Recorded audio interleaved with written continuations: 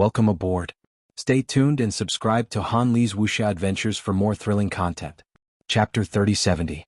Lu Yin's heart sank when the third zone of calamity was sealed. He could not go back or even leave the third zone of calamity. He could tear the void apart, but the time required would be extended. The extended time was enough for Di Qiong to attack him. This is bad. What exactly happened? Why did Di Qiong seal the third zone of calamity? Di Qiong suddenly appeared. Lu Yin was shocked. Was he going to attack him? Di Qiong appeared and looked at Lu Yin. This chosen of God's battle is very important to me. There is no time for you to get used to it. I have to choose between you and Fei as soon as possible. Yibo, let me see how talented you are in the path of divine power. Let me see if you are worthy of my training. Di Qiong then grabbed Lu Yin. Lu Yin resisted the urge to attack and was thrown into the divine power lake. With a splash, Lu Yin fell into the divine power lake. Di Qiong stood beside the divine power lake, deep in thought. If Yibo was not talented in the path of divine power, he would focus on healing Fei's injuries and increasing her strength as much as possible. He was forced to the cliff by the ruins. Wu Tian could not be given to anyone else. Only he was qualified to have Wu Tian. Without Wu Tian, how could the third zone of calamity still be called the third zone of calamity? On the other side, Lu Yin fell into the divine power lake. He cursed under his breath. What happened to Di Qiong? Di Qiong had told him to train as much as possible before, but now he was forcing him to train like a madman. The divine power lake was completely made up of divine power. Lu Yin could only absorb it when he fell in. Regardless of whether he absorbed it or not, the divine power would enter his body. This was the origin of the berserk corpse. The divine power rushed into Lu Yin's body from all directions and rushed towards the starry sky in his heart. Lu Yin could only concentrate on absorbing the divine power. However, there was a desire to kill in his mind. This desire came from the divine power lake. There was too much divine power. He did not dare to recite the primogenitor's scripture in case the only true God found out. He could only absorb the divine power himself and stay awake. He could do it. He did not believe that the divine power lake could fill up the starry sky in his heart. Di Qiong would not let him stay down there for too long. He wanted to see his talent clearly, not nurture the berserk corpse. After an unknown period of time, Lu Yin was in a daze under the divine power lake. He did not know how much time had passed. A force reached into the bottom of the lake and brought him up. At this moment, Lu Yin's entire body was flushed red. His hair, skin, and even eyes were exactly the same as when Mu Ji had been brought up. The difference was that Mu Ji had soaked for 100 years, while he had only soaked for a short period of time. Di Qiong looked at Lu Yin in amazement. You are indeed gifted in divine power. You have absorbed so much divine power in such a short period of time. If you were to be made into a corpse, you would be the strongest corpse in history. Unfortunately, corpses are useless to us. Lu Yin stared at the ground, his pupils dilating and shrinking. It was as if he had lost consciousness and his entire body was trembling. Divine power turned into mist around him, forming a vortex.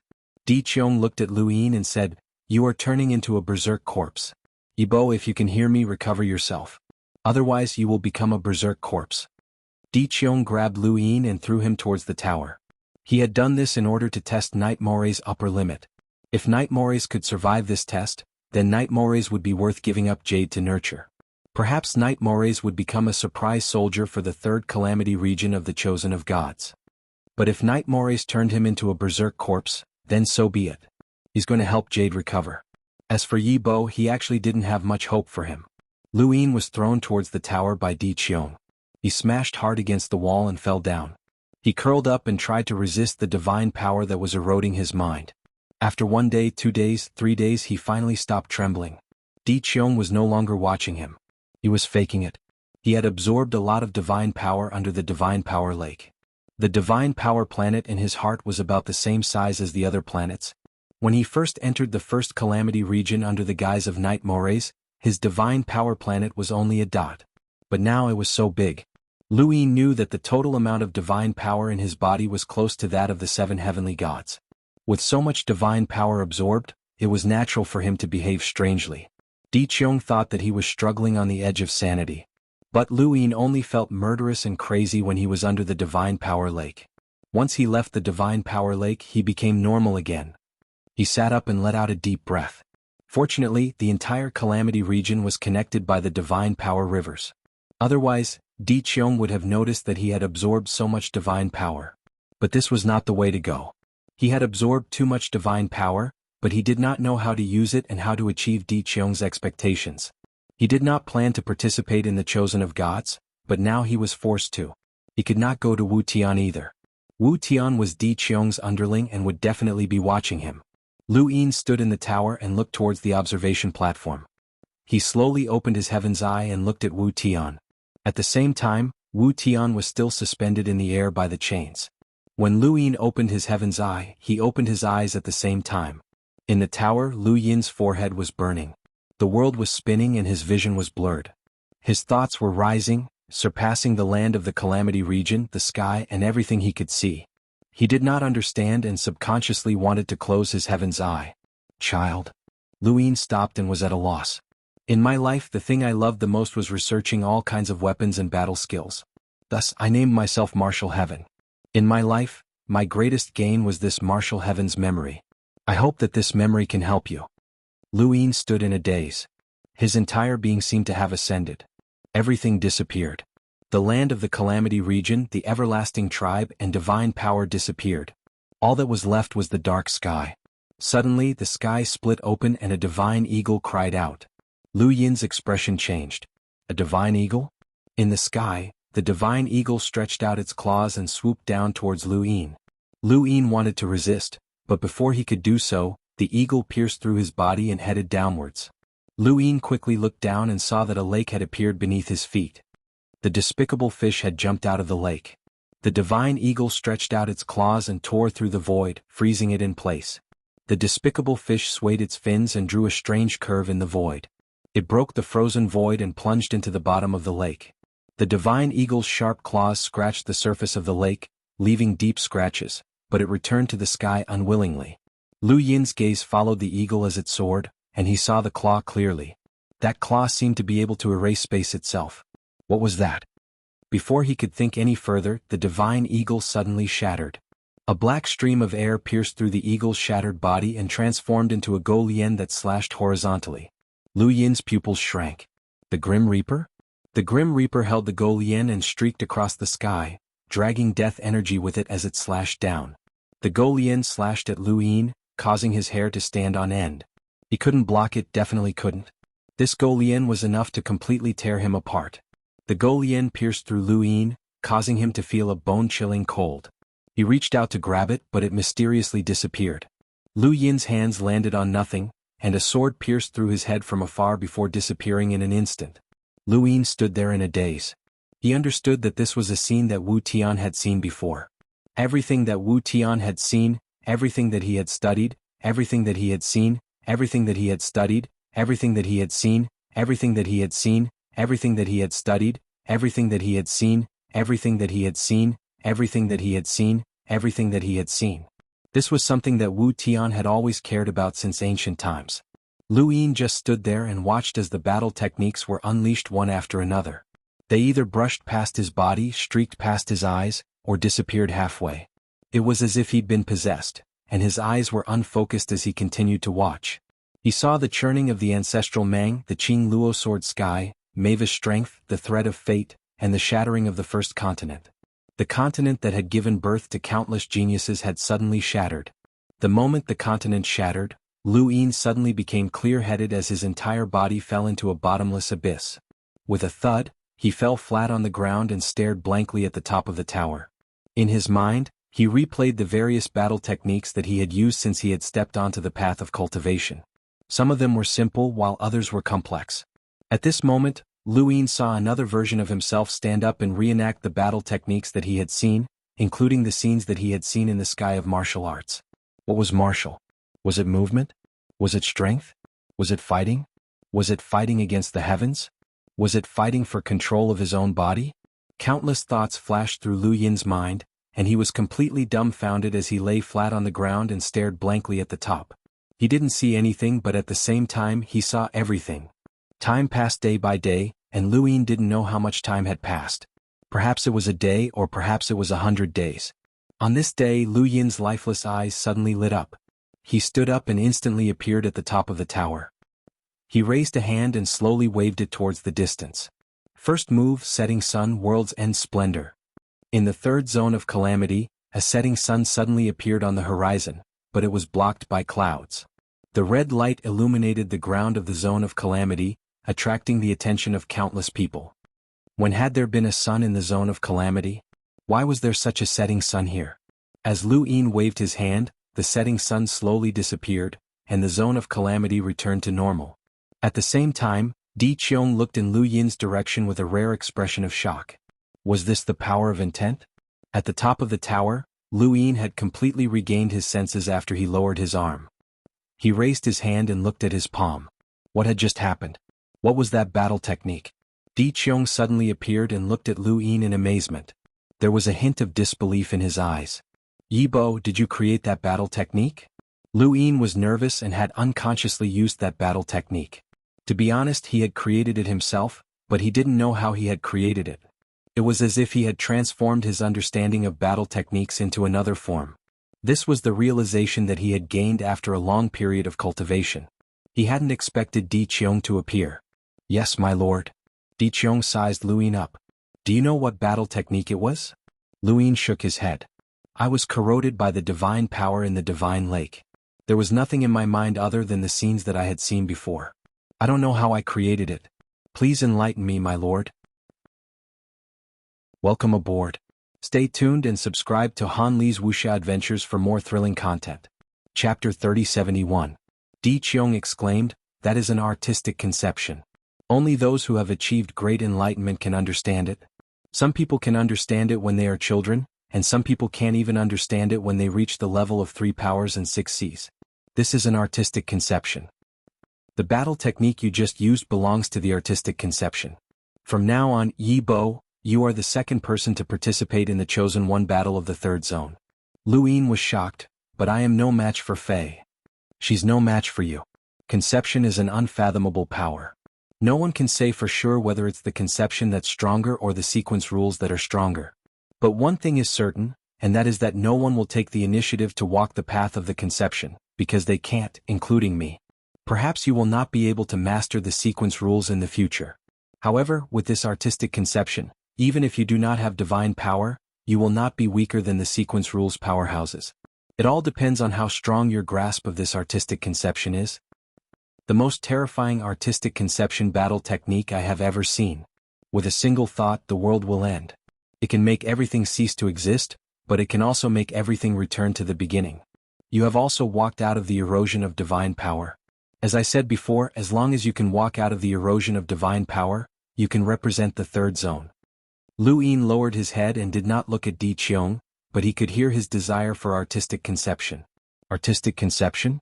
This was not his first artistic conception battle technique. His first artistic conception battle technique was the overturning sky palm. In the overturning sky palm, the sky was above, the earth was below, and the earth was in the sky. The move just now was the setting sun. It was the understanding of martial arts and the attack of martial arts. As long as one cultivated it, they would enter the world of martial arts and be attacked by the setting sun. Lu Yin finally understood why Lu Xiaoxuan's creation of the overturning sky palm had attracted the great ancestor Lu Yuan. It was because of the power of artistic conception. Di Qiong and the great ancestor Lu Yuan would be amazed. He also understood why Lu Xiaoxian could create the overturning sky palm. Artistic conception had nothing to do with one's cultivation or age. Children could see through concepts, but 3 high and 6 vast couldn't. This was a concept, a mysterious and profound power. Even 3 high and 6 vast couldn't walk down this path. Whether or not they could walk down this path depended on luck and whether or not they could achieve great enlightenment. Di Qiong was very envious of Lu Yin, as what he had said was true. He wanted to comprehend the power of intent as well, but such power could not be forced. If Yibo had not been there, then only Di Xia and Fei would have been able to participate in the third region of calamity. Mu Ji's betrayal would have been an established fact, and Lu Yuan would have also appeared to save Wu Tian. Fei would have definitely been injured as well. Only Yibo was an outsider. Before the Chosen of God's battle, Yibo had brought him to the third calamity region.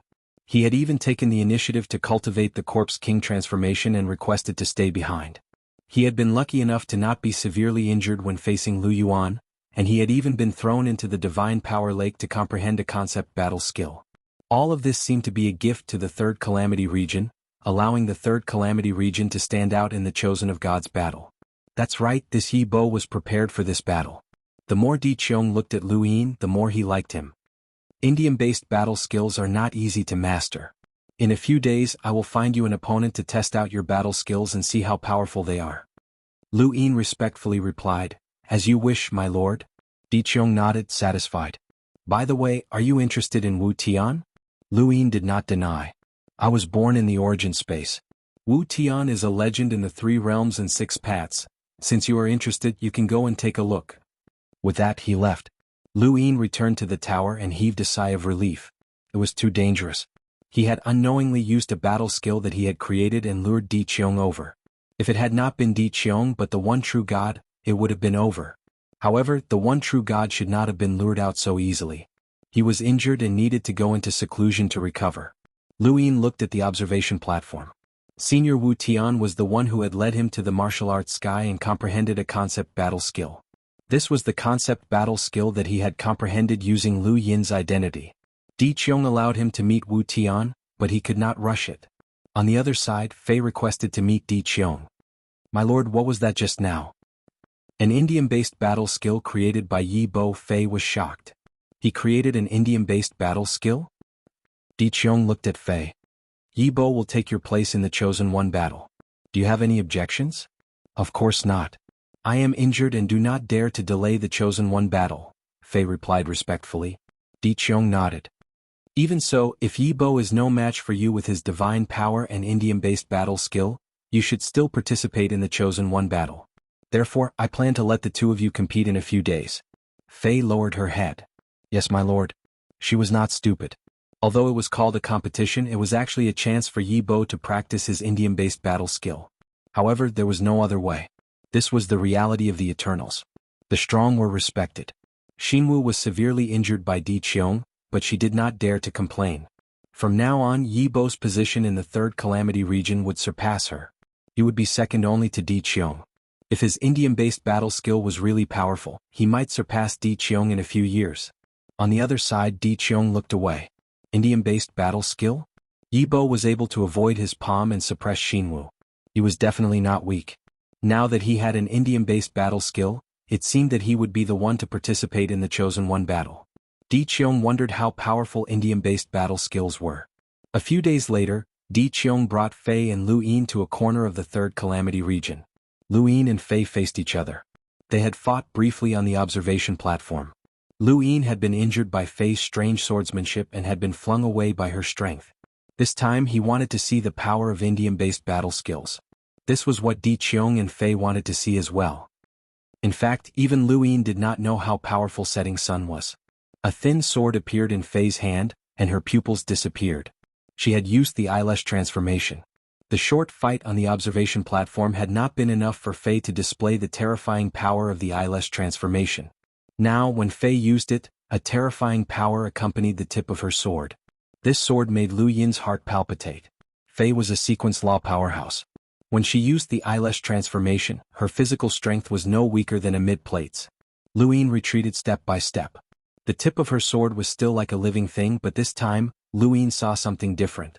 He saw that Fei's sword was not the tip of a sword, but a claw.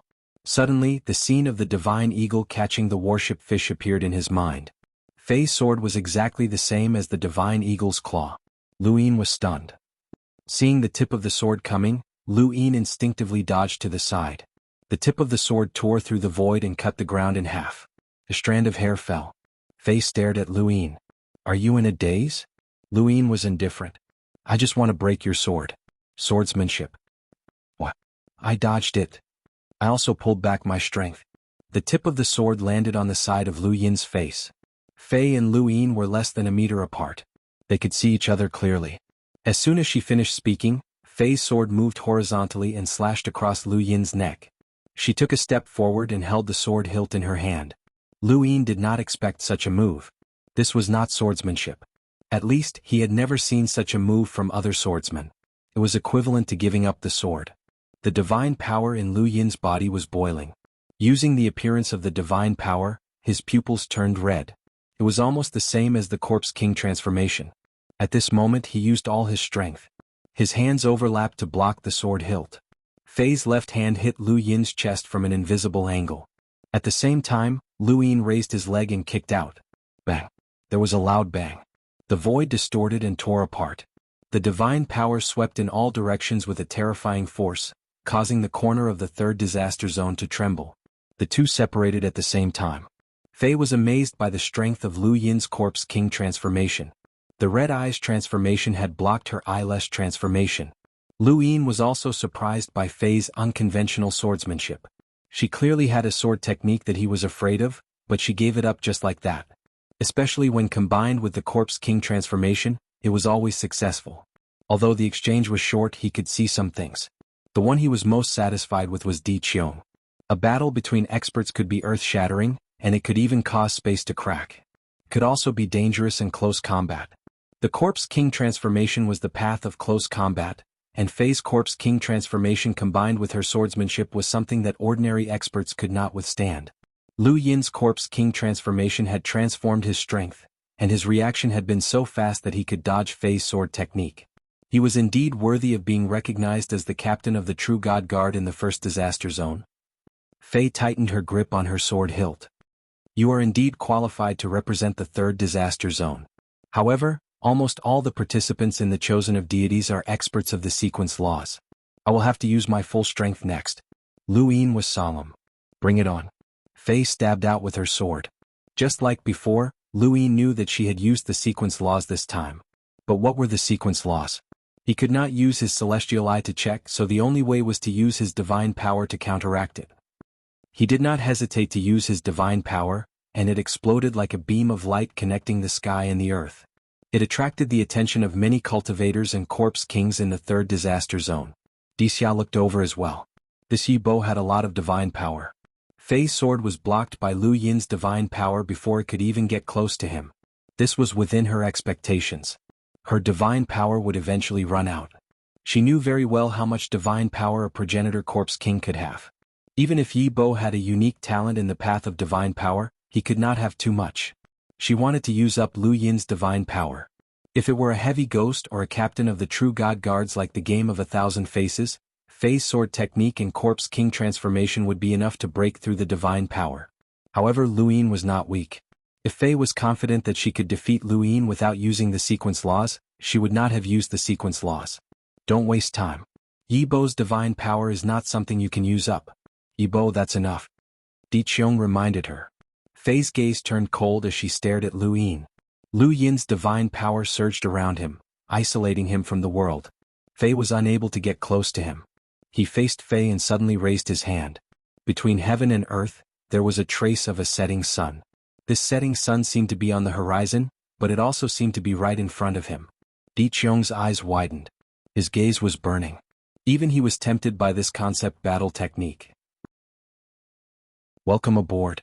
Stay tuned and subscribe to Han Li's Wuxia Adventures for more thrilling content. Chapter 3072. Fei felt strange, as if she was being enveloped by the setting sun. Warmth? No, it was an indescribable feeling. She only knew that she had broken away from something. Looking at Lu Yin, she felt that he was so close yet so far away, as if she would never be able to touch him. She wanted to take a step forward, but her body could not move. Her battle techniques, her strength, and everything she could use seemed to have been sealed. Lu Yin looked at Fei and said, Setting sun, burn your martial arts. Setting sun, sharing afterglow. As soon as he finished speaking, he waved his hand. Setting sun, to Lu Yin, Di Qiong, and the countless creatures in the third disaster zone, seemed to have been blown away by a strong wind. At the same time, Fei's expression changed drastically as a feeling that she had never felt before spread throughout her body. She felt like a puppet as her mind went blank and she could not do anything. She spat out a mouthful of blood and loosened her grip. Her thin sword fell to the ground with a clang. She recovered from her eyelash transformation state and slowly fell to the ground. Setting sun was beautiful, but it was also deadly. She had lost. Lu Yin looked at Fei, who had fallen to the ground. He had not expected this move to be so powerful. Fei was a sequence law powerhouse, but setting sun had defeated her. Not far away, Di Qiong was amazed. This was a concept battle technique that was comparable to the sequence law battle techniques. However, it was much harder to cultivate than the sequence law battle techniques, and there was no way to cultivate them.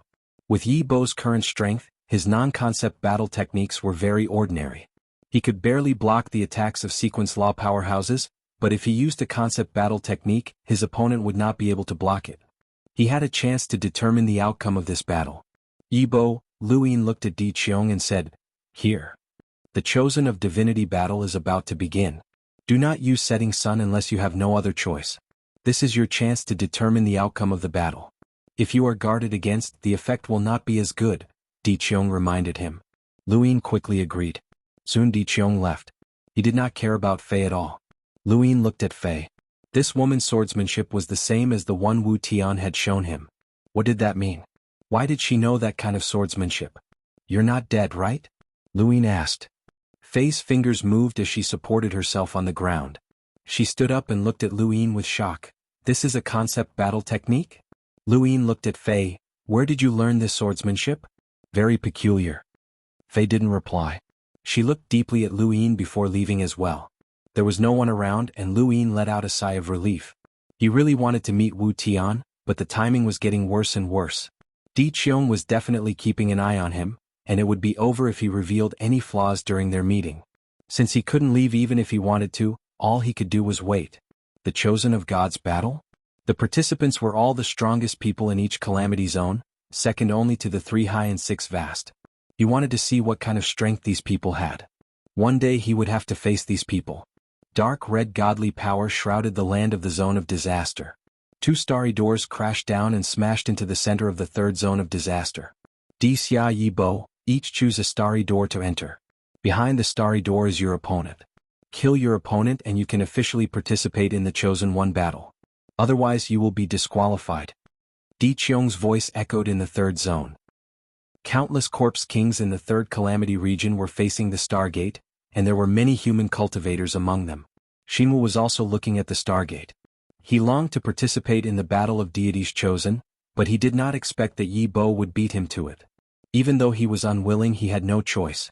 Apparently, Lu Fei was only second to Di Xia in the 3rd zone of disaster. The area around the Stargate was barren, and Lu Yin arrived in an instant. He looked at the Stargate in front of him and realized that this was the beginning of the Chosen One battle. Not everyone could participate in the trial. Only those who had gone through the first trial would be able to withstand the subsequent trials.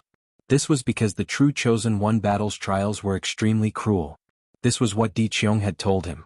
Through Wei Shu, Lu Yin knew that the true Chosen One battle's trial was headed to Immemorial City. If it really was Immemorial City, then it would indeed be very cruel. Di Xia appeared and entered the Stargate without hesitation. Lu Yin also did not hesitate and stepped into the Stargate. Behind the Stargate was a deep expanse of space. He subconsciously opened his celestial eye and scanned his surroundings. His eyes narrowed. "This is another one. The Eternals still haven't given up and want to pass through my territory." Scram. A shout came from afar. Lu Yin could not see anyone, but he hurriedly moved out of the way. Through his celestial eye, he could see that his surroundings were filled with stray particles that covered the entire area. In terms of numbers, they were not much less than the 7 sky gods and were comparable to woodcut. This was an absolute powerhouse. The space where he had been standing collapsed with the sound of metal grinding against metal. Lu Yin saw stray particles forming chains that were heading towards him. They were not just coming from where he had been standing, but from all around him, up in the sky and down on the ground. Lu Yin hurriedly used his divine power, causing his dark red divine power to boil and explode. Disgusting power. A man walked out from afar. He was tall and sturdy, and his entire body was covered in muscles. He held a large, rough blade in his hand and pointed it at Lu Yin. "Tell me your name, you eternal scum. I don't kill nameless people." Lu Yin was apprehensive. Around him, countless stray particles formed chains that frantically wrapped around him. Even though they had not broken through his divine power, they still imprisoned him in this space. "I can't let this continue. Even though I don't know what other tricks this person has up his sleeve, these sequence law chains are already restricting my movements." As he thought about it, Lu Yin raised his hand. Wrapped in his divine power, he smashed apart the sequence law chains in front of him. "Good power. Corpse King transformation, you emotionless creature. Die." The burly man raised his blade and slashed down at Lu Yin from above. When the blade landed, it was accompanied by a sharp and mournful ghostly sound that stung Lu Yin's ears. Above his head, the blade flashed with a cold light. Lu Yin hurriedly dodged, and the blade slashed past him from the side, tearing through the starry sky. The blade slashed horizontally, and Lu Yin grabbed the hilt of the burly man's blade. The burly man was surprised. You have some eyesight. What a pity. After he said that, a new blade appeared behind the hilt.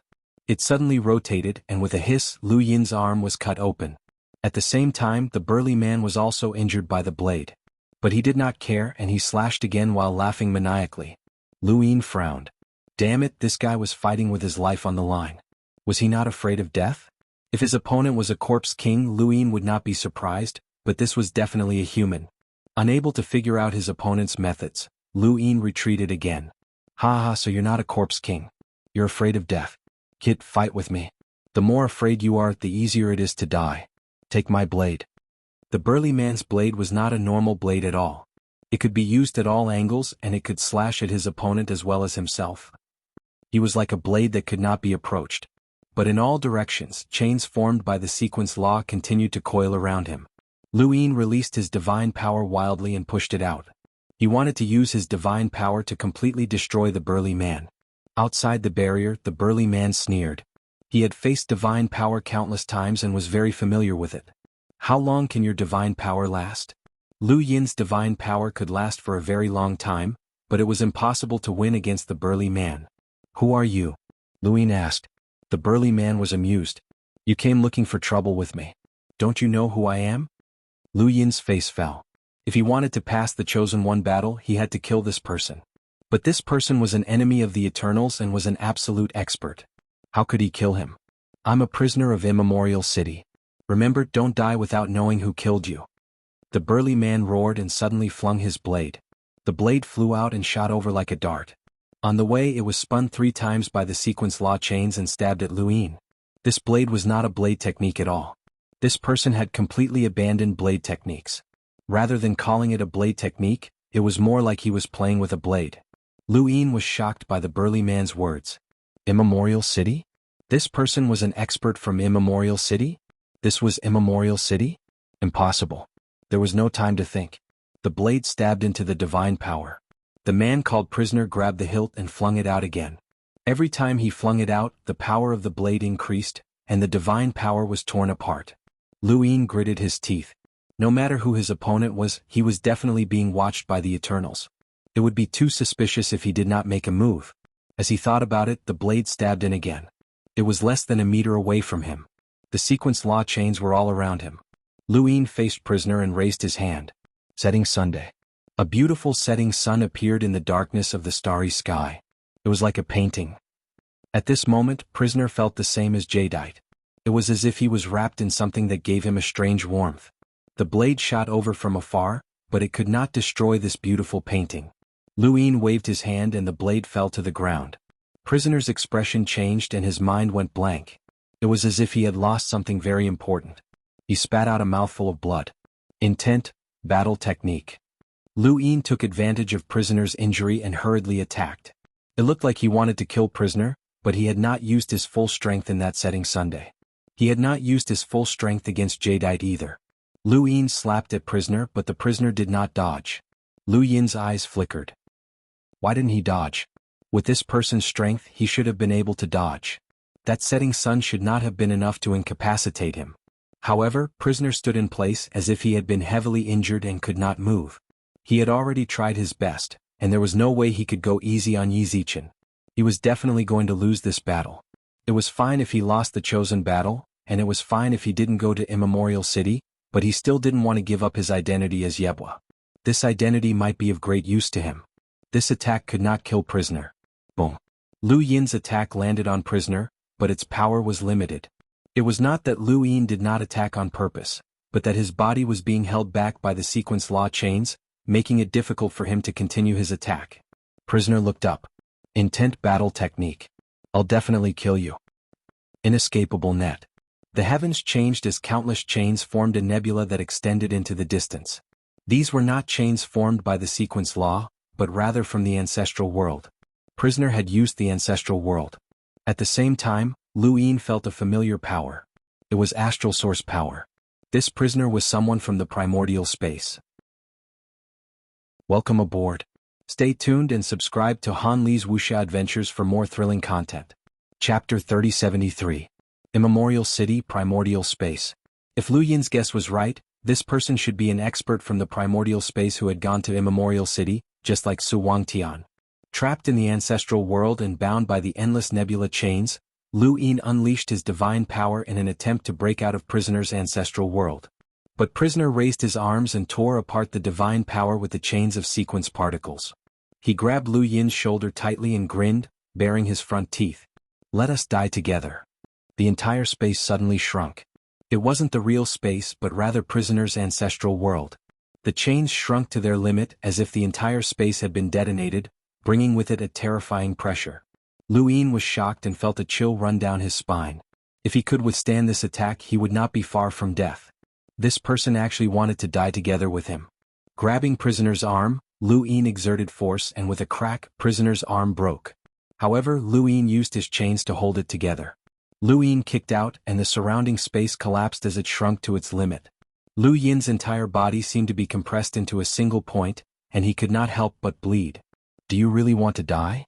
Lu Yin shouted. Prisoner laughed. "This is my ultimate move, one of the 108 suicide techniques. How is it? Strong enough, right?" "Lunatic." Lu Yin's gaze turned cold and he waved his right hand again. Again he coughed up blood and his arms drooped weakly. Taking advantage of this opportunity, Lu Yin retreated, only to discover that there was a real chain wrapped around his waist. "This chain?" Prisoner looked up and blood flowed from his mouth. He looked ferocious.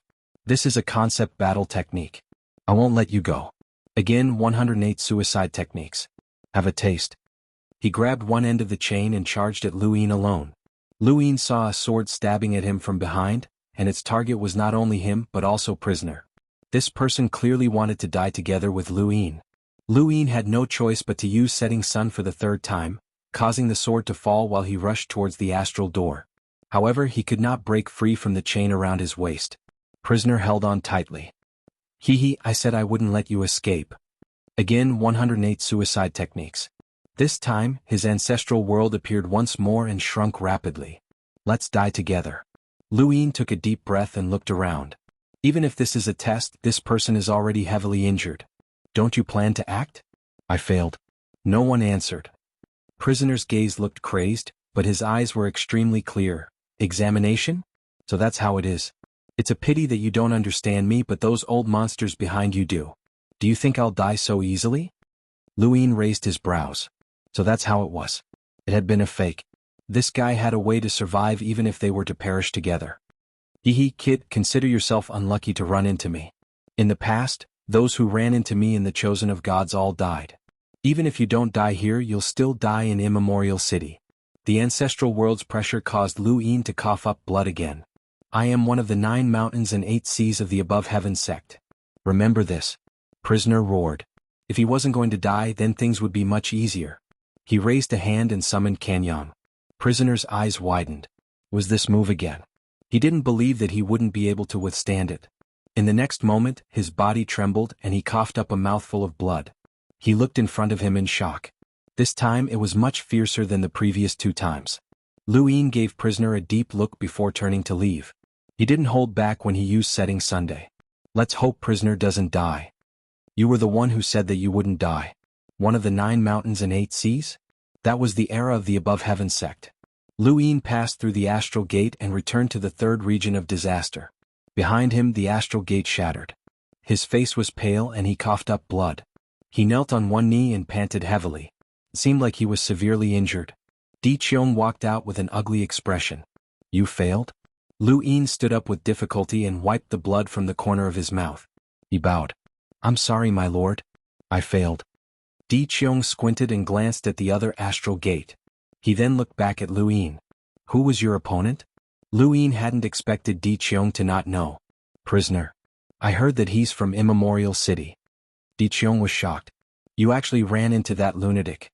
No wonder you failed." Lu Yin looked at Di Qiong. "You know him?" Di Qiong looked at Lu Yin.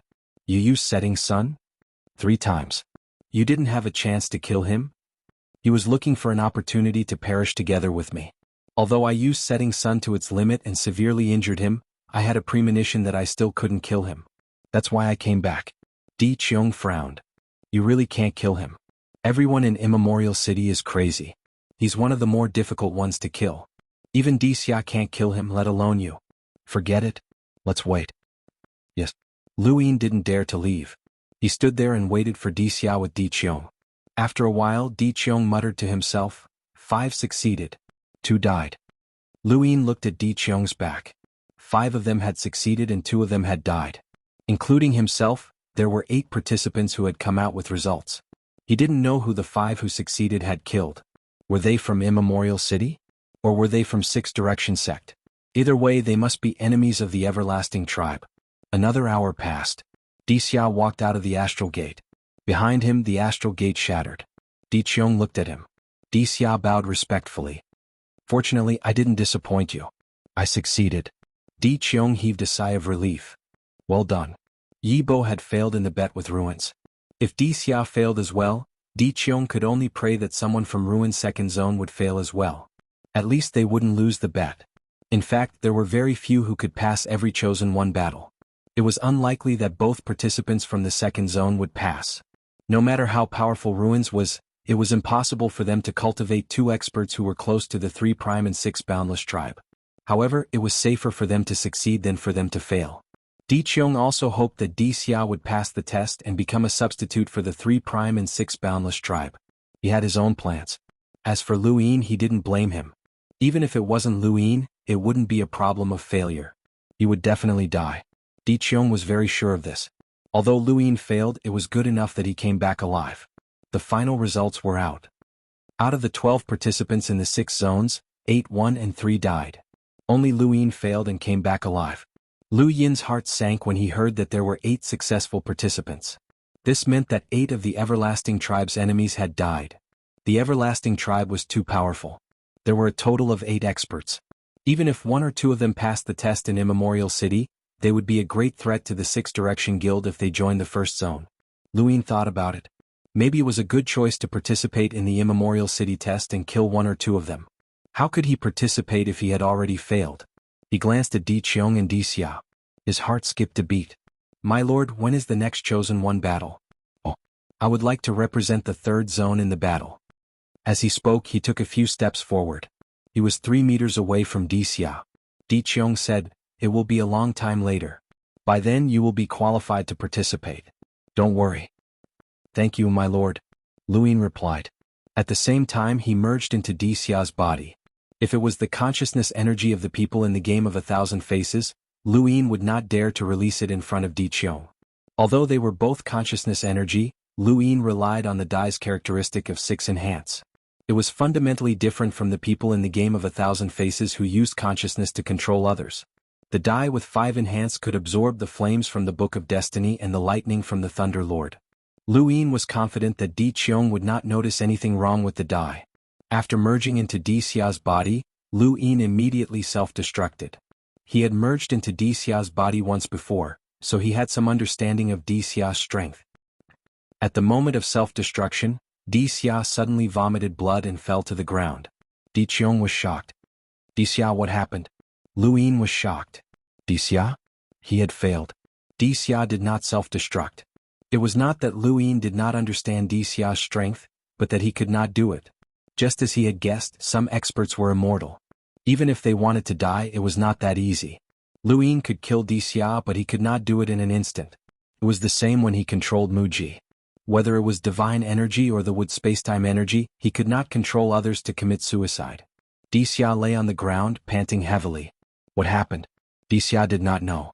At that moment, the energy in his body was about to explode. It felt like he was going to self-destruct. But why did he self-destruct? It was obvious that it was not under his control. Cough. Di Xia kept coughing up blood. Di Qiong pressed his hand on Di Xia's shoulder. His eyes flickered and his face turned pale. How did you get injured? Di Xia said in a hoarse voice. I don't know. Di Qiong shouted, who is your opponent? The Cicada tribe. Di Qiong's face turned pale. Your strength has been manipulated. The Cicada tribe has such an ability. This subordinate has already exterminated the Cicada race. Di Qiong did not care about the Cicada tribe. He was thinking about how to deal with the Chosen One battle. Di Xia's injury was inexplicable. It must have something to do with the Cicada tribe. Regardless of how he got injured, what should he do in the Chosen One battle? Participating in the Chosen One battle with such an injury was no longer a question of whether he could pass the test. It was a question of whether he could come back alive. Even if there was no bet, Di Qiong did not want to lose Dixia. Dixia was too important in the Third Calamity region. Did he have to give up on the Chosen One battle? Di Qiong looked at Dixia coughing up blood. The energy in his body was in a mess. It would be good if he could use half of his strength. Even Yi Bo could kill him now. Wait, Yi Bo. Di Qiong looked at Lu Yin. Lu Yin felt Di Qiong's gaze and looked at him. My lord, with Dixia's injury, if he participates in the Chosen One battle? I know. Yi Bo, how is your injury? Lu Yin replied, my injury is not serious. I will be fine after a few days of rest. Di Qiong looked at Lu Yin and then at Dixia. Yi Bo, you will take Dixia's place in the Chosen One battle. Lu Yin was shocked. Me? Di Qiong looked at Lu Yin. Dixia is not fit to participate in the Chosen One battle. You will take his place. Welcome aboard. Stay tuned and subscribe to Han Li's Wuxia Adventures for more thrilling content. Chapter 3074. Hearing Di Qiong's words, Lu Yin hesitated. But I have already failed. No one has seen Dixia's face. Di Qiong did not mind. This was also Lu Yin's consideration. The only way for him to participate in the Chosen of Gods was to kill Dixia and take his place. Based on his understanding of Di Qiong would never give up on the Chosen of Gods. Even if he knew that he could not win, he would still fight for it. The result was just as he had expected. I am willing to work for you, but this is the result. Do your best. Luck is also very important in the Chosen One battle. Di Qiong's tone was unpleasant. Obviously, he did not have much hope for the battle. Even if Lu Yin had an artistic conception battle technique, he could not change the overall situation. Di Qiong's strength was not something Lu Yin could compare to. If Di Qiong had the artistic conception battle technique, Lu Yin would not have lost to Qiu. Di Qiong could only hope that the two in the second zone of calamity would not pass the test. Otherwise he would lose Wu Tian. Not long after, Lu Yin appeared in a new appearance. It was Di Qiong in a black robe. Di Qiong could not accept the fact that the third zone of calamity would be defeated so easily. He had no choice but to let Lu Yin disguise himself as Di Qiong. He reminded Lu Yin, try your best to last a few days in the Chosen One battle. If you can't, run away. Di Qiong had participated in the Chosen One battle before. He had reached his current position through the Chosen One battle, so he knew how cruel it was. Lu Yin also learned from Di Qiong that the Chosen One battle's test was held in Immemorial City. He suppressed his excitement. He was finally going to see Immemorial City. He did not expect to see it as an eternal when he could not see it as a human. Immemorial City was a mysterious place for humans. No one had ever returned from Immemorial City. The only person who had come out of Immemorial City was Chu Yi. However, he did not come back. Instead, he went to the Six Direction Association to mediate and prevent the Lu family from fighting with the Great Heavenly Masters. Heroes were not judged by their cultivation. They would fight to the death in Immemorial City. This was Immemorial City. Seeing Immemorial City was equivalent to seeing many human powerhouses who had gone missing or died. He could also see the Eternal Race's Bone Boat. Immemorial City was the place where many human powerhouses gathered. The Bone Boat was the Eternal Race's strongest weapon to deal with Immemorial City, or rather, to attack it. Lu Yin was going to see all of this. A few days later, Lu Yin and Di Qiong broke through the void and entered a new land in the Calamity region. Before he left, Di Qiong had told him that he was in the second zone of disaster. They would be led to Immemorial City by the second Lord of Calamity region, one of the three pillars, End of Ruins. Lu Yin had not expected the Lord of Zone of Yi to be one of the three pillars. The three pillars and 6 Daos corresponded to the 6 Daos of the three realms. Of the 3 realms and 6 Daos, only the 6 Daos were the masters of a continent. The 3 realms were not. The Eternals had clearly changed. The second zone of calamity did not look too different from the third zone of calamity. It was still a dark land with endless rivers of divine power. Far away there was the Eternal Kingdom. Tall towers stood in the direction of the Black Mother Tree. Above their heads there were stargates. Under the Black Mother Tree there was a huge dark cloud. When Lu Yin and the others arrived, they saw that there were already people there. Lu Yin immediately saw 2 familiar faces, Sovereign Xiaoyin and Wang Fan. He had expected Reverend Xiaoyin to be one of the participants in the Chosen of Gods battle, but he did not expect Wang Fan to be one as well. It seemed that he was doing well in the first zone of calamity. Moreover, he was very confident in himself and dared to participate in the Chosen of Gods battle. Aside from them, There were two other people who attracted his attention. One had her hair tied up in blue ponytails. The other was a little girl with two ponytails. She was about a meter tall and wore a blue princess dress with black leather boots and white socks. She held a teddy bear in her arms. No matter how one looked at her, she looked like a child. Lu Yin did not dare to underestimate her, as appearances were meaningless. The more harmless a person's appearance was, the more terrifying they were. The fact that this girl could represent the Zone of Calamity region meant that she had killed her opponent in the previous trial. Even Lu Yin had failed that trial as Yi Bo. There was another person who was even stranger. He was completely covered in black cloth and had a human face. His entire body was covered in black cloth. This person was different from Lu Yin's disguise as Xia.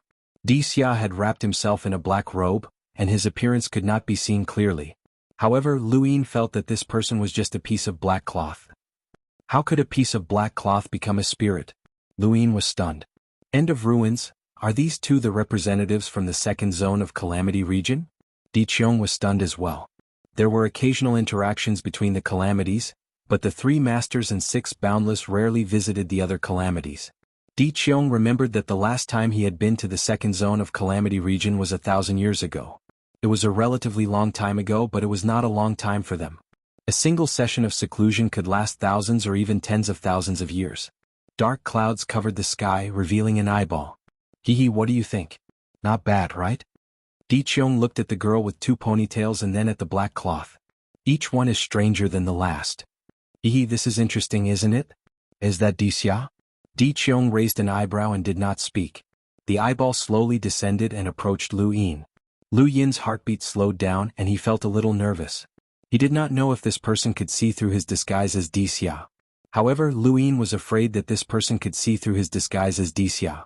The eyeball kept descending and staring at Lu Yin. Di Qiong frowned and blocked in front of Lu Yin. What, are you trying to scare my people? The eyeball turned and stared at Di Qiong. And that is? Xia. Are you sure? The eyeball was doubtful. Di Qiong's eyes narrowed. The eyeball rolled a few times. Alright if you say so. Di Qiong, don't forget about the bet. Hee, I'm looking forward to Wu Tian's arrival in the second Zone of Calamity region. Wu Tian. The Shaoyin divinity and Wang Fan exclaimed.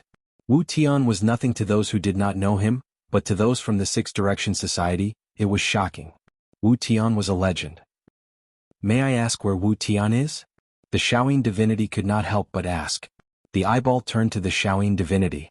Why do you want to join the bet? What bet? Wang Fan was puzzled. Di Qiong was indifferent. They are not qualified. The eyeball moved as if it was laughing. Don't say that. Those who can participate in the Chosen One battle have their own abilities. Once they pass, they will be on the same level as you and I. Di Qiong did not care. After so many years, how many people have actually passed the Chosen One battle? How many have survived until now? Let's talk about it after they return from Immemorial City. At that moment, the void distorted as 3 figures walked out. The one in the lead was the Arrow God, a top-notch expert with long crimson hair who had suppressed the entire battlefield with his archery skills. Only the triumphant Celestial had been able to resist him due to his extreme reaction.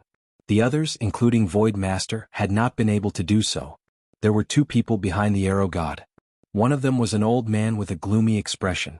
One could tell from his narrow eyes that he was not a good person, and he was all skin and bones. His head was filled with a strange aura, as if he had been starving for days. The other person was the complete opposite of the old man. He was a handsome man wearing a white ceremonial robe and a tall white hat. He had a modest smile on his face and looked very comfortable. He looked like a complete gentleman. None of the participants of the Chosen of Gods looked like normal people. The Arrow God is here. If I'm not mistaken, 2 of the 5 elders are behind you, the eyeball said with a smile. The Arrow God's expression was cold as his gaze swept past everyone. Finally, he fixed his gaze on the girl with the blue twin tails and the human-shaped black cloth. Lanlanchi. Aside from them, there are no other experts in the second Zone of Calamity region. Experts are valued for their quality, not their quantity. The eyeball rolled. The Arrow God's gaze fell on Lu Yin. His Majesty? Di Qiong was even colder than the Arrow God. In terms of the number of experts, the 5th Zone of Calamity region has the most. The 5 elders, a total of 5 sequence law realm experts. Which 2 are participating in this battle? The Arrow God did not answer. Behind her, the gentleman-like man stepped forward and bowed slowly. Magician. Greetings, seniors. The girl with the blue twin tails pointed at the man in surprise. What a good-looking guy. You're magician? The man straightened up and smiled at the girl with the blue twin tails. Yes, I'm magician. The girl with the blue twin tails was excited. That's great. Finally, there are normal people. They are all monsters. Hi, I'm Lon Lon. Hello, Lon Lon. Hello, big brother. Beside magician, the gloomy old man said in a low and hoarse voice, Da Huang. Greetings, seniors. Di Qiong stared at the old man. The leader of the 5 elders, Da Huang? The old man bowed, his bones almost piercing through his skin. Greetings, Lord Di Qiong. Di Qiong looked at the arrow god. Sometimes I envy you. You have 5 sequence law realm experts under you. The arrow god said coldly, you have quite a few too. The eyeballs rolled. The 4th zone of Calamity region suffered the most. He Wuxian stayed in the 1st zone for a long time, causing the 4th zone to only have 1 sequence law realm expert. He even died.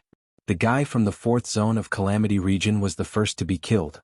What about the 6th zone of Calamity region? The arrow god asked.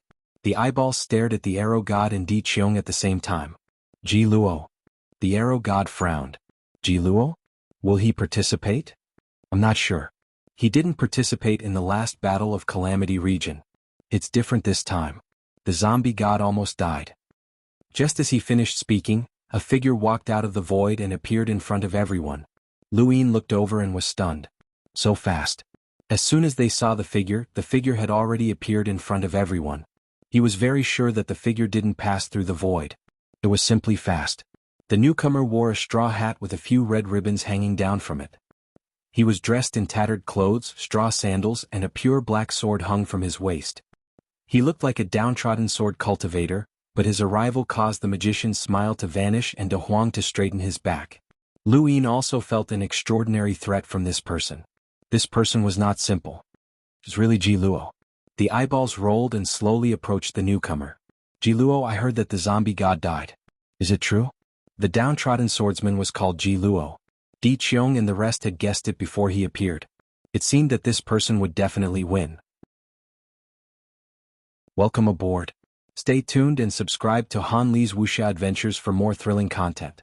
Chapter 3075. Ji Luo stood still, not dead. Heavily injured. Di Qiong asked. Yes. Will the 6 forces surround you? The arrow god asked. Ji Luo gripped the pure black hilt. Yes. Will you take revenge? The eyeball asked as it circled around Ji Luo. Lu Yin stared at Ji Luo. Di Qiong's attitude towards Ji Luo was clearly different from how they treated the others. Ji Luo answered without hesitation, yes. Di Qiong raised his brows. Is this why you're participating in the Chosen One battle? The eyeball laughed. I see.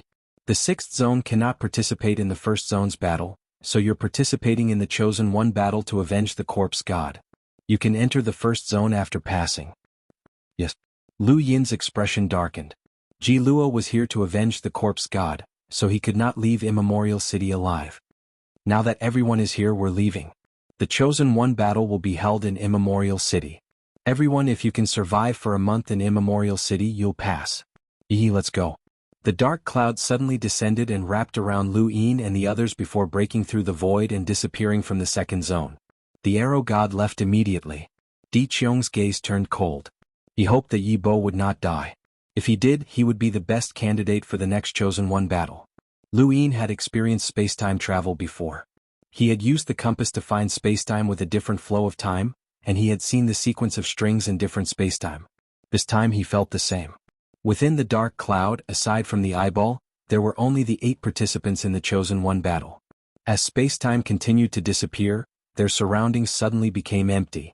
Even the parallel spacetime had disappeared, leaving behind only endless darkness and a blooming flame lotus in the distance. He looked into the distance in shock and unconsciously opened his celestial eye. He saw that the sequence of strings was connected from all directions, and he saw a blooming flame lotus. He saw an indescribably majestic ancient city, and he also saw 3 simple words. Immemorial City. Above all other sequences. These words suddenly appeared in Lu Yin's mind, and he saw the sequence string that was suppressing Primeval City. Countless sequence strings were connected to Primeval City, and it was as if Primeval City was the starting point of the sequence string that separated the universe into countless parallel spacetime sequences. It was also the end point. That flaming lotus was absolutely beautiful as it bloomed in the dark sky. It was incomparably huge and enveloped the entire immemorial city. It surpassed all the sects in the sky and all the buildings that Luin had seen. It was an ancient city that carried with it an ancient aura. The moment he saw it, he seemed to hear countless war cries, endless war drums, and the laughter of those who faced death with equanimity. With his celestial eye, he could also see the sequence particles that were scattered throughout the entire universe like the air. At the Grand Empyrean Tea Party, Luin had seen sequence particles that covered the sky. The 5 spirit tribes were fighting against the 3 Moons Alliance, and Luin had also seen the sequence particles that covered the cosmos. The Thunder Lord had slaughtered his way into the first zone of calamity, the Great Empyreans had rushed into the first zone of calamity, and the 6th Direction Guild had fought in the first zone of calamity. He had seen many sequence particles, but compared to the sequence particles that covered the universe, those were nothing more than tributaries facing a vast ocean. It was no exaggeration to say that the sequence particles in front of him were scattered throughout the universe like air. All sorts of sequence particles were scattered throughout the universe. This made Luin wonder if the sequence particles that he had seen in the various parallel universes had originated from this place. Or was it because there were too many sequence powerhouses and the chaotic battles were too intense, causing sequence particles to be scattered throughout the universe? He didn't know which one he hoped for. He only knew that with his current strength, advancing any further would be like an ant rushing into the ocean. It was difficult to predict the outcome. Ever since he had broken through to half-ancestor, this was the first time he had felt this way. He clearly hadn't encountered any danger, but his life was no longer in his control. That was Immemorial City. He saw it. Countless ancestors had heard of it before. It was a legendary place. Mr. Mu should be there. The dark clouds moved towards Immemorial City, but there was nothing in the surroundings. He could clearly see the sequence strings and the various parallel universes that he could travel through. However, in this place the parallel universes didn't seem to exist. In the heavens and the earth in the universe, there was only that one starry sky and that one immemorial city. Within Immemorial City's range, it is impossible to tear through the void or open a stargate. The only way is to escape Immemorial City's range. Take care of yourself. The eyeball turned and suddenly stared ahead. There, a finger descended, causing the eyeball to exclaim, "Chu-yi, it's you again." Looking at the time, it's time for the eternal race's chosen ones again. A familiar voice sounded in Lu Yin's ears. Chu-yi, the Tao Lord of the Above Heaven Era's first continent, one of the 6 Daos of the 3 realms. He was also the master of Patriarch Tianyi. Haha, let's see if you can kill them all in Immemorial City. The eyeball collided with the finger. With a boom, the void distorted and the sequence particles scattered. The finger shattered the eyeball and pressed down on Lu Yin and the others. An indescribable chill enveloped everyone's heads. Lu Yin's pupils shrank. Under that finger there was no escape. No matter what, there was no escape. That finger seemed to freeze space and time. It was clearly just one finger, but it also seemed like there were 8 fingers. Everyone had to bear the brunt of it. The Shaoyin divinity raised his hand, and the laws of the extreme yin and extreme yang sequences turned into beams of light that shot towards the finger. At the same time, Wang Fan, Lanlan, Xie, and the other powerhouses all attacked. Ji Luo pulled out a pure black sword and slashed down. The divine power in Lu Yin's body surged, and he fiercely attacked that finger. The terrifying impact caused shockwaves that swept out wantonly.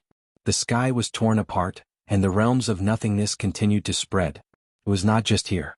In the distance, even further away and in another direction of Immemorial City, realms of nothingness appeared and disappeared everywhere. One figure after another passed through the realms of nothingness. In this place, the realms of nothingness did not seem as frightening as they did in parallel spacetime. Lu Yin was sent flying by a huge force. In front of him, the finger descended. Chu Yi's finger had broken through everyone's joint attack, but the power of this finger had been greatly reduced. Lu Yin had learned the path of Tianyi, and when faced with the weakened finger, he fled. The same was true for Divine Sovereign Shaoyin and the others, each with their own methods. However, Chu Yi's finger had scattered all 8 of the chosen ones. Another chosen of the gods' battle? I killed one in the last chosen ones. A long laugh came from afar. It was an old man. Jianan, don't be so shameless. That time, the 3 of you had to fight against one to kill him. Aren't you embarrassed to take all the credit for yourself? The one who spoke was also an old man. The sequence particles around him formed 18 twisted tentacle-like existences. It would have been fine if they could not see the sequence particles, but once they could see them clearly, they looked at the old man like a monster. Old Monster Chin, the winner of this competition will get CC. Alright, let's do it. If you lose, don't be so shameless and give up. You and I have been chasing CC for countless years. We've been chasing her since the moment we stepped into the world of cultivators. This time we have to compete. Shut up. On the other side, an old woman with a head full of silver hair walked out and glared at the two. Cut the crap.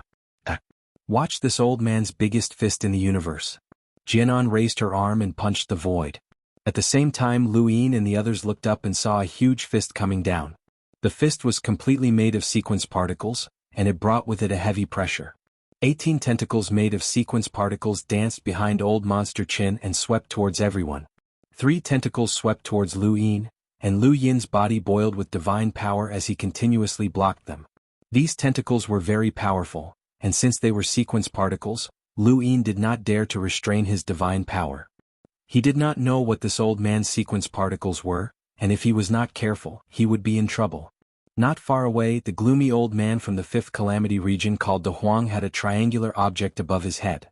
Outside the triangular object was a ring, and De Huang himself was standing inside the ring.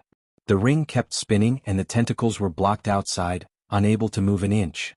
That ring was not sequence particles' power. Even further away, Magician was constantly moving. When the tentacles attacked, he would raise his hand, and his palm would burn with flames as he slapped them. The tentacles were hit by the flames and immediately retracted. The most shocking of all was Ji Luo. With a single slash, he had severed 5 tentacles. The strength of his slash reminded Lu Yin of Woodcutter. This Ji Luo was definitely a supreme existence. Lu Yin did not have the time to pay attention to the others. He was entangled by the tentacles, and the 3 tentacles kept whipping him, consuming his divine power. He was the first out of everyone to use his divine power. Even if the others had, they would not use it now. Divine power could save their lives at a critical moment, and no one would waste it like Lu Yin. Lu Yin had observed the others, and naturally the others had observed him as well. When they saw that he had directly used his divine power, they did not pay much attention to him. DD was not as powerful as they had heard. Jian'an's incomparably huge fist was intercepted by Awaken. Awaken was a black cloth that directly covered the fist and dispersed it. Jian'an's heart skipped a beat when he saw this, as he had never encountered such a strange battle power before. In outer space, red umbrellas appeared one after another from the old woman called Cece. The Shaoyin Divine Sovereign continuously attacked and destroyed the red umbrellas. Lu Yin did not know what these umbrellas were used for, but he could not let them near him. As he thought about it, he released even more divine power. At that moment, he suddenly saw a familiar power from the corner of his eye. Lu Yin looked over and his expression changed. Splitting the heavens? In the distance, a black line swept past, cutting through the heavens and heading straight for De Huang. De Huang stood within the ring, and neither the red umbrellas nor the tentacles could do anything to him. As the black line swept past, the ring was split into 2. De Huang's gaze was sluggish. How was this possible? His innate gift was called infinite circulation, which meant that his power could rely on this innate gift to circulate within the ring. In other words, if anyone wanted to break through the ring, they would need to have the power to instantly defeat him. He was the leader of the 5 elders of the 5th Calamity region, and a powerhouse of the sequence laws, who could break through all of his power in one strike. In his opinion, only the top powerhouses at the level of the 3 masters and 6 boundless could do so. However, he had never imagined that he would die before he could even see what Primeval City looked like. He had not even touched a single brick when he had just arrived. The ring had been split into 2, and so had De Huang himself. Thank you. QZQ4418 Baidu, thanks for the tip from my brother. Thank you. Beneath Wang Fan's feet, the meditative ruins spread out, forming a piece of land that connected to Jin Chen and Bai Mu's feet. However, before the meditative ruins could fully form, it was pierced through by the descending red umbrella. The red umbrella looked ordinary, but the meditative ruins could not withstand it. The aura of death emanated from his body. Trees grew around Wang Fan, spreading all over the meditative ruins. Aura of death? Jin Chen was shocked. Bai Mu put down his wine gourd and raised his hand. 2 points and a line appeared as split the skies. At that moment, the Shaoyin divinity pointed a finger at Bai Mu. The fusion of the laws of extreme yin and extreme yang split the skies in two, and the remaining power shot towards Bai Mu. Bai Mu threw out his wine gourd, and the sequence particles attached themselves to it and absorbed the beam. The Shaoyin divinity was stunned. The next moment, the wine gourd aimed at the Shaoyin divinity and shot out the same beam. Although the power was the same, the sequence laws were completely different, as if they had been melted. This was only a corner of Immemorial City. Far away, where even Heaven's Eye was blocked by the sequence particles, an even more intense battle was taking place. This was the true peak battlefield between the humans and the Eternals. Any expert from the Chosen of Gods would be very difficult to kill in the Six Paths Association. But here, it was as if these experts had been weakened. The Shaoyin divinity's sequence laws were no longer as effective, and the eyeless transformation was no longer terrifying. Even an attack comparable to Mu carvings had been blocked. Even De Huang's innate gift had been directly slain by Split the Skies. It was no wonder that the Chosen of God's assessment was held in Immemorial City. This place was like a millstone of life and death for the powerhouses of the sequence laws. Above their heads, huge fists continuously smashed towards Qi, but Qi transformed into a black cloth and restrained the fists. Jianghu was so angry that she kept attacking, but she did not notice that a figure had suddenly appeared behind her. Under the straw hat, the figure's eyes were emotionless as sword light flashed. Jianghu, be careful. The old woman saw it and screamed. But it was too late. Ji Luo's sword slashed horizontally, splitting apart the sequence particles and sending Jianghu's head flying. Jianghu did not even see who had attacked her until she died. The old woman stared blankly at Jianghu's corpse. How many years had it been? She had been good friends with this person ever since they had started cultivating. They had supported each other, been tied down, and had been enemies. There were also unknown feelings between them. When she saw Jianghu being killed, her eyes turned red, and countless red umbrellas guided the sequence particles towards Ji Luo. Above the red umbrellas, the sequence particles were like drooping beads. They were extremely beautiful but also very deadly. Ji Luo's body suddenly disappeared. He was so fast that even sequence law experts could not see him clearly. When one's speed reached a certain level, there was no need to break through space. Ji Luo's sword appeared on the old woman's forehead. Inexplicably, a wine gourd appeared and blocked Ji Luo's attack. Bai Mu's expression turned serious.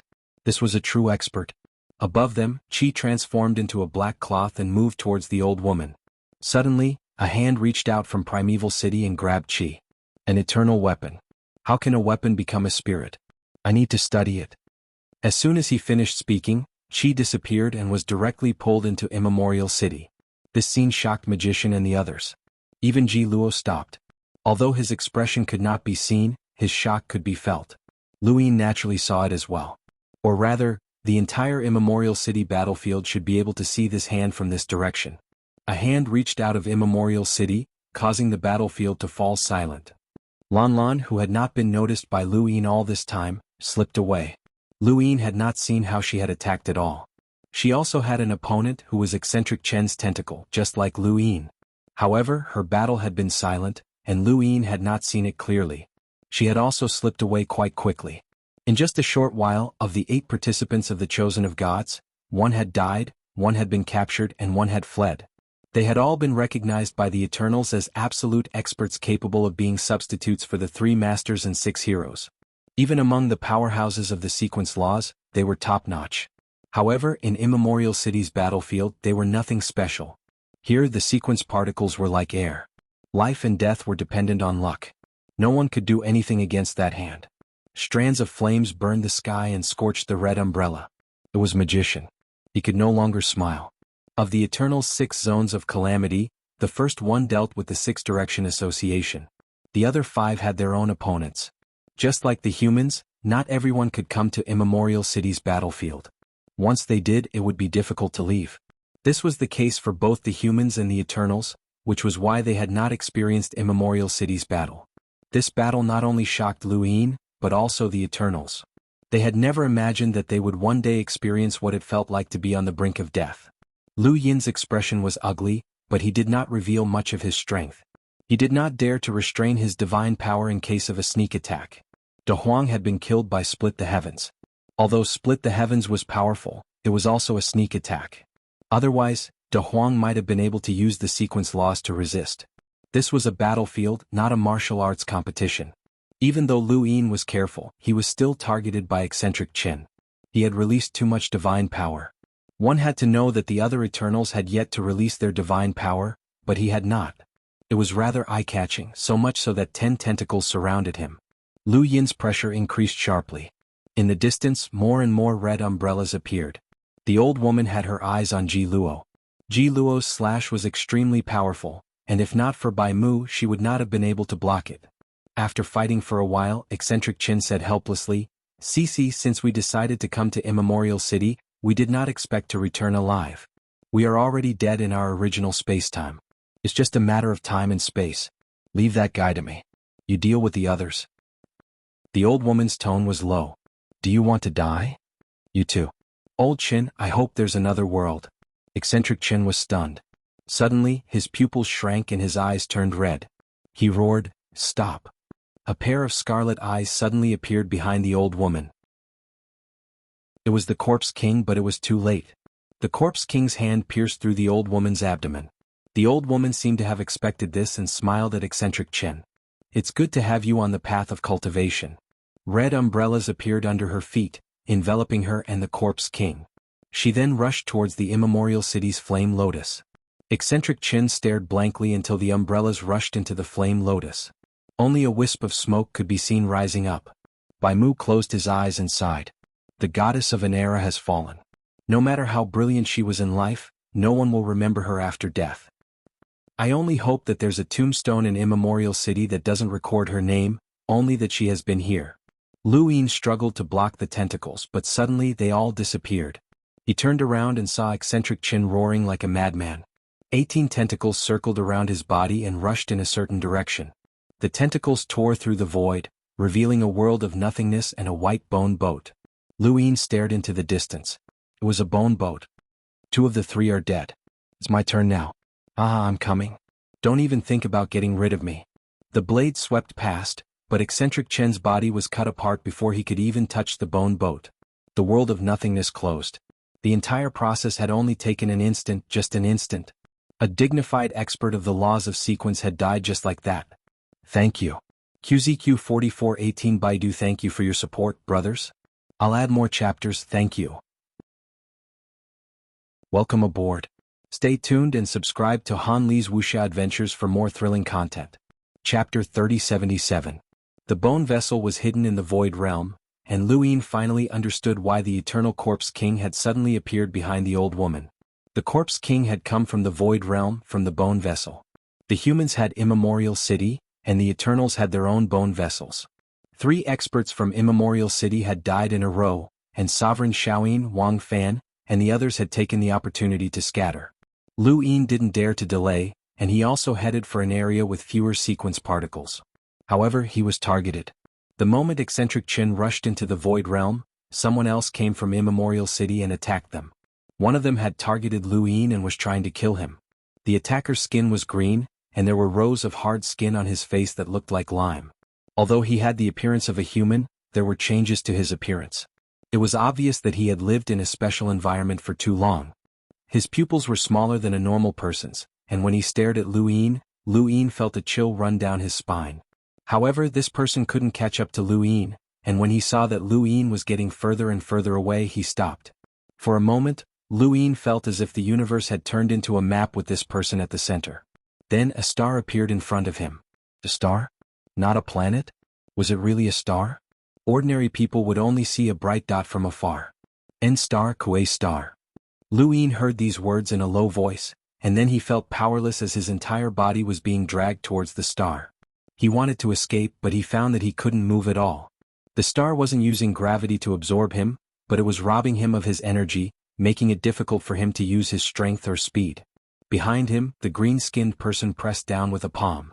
There was a pulling force in front of him, but there was also a huge pressure behind him. Lu Yin's divine power surged once more as he forced himself to not be dragged by the star. The green-skinned person's palm was also blocked by his divine power. This person was clearly surprised not by Lu Yin's divine power, but by Lu Yin's ability to withstand the N-star's devouring. This was his ancestral world, and he had guessed that Lu Yin wouldn't be able to withstand it. It was precisely because he had a rough understanding of Lu Yin's strength that he had chased after him. He wasn't looking for death, so there was no way he would chase after Ji Luo. However, he hadn't expected Lu Yin to be able to withstand it. Lu Yin had not expected that the star would be able to devour his energy to such an extent that it would cause him to lose a large portion of his strength. This was not the strength of his disguise, but rather the loss of his own strength. He no longer had the energy to display his strength. Looking back outside the barrier of divine power, the green-skinned man continued to attack.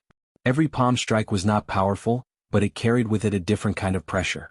It was related to his sequence rules. This person had a sequence rules that could oppress others. Suddenly, Lu Yin's jaw dropped as he stared off into the distance. What was he seeing? Magician was sent flying by a slipper. Slippers?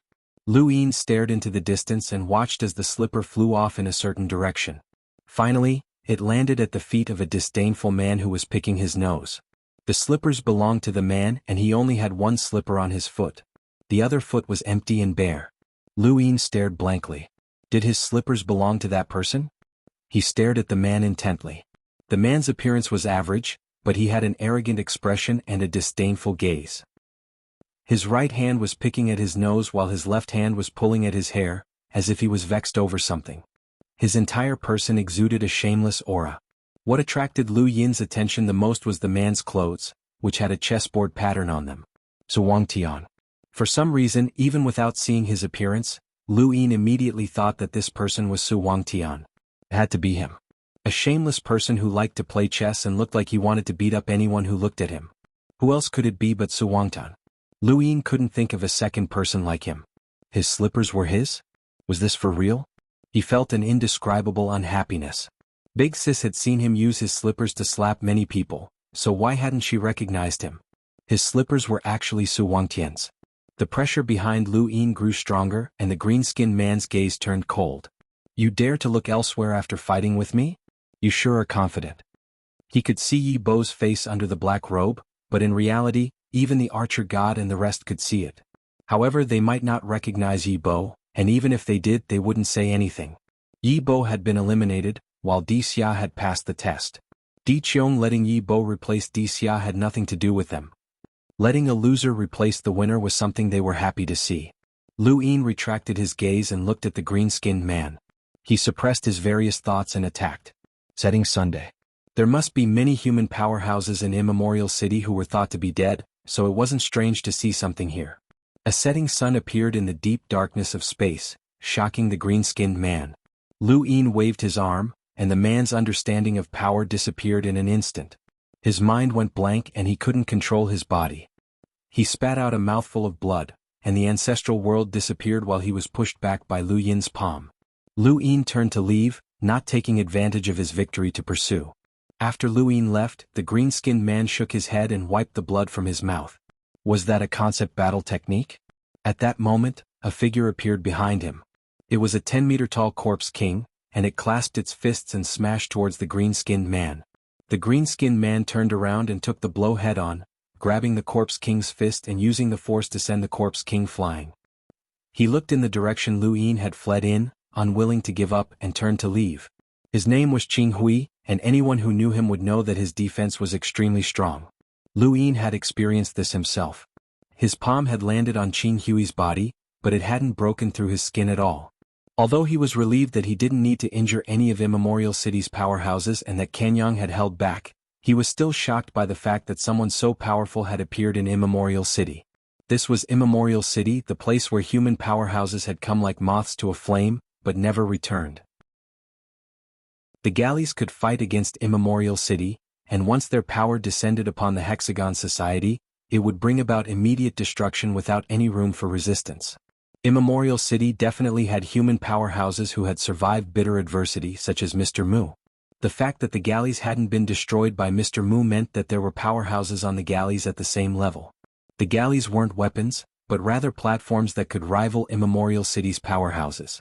Immemorial City had gathered many human powerhouses throughout history, and the galleys had gathered many everlasting experts as well. Over the next few days, Lu Yin didn't dare to stay in one place for too long. Otherwise, he would definitely be targeted by an inexplicable attack. Over the past few days, he had seen everlasting experts die constantly, far more than Immemorial Cities. However, the galleys continued to send powerhouses. Thank you. Brother Jia. Brother's reward, I'll give it to you, thank you. Thank you for your support, brothers. Welcome aboard. Stay tuned and subscribe to Han Li's Wuxia Adventures for more thrilling content. Chapter 3078. Lu Yin did not encounter Ji Luo, Divine Sovereign Xiaoyin, or the others as they had all hidden themselves. No matter how strong Ji Luo was, he could die at any time on this battlefield. The chosen of gods would definitely be targeted by Immemorial City. No matter how many experts there were on the bone galleys, not all of them could compare to the 7 sky gods. On the other hand, Lu Yin's group had the qualifications to approach the 7 sky gods. It was about time, so Lu Yin left. He had stayed here for 4 hours, so he could not stay here any longer. Just as he was about to leave, a sense of danger descended upon him. Lu Yin was all too familiar with this feeling ever since he had stepped onto Immemorial City's battlefield. He scanned his surroundings with his heaven's eye and saw a pair of eyes staring at him from afar. It was an old man who looked like he would collapse at any moment, but it was this old man who was staring at him that gave Lu Yin an intense sense of danger. Lu Yin did not hesitate to run, as he did not want to fight with Immemorial City's powerhouses. These people were all top powerhouses from various eras and civilizations. The old man sighed. You're participating in the chosen of gods, but you don't even want to fight. You're too steady. Lu Yin ignored him and increased his speed. The old man's expression changed. You're an intent realm expert. I can't let you live. He then raised a hand and pointed in the direction that Lu Yin had fled. His fingers closed together as if he was trying to grab onto something. Lu Yin, who had been fleeing, suddenly stopped, and his expression changed. He clutched his chest as an indescribable pain spread from his heart. It was as if he was being scorched by the sun, but he did not see any trace of the old man's attack. Battle technique? Sequence particle? Ancestral world? There was nothing. How could this be? He turned back to look at the old man. The old man was also staring at him and aiming his palm at him. Lu Yin's mind flashed. This old man had used an intent realm battle technique, which was why he could not see through it. The old man's intent realm battle technique targeted his heart, but it was not his heart at the same time.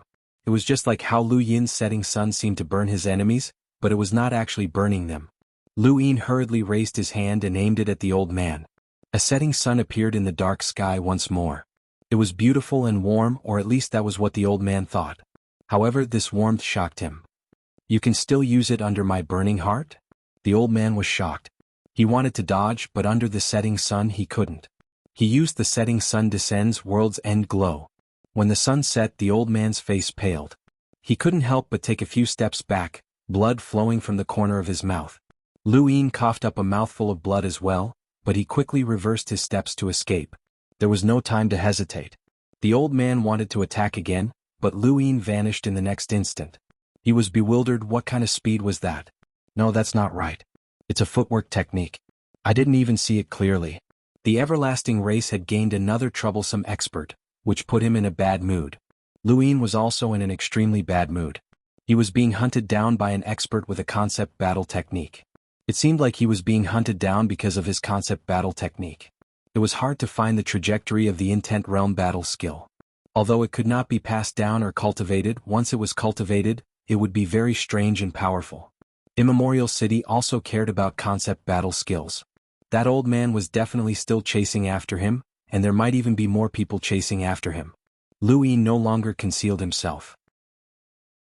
Under these circumstances, no one from the Eternals would be able to keep an eye on him.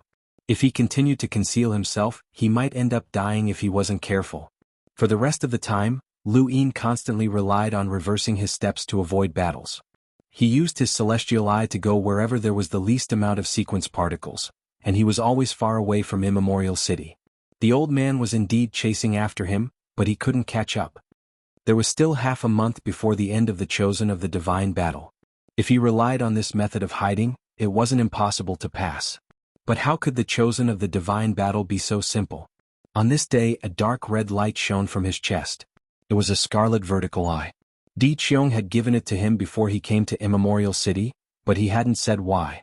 Lu Yin took out the scarlet vertical eye. This thing was the symbol of the everlasting race, and it was also a way to communicate with each other. It was similar to the wireless goo and cloud stone in the primordial space. All remaining participants of the chosen of the divine battle attacked the southeast corner of Immemorial City. If you don't appear, you will be considered to have given up on the chosen of the divine battle. In short, Lu Yin wasn't surprised. If he could really hide until the end of the chosen of the divine battle, then it would be too much of a joke. It wouldn't be so bad that only a few people had passed and so many chosen of the divine battle. He looked at the majestic immemorial city in the distance. The southeast corner? That was the direction he was currently heading in. He could just move in a straight line.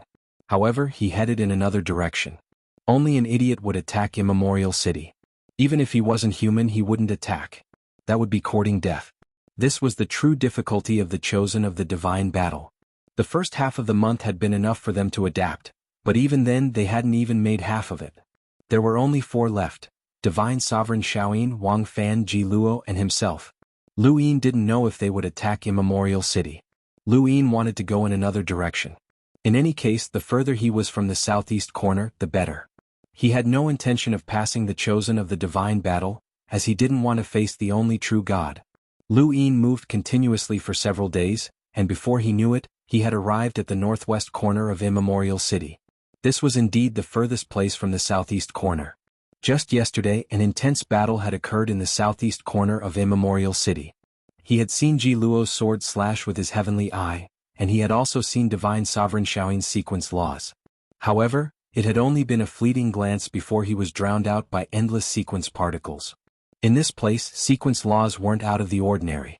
The northwest corner of immemorial city was very quiet, and the sequence particles were constantly gathering towards the southeast. It was obvious that some experts had been transferred there, so there weren't any major battles here. Lu Yin rested here for 2 days, occasionally looking at the battle in the southeast corner. When he looked around, he saw a familiar face: Wang Fan. This guy hadn't gone to the southeast corner either, coming here just like him. What a coincidence. It seemed like Wang Fan had no intention of passing the chosen of the divine battle. Among the experts participating, he was considered one of the weaker ones, and he didn't even have a sequence law. Lu Yin didn't know why the ancestor had allowed him to represent the first zone of disaster. Wang Xiaoyu was more suitable than Wang Fan. At the very least, she cultivated divine power and could resist sequence laws. Lu Yin noticed Wang Fan, and Wang Fan noticed Lu Yin as well. He approached Lu Yin, who frowned but didn't avoid him, allowing him to approach. This one is Wang Fan of the first zone of disaster. May I ask if you are His Majesty of the third zone of disaster? Wang Fan shouted. Lu Yin faced Wang Fan. Yes, I am. Wang Fan was delighted. Looks like you don't plan on passing either. Lu Yin's tone was low. No, I'm not confident. Wang Fan sighed. That's right, so we won't join in the fun. Lu Yin looked at Wang Fan. Why are you participating in the chosen of the divine battle? Wang Fan's expression was gloomy. Fate makes fools of people. He had no intention of participating in the chosen of the divine battle. Ever since his identity as a traitor had been exposed in the first zone of disaster, it had been impossible for him to return to the Six Paths Society. In the first zone of disaster, he was considered an exception. The first zone of disaster, the zone of disaster had been sealed off, and all the human progenitors who had joined the Eternals had died in battle. Only he and the Xiaoyin divinity had survived. The Xiaoyin divinity was a sequence law expert who far surpassed Wang Fan. Although Wang Fan was strong with his own strength, he did not cultivate divine power and had not reached the sequence law level. He was neither strong nor weak in the first zone of disaster. As for his contributions, no one mentioned them. He had betrayed the human race and joined the Eternals because he had been saved by the Forgotten Ruins deity on the backside of the battlefield. When facing his own ancestor, the young Wang Fan had no thoughts of rebelling. The ancestor's thoughts were his thoughts, and he had no sense of loyalty. It was easy for him to be tempted to betray the human race. Although he regretted it later, he could not change the fact that he was a traitor. He would never be able to clear his name, so he could only follow this path to the end. Everything had been going smoothly. He had made Wang Si remember her mother's past, instigated the Four Paths balance to deal with the Lu family, and joined forces with the Xiaoyin divinity to successfully banish the Lu family, allowing the Wang family to ascend to the top. However, all of this had been ruined by Lu Xiaoxian. He had thought that he could ambush and kill Lu Tianyi in the first zone of disaster and become a hero of the Eternals, but Lu Tianyi had simply lured him into action. From the era of the Daosor sect until now, Wang Fan had done many things for the Eternals, but none of them had been successful. Although the Lu family had been banished, they had returned, and because of the ordeal they had gone through, Lu Xiaoxian had become Lu Yin and had become a huge threat to the Eternals. Not only had Wang Fan failed to ambush Lu Qianni, but he had also been seen through and had been forced to hide in the first zone of disaster. It could be said that Wang Fan's betrayal was worthless. As for his contributions, naturally no one mentioned them. However, he was proud and arrogant, and even though he had joined the Eternals, he was still Wang Fan. He did not cultivate divine power, and he did not want to be controlled by the Eternals. He wanted to become a sequence law expert and reach the position of the seven sky gods step by step. The ancestor had seen through him, and he had given Wang Fan a chance to participate in the Chosen of Gods. However, Wang Fan had never planned to participate in the Chosen of Gods. Even if he had wanted to, he would have done so after becoming a sequence law expert. Participating now would have been suicide. However, the ancestor had not given Wang Fan a chance, and aside from him and divinity Xiaoyin, no one else could participate in the first zone of disaster. Wang Fan had been left with no choice but to come here. In that instant, his thoughts spun as he recalled his entire life. Lu Yin's gaze was piercingly cold. During the era of the Daosor sect, Progenitor Qin, Progenitor Ku, and the others had been the most talented and the strongest. Although they were also called the Nine Mountains and Eight Seas, they were completely different from Xiaxinji and Wang Fan. If not for the restrictions placed on them by the name of the Nine Mountains and Eight Seas, Progenitor Qin and Ancestor Ku would not have been able to stand side by side with Xiaxinji and Wang Fan. Wang Fan's strength was not bad and he was very scheming. He had hidden Ancestor Guiyuan, and Xiaxinji could not compare to him. However, he still had not reached the level of a sequence law expert. Up until now, almost all of the sequence law experts that Lu Yin had seen were people like Old Monster Mo and Forefather Qianni, who had lived for a long time. Even Divinity Xiaoyin and the others had lived for far longer than Wang Fan and the others. Actually, according to normal cultivation, the most normal path for a progenitor's growth was Elder Chan. Elder Chan had stepped onto the path of cultivation during the era of the Daosor sect, and he had only reached the progenitor realm a few decades ago. This period of time was not much different from the time that Wang Fan and the others had taken to reach the progenitor realm. Perhaps Wang Fan and the others were more talented than Elder Chan, and they had taken a much shorter time to reach the progenitor realm. However, such a short period of time was meaningless. If Elder Chan wanted to become a sequence law expert, then it would take him an even longer time. The same was true for Wang Fan and Xiaxinji. Welcome aboard. Stay tuned and subscribe to Han Li's Wuxia Adventures for more thrilling content. Chapter 3079. Wang Fan and the others had been cultivating since the era of the Daosor sect, but they still had not become experts of the sequence laws. The first expert that Lu Yin had met was Curmudgeon Mo, who had been cultivating since the era of the Above Heaven sect. Curmudgeon Xiaoyin was a grade 9 Venerate Lotus, and he had lived for far longer than Wang Fan and the others. Over at Immemorial City, Curmudgeon Qin was from the Nine Mountains and Eight Seas generation before that, and Bai Mu was an ancestor of the Frigid Immortal sect from the era of the Above Heaven sect. Even those who Lu Yin did not know about, such as Ji Luo and Qi, had definitely existed for a very long time. If Wang Fan was given more time, he might be able to cultivate to the level of a sequence laws expert, but that would also take a long time. In comparison, Progenitor Qin, Elder Ku, and the others were far too talented. Lu Yin understood Wang Fan's unwillingness and helplessness, but this was not an excuse for him to betray the human race. Wang Fan was someone that had to be killed. Your Majesty, you and I should work together and charge out of the Immemorial City battlefield. We've already given up on the trial, so it's best if we take this opportunity to return alive, Wang Fan suggested, as this was the reason why he had come looking for Lu Yin. He might not be able to escape by himself. Killing was everywhere in the Immemorial City battlefield. He had personally seen Magician try to escape, but he had been slapped to the point where it was unknown whether he was alive or dead. He had also seen Blue Sea escape, but she had also been chased down. It was easy to enter the Immemorial City battlefield, but difficult to leave. Wait, slippers? Wang Fan looked suspiciously into the distance. It seemed like Lu Shaoxian had slippers as well. What was going on? Lu Yin's face, which was hidden beneath his black robes, was filled with killing intent. I will go to the southeast corner. Wang Fan was shocked. You didn't give up on the trial? What? Give up? No. Confidence. But I am not afraid of death. Wang Fan frowned. Right, this, Your Majesty, was most likely a corpse king. He had not immediately gone to the southeast corner, not because he was afraid of death or because he had given up on the trial, but because he had other plans. Corpse kings did not have emotions, but that did not mean that they were stupid.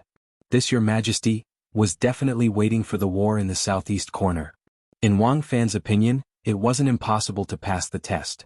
Either he listened to the Bone Galleon's orders, participated in the Battle of the Southeastern Corner, and lived for a month, or let the other participants die.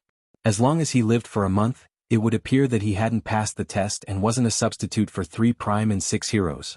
However, who else could replace 3 prime and 6 heroes besides him? Although Wang Fan had thought of a solution, he didn't have the ability. That seemed to be His Majesty's plan. He had used his divine power from the start to show weakness. It was dangerous to be with such a person. Since you want to go to the southeast corner, I won't accompany you. Wang Fan left decisively. Lu Yin looked at Wang Fan's back and prepared to secretly chase after him. If he wanted to leave the primeval city battlefield, he would definitely be attacked. If possible, Lu Yin would take action. Suddenly, a black line appeared from the distance. It was Bai Mu who had opened the sky. Wang Fan looked into the distance. Split the heavens had slashed a Huang horizontally, causing Wang Fan's scalp to go numb. He hurriedly dodged. Bai Mu. Wang Fan's face turned ugly. Bai Mu hugged the wine gourd and said, "You're definitely from the Wang family. There's no mistaking the meditative ruins. I was wondering why you looked so annoying. Your ancestor Wang Miao Miao betrayed the human race. You're a traitor too." Facing Bai Mu's pursuit, Wang Fan could not escape at all. He was not Bai Mu's opponent, so he turned back without hesitation. He wanted to find His Majesty and draw Bai Mu's killing intent over to him. At the very least, he wanted to work with His Majesty to deal with Bai Mu. "Your Majesty, let's work together to deal with him." He soon saw Lu Yin. Lu Yin had already returned when Bai Mu had blocked Wang Fan. Wang Fan had asked him for help, so Lu Yin headed towards him. At this moment, Wang Fan was in the middle, rushing towards Lu Yin. Bai Mu chased after him from behind while Lu Yin faced him head-on. Lu Yin's eyes widened as he repeatedly deduced a way to kill Wang Fan. Wang Fan would not die so easily. He had not forgotten that the Lu family had been exiled not only because Lu Yuan had been blocked by the Grand Empyreans and Channy had been blocked by Wei Nu, but also because the Lu family's experts, including those from the subsidiary families, had all died. Wang Fan was a scheming person. Even if he was weaker than Lu Yin did not dare to underestimate him.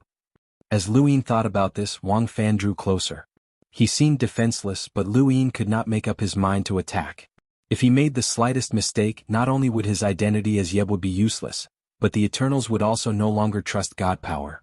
Not only would it be difficult for him to infiltrate the Eternals, but it might even implicate Huewu. He hesitated. Should he attack or not? As Wang Fan drew closer, Bai Mu raised his hand and tapped twice. Split the skies. Lu Yin could already see the panic in Wang Fan's eyes, but according to Lu Yin's understanding, this person would not be so panicked no matter what situation he was in. He definitely had a backup plan. God power surged out from Lu Yin's body and transformed into a rainbow that blasted towards Wang Fan. Wang Fan watched the God power approach, and in the next instant, it swept past his body and blasted towards Bai Mu, stopping Split the Skies. "Let's go," Lu Yin said. Wang Fan exhaled. "Thank you." Clang. The sudden loud sound caused Wang Fan, Lu Yin, and even Bai Mu to bleed from their 7 orifices. Above the boundless starry sky, a huge bell had appeared out of nowhere. It was simple, ancient, and covered in gray. It was as if the passage of time had frozen the void. Lu Yin looked up at the huge bell and felt an indescribable feeling. It was shaking, and the might of heaven was unfathomable. Clang, there was another loud bang. Bai Mu spat out blood. Old monster primordial origin. He charged towards Immemorial City. The second bell rang. Outside Immemorial City, flaming lotuses bloomed, and flames formed tornadoes that swept towards the huge bell. These flames were the same ones that had burned the Book of Destiny and burned Karma's corpse and the word heaven. At this moment, they were heading towards the sky to burn the huge bell. However, the flames could not get close to the bell. After the third bell rang, Lu Yin fainted and coughed up blood. What kind of bell could be so powerful? The Eternals actually had such a terrifying powerhouse. No wonder they could attack Immemorial City. Lu Yin was in such a state and so was Wang Fan. Or rather, he was in an even worse state than Lu Yin. Lu Yin could still stand, but Wang Fan was on the verge of collapse.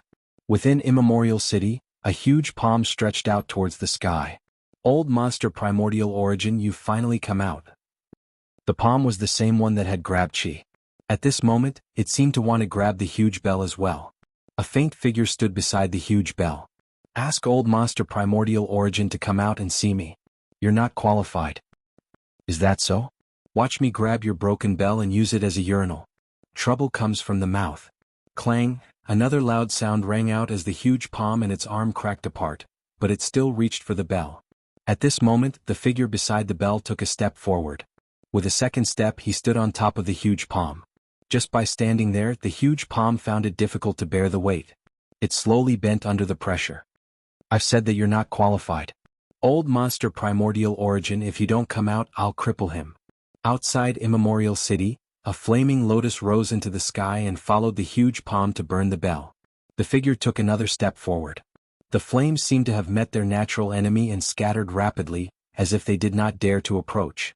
Taking advantage of this opportunity, the huge palm retreated back into Immemorial City.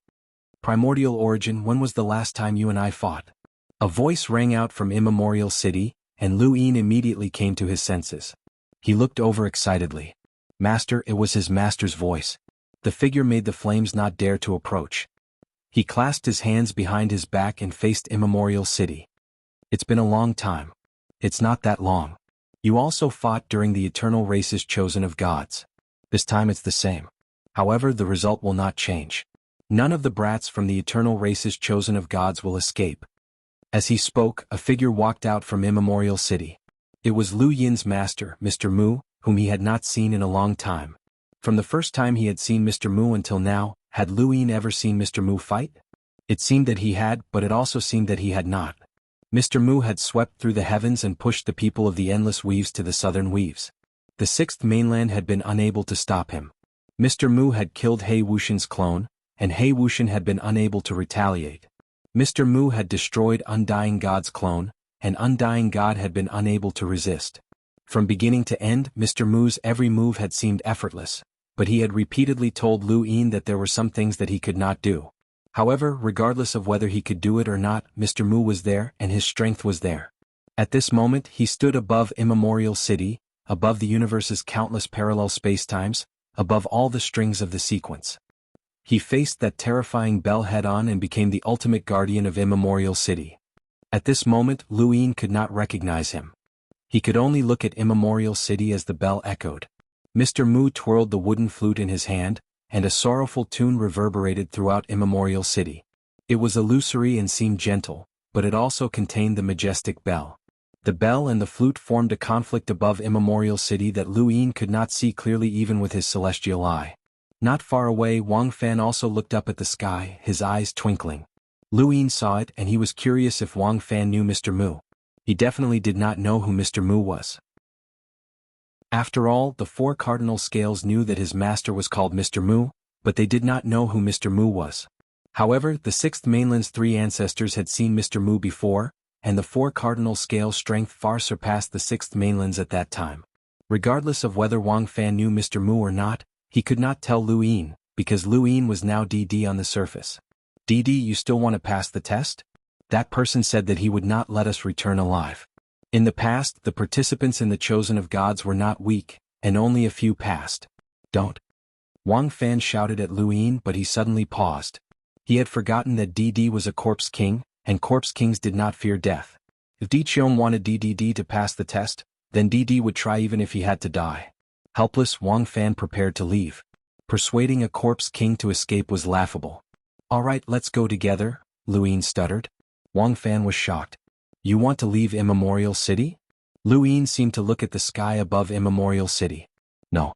Can't. Force. Wang Fan was delighted. Then let's go. With Lu Yin by his side, Wang Fan felt that their chances of escaping would be much higher. Lu Yin walked towards Wang Fan. Welcome aboard. Stay tuned and subscribe to Han Li's Wuxia Adventures for more thrilling content. Chapter 3080. Wang Fan had not been on high alert. He had just lured Bai Mu over to join forces with Lu Yin, but Lu Yin had attacked. His divine power had swept past Wang Fan's body and struck Bai Mu. At that moment, Wang Fan's guard against Lu Yin had dropped significantly. Someone who used divine power had to be an eternal. Coupled with what had just happened, Wang Fan would never have guessed that it was Lu Yin. Lu Yin was getting closer and closer to Wang Fan, but this time things were different. Wang Fan had been on high alert before, but this time, Lu Yin had decided to attack. He did not want Wang Fan to return to the Eternal Realm alive. Although Wang Fan had yet to reach the sequence law level, given enough time he would definitely reach the sequence law level. Moreover, he would not be weak in terms of the sequence law level. This was because he had cultivated the aura of death and also learned the mountain and sea combat technique Life's Shadow. A Shaoyin sovereign could fuse the extreme yin and extreme yang sequence law and reach a level close to the 7 sky gods. He could even severely injure a grade 9 lotus sovereign. Wang Fan cultivated both the mountain and sea battle techniques and death chi. Once his strength reached the level of a sequence law, coupled with his sinister schemes, he would be a great threat to the primordial space. Lu Yin was only a few meters away from Wang Fan. Let's go. Wang Fan identified the direction and headed in that direction. Above the starry sky, the sound of a bell exploded, and the sound of the flute was impassioned. Terrifying pressure poured down, melting the starry sky. In all directions, the starry sky that could be seen with the naked eye was melting continuously like oil paint, falling off, revealing the world of nothingness behind it. Lu Yin's scalp went numb as this power was unimaginable. He looked up and felt a stabbing pain in his celestial eye, but he could not see anything. This was a power that exceeded his imagination. The sequence particles had taken physical form and were erasing this part of the sky. This way, Lu Yin growled as he charged in another direction. The sky in front of him was being erased. Wang Fan was even more shocked at this moment. This was a battle that transcended the progenitor realm, and it was not something he could participate in. He knew that the chosen of gods would not be easy. This was Immemorial City's battle. Legend had it that Immemorial City had a method for humans to transcend. Countless people throughout history had wanted to go there, but Wang Fan and the others had never thought of going there. If Immemorial City was so good, then why didn't those who went there return? He wanted to return alive so that the next time he came to Immemorial City, he would be able to protect himself. Wang Fan was stunned by the pain in his arm, and he slowly looked down to see that his right hand had flown away. Blood spurted out. To the side, Black Robe was unusually dazzling. Wang Fan looked at Black Robe and asked, "Why?" Lu Yin had taken advantage of Wang Fan's shock at the archaic city battlefield to make his move. He had immediately severed Wang Fan's right arm, as the cosmic ring was on his right hand. "It's nothing. I just want to kill you." Lu Yin still did not reveal his identity. He struck out with a palm, and the arm hidden under the black robes completely withered. 100 punches confinement. Wang Fan's pupils shrank, and he was on the verge of going crazy. At this moment, the danger he felt was even greater than when the immemorial ancient city's battle had destroyed the entire starry sky. He had experienced the feeling of almost being killed by Xiaoxiang back then. The dream had reversed, and the black-robed man in front of him seemed to have become Xiaoxiang back then. Lu Yin had guessed it long ago, and he also knew where the other palm was. It was in the burial garden. The ancestor had turned one of his palms into a burial garden, supporting the people of that era who could not fight against the Eternals but were unwilling to lose. He had given humanity hope to counterattack the Eternals in the future. He did not know how the Wang family had obtained the ancestor's other palm, but it was not important. In all directions the starry sky was melting. Lu Yin exerted force. Bang! He let go and Wang Fan's corpse fell. Lu Yin had wanted to take revenge for the Lu family for a long time, but he had never thought that killing Wang Fan would be so easy. Xia Xinji's main body had been destroyed, Wang Fan had been killed, and Long Air was dead. Only Bai Wangyuan was left. Whether or not Bai Wangyuan was a traitor to humanity, he would still have to pay the price. Lu Yin looked around, searching for an area with the fewest number of particles. He wanted to leave this area as soon as possible. The battle between Mr. Mu and that old freak called Primordial Genesis was the cruelest battle Lu Yin had ever seen. The moment he was touched, he was doomed. Lu Yin quickly rushed out of the area where the stars were melting. He looked back and saw Mr. Mu standing above Immemorial City once again. This was the northwest corner. The southeast corner was fighting fiercely, while the northwest corner was fighting cruelly. The battle that surrounded Immemorial City never stopped unless one escaped from this area. Lu Yin did not look back as he left the northwest corner.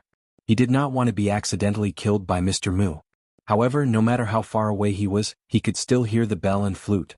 This battle had already lasted for 3 days, but the bell and flute still had not stopped. The area where the stars were melting continued to expand, and it even neared Immemorial City. During these 3 days, Lu Yin was occasionally caught in the crossfire of battle. He saw the sudden appearance of an eternal corpse king, as well as various experts rushing out of Immemorial City.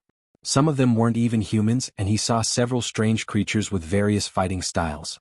On the fourth day, the bone vessel appeared from the void and charged towards Immemorial City. Lu Yin watched in shock as the vessel tore through the flame lotus and crashed into Immemorial City.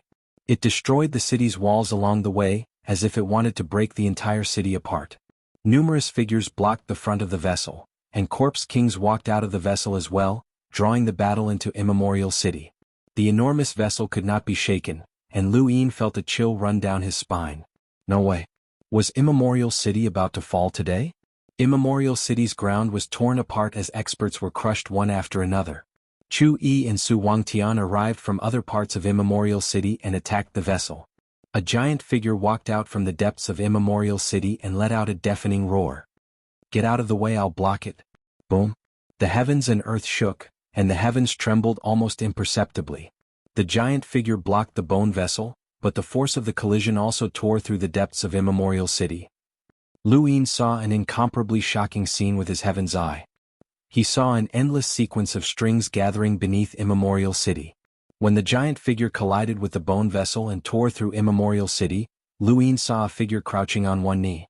He had no arms, but he used his teeth to bite down on the source of the endless sequence of strings, or rather, the end point. The endless sequence of strings could not be shaken. Even when the bone vessel tore through Immemorial City's ground, that figure did not move at all.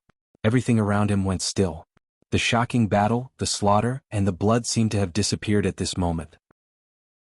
Lu Yin could only see that figure kneeling on the ground on one knee, biting down on the endless strings of the sequence. He was using his own body to become the foundation of Primeval City, lifting it up. That was the progenitor. Was the progenitor still alive? No one had ever given him an answer. The sole true God had said that the progenitor was dead. The Grand Empyrean had said that the progenitor was dead, but Lu Yuan had said that the progenitor was still alive. No one had ever given Lu Yin a definite answer, but he saw it now. The progenitor was in Immemorial City, under Immemorial City, lifting up the entire city and biting down on the sequence of strings. He had lost his arms, but with his mouth he was able to stabilize countless parallel spacetime. Was he still alive? Lu Yin did not know, and he could not tell. Perhaps he was alive, or perhaps he was dead. This scene did not mean that the progenitor was definitely still alive. Rise. There was a furious roar as the giant figure overturned the bone vessel and forcefully pushed it out of Immemorial City. Chu Yi, Su Wangtian, Bai Mu, and the others all rushed out towards the bone vessel. The earth of Immemorial City closed, and it seemed like it had just been a dream. Lu Yin stood in space and stared blankly at Immemorial City. Was what he had just seen real? Thank you. QZQ 4418 Baidu brother, I'll give you a reward. Thank you. Chuyi returned, bathed in blood, no longer the same as before. He was still elegant, but his face was filled with killing intent. Su Wangtian returned, and Lu Yin saw that his slipper was broken in half and was still resting on his foot. This slipper definitely resonated with some sort of power, and Su Wangtian was carrying a girl in his arms. It was the same girl who had teased Lu Yin before.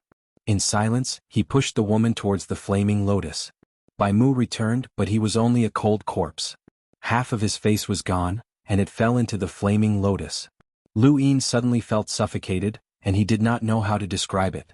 Bai Mu, the ancestor of the cold immortal sect, held a wine gourd and looked very carefree. He had been in Immemorial City for a very long time, but at this moment he died without leaving a trace. Lu Yin had not spoken to this person, nor had he told him that he had killed the traitor Wang Fan. Lu Yin really wanted to talk to Bai Mu and tell him what the cold immortal sect had done. He wanted to bring him to the Sixth Direction Association to scare Bai Wang Yuan. But there was no chance. There would never be a chance. This was just what he had seen. How many people had died in Immemorial City? How many seniors from the Origin Space had died in Immemorial City?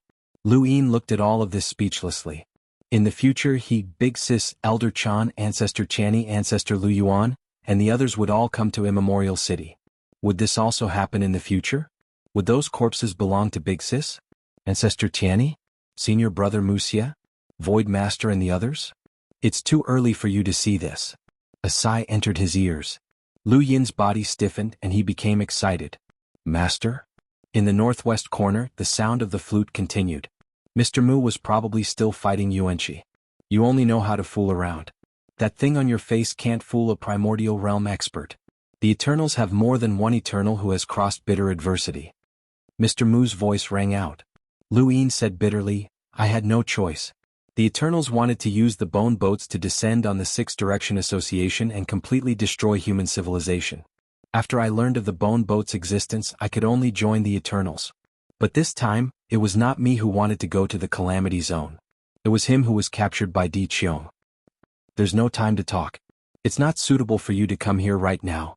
Go back and stop fooling around. Once you step into the progenitor realm, you will naturally know everything. The burden of humanity will be handed to you in the end. Lu Yin was anxious. Master, I have something to ask. What's your relationship with the progenitor? Is he still alive? Is the universe breathing? What's the matter with bitter adversity? Is it maiden? Everything will be revealed once you reach the progenitor realm.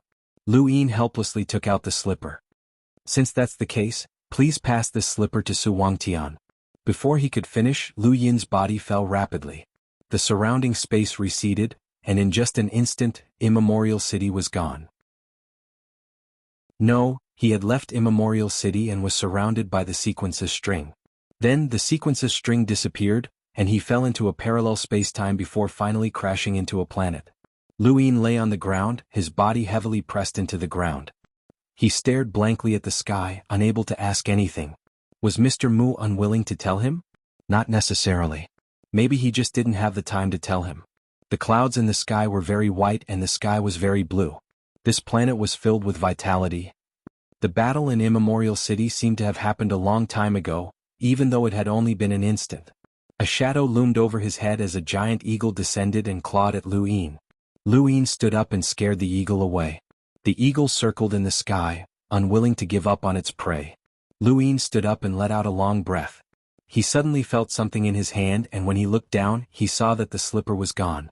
It should have been taken by Mr. Mu, but there was an additional cosmic ring? There was also a drop of blood beside the cosmic ring. Where had this come from? He had actually wanted to take Wang Fan's cosmic ring when he had killed him, but it had been too dangerous and he hadn't had the time to think about it.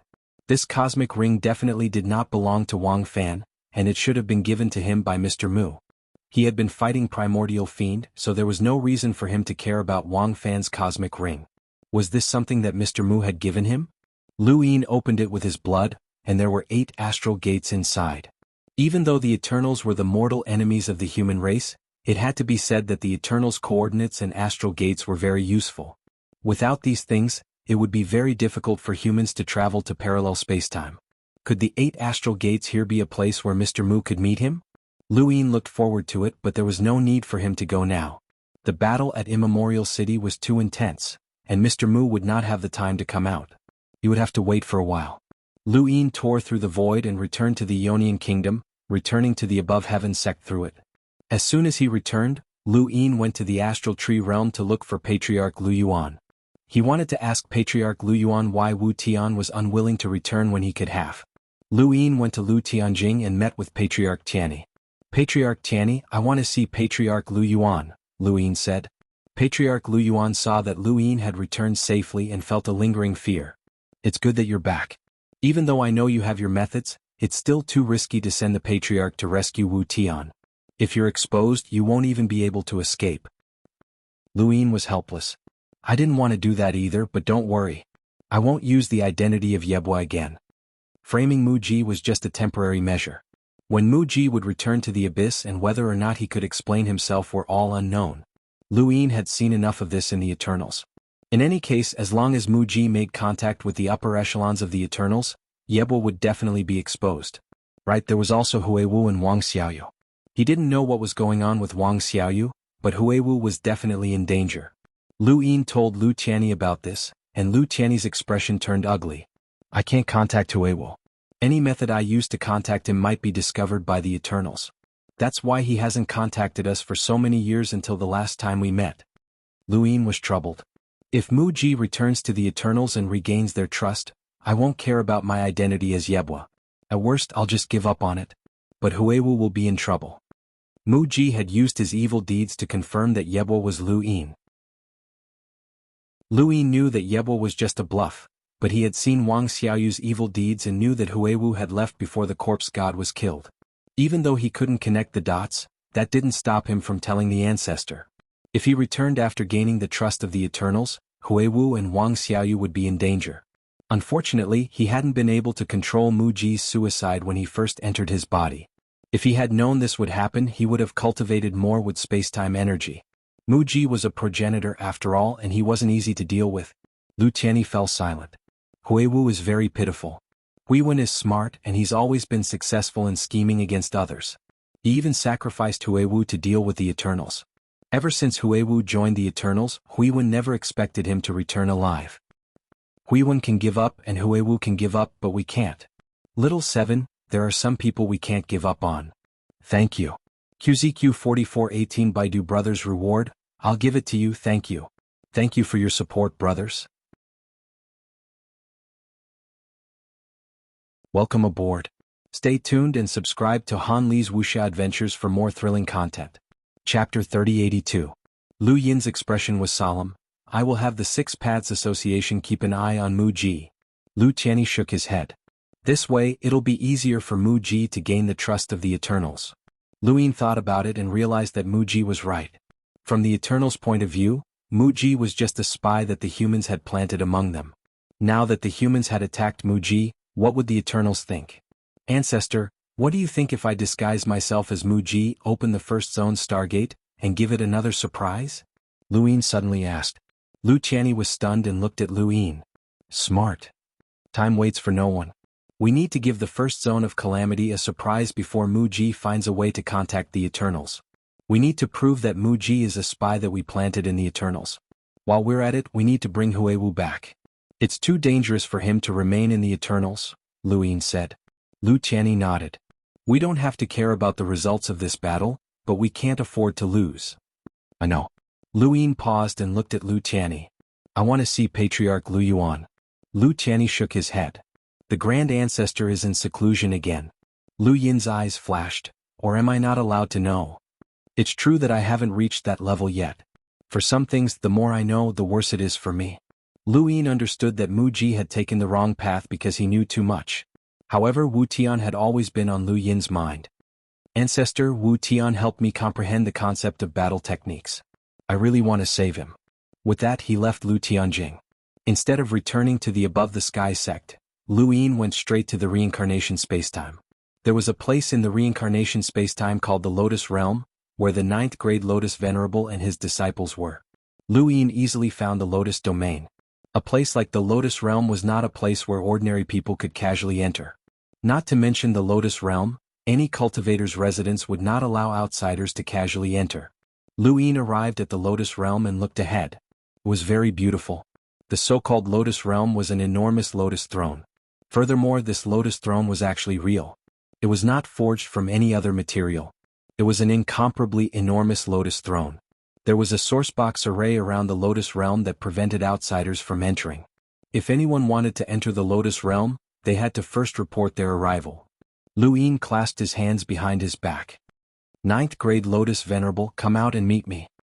His voice was not loud, but it penetrated the Lotus Realm.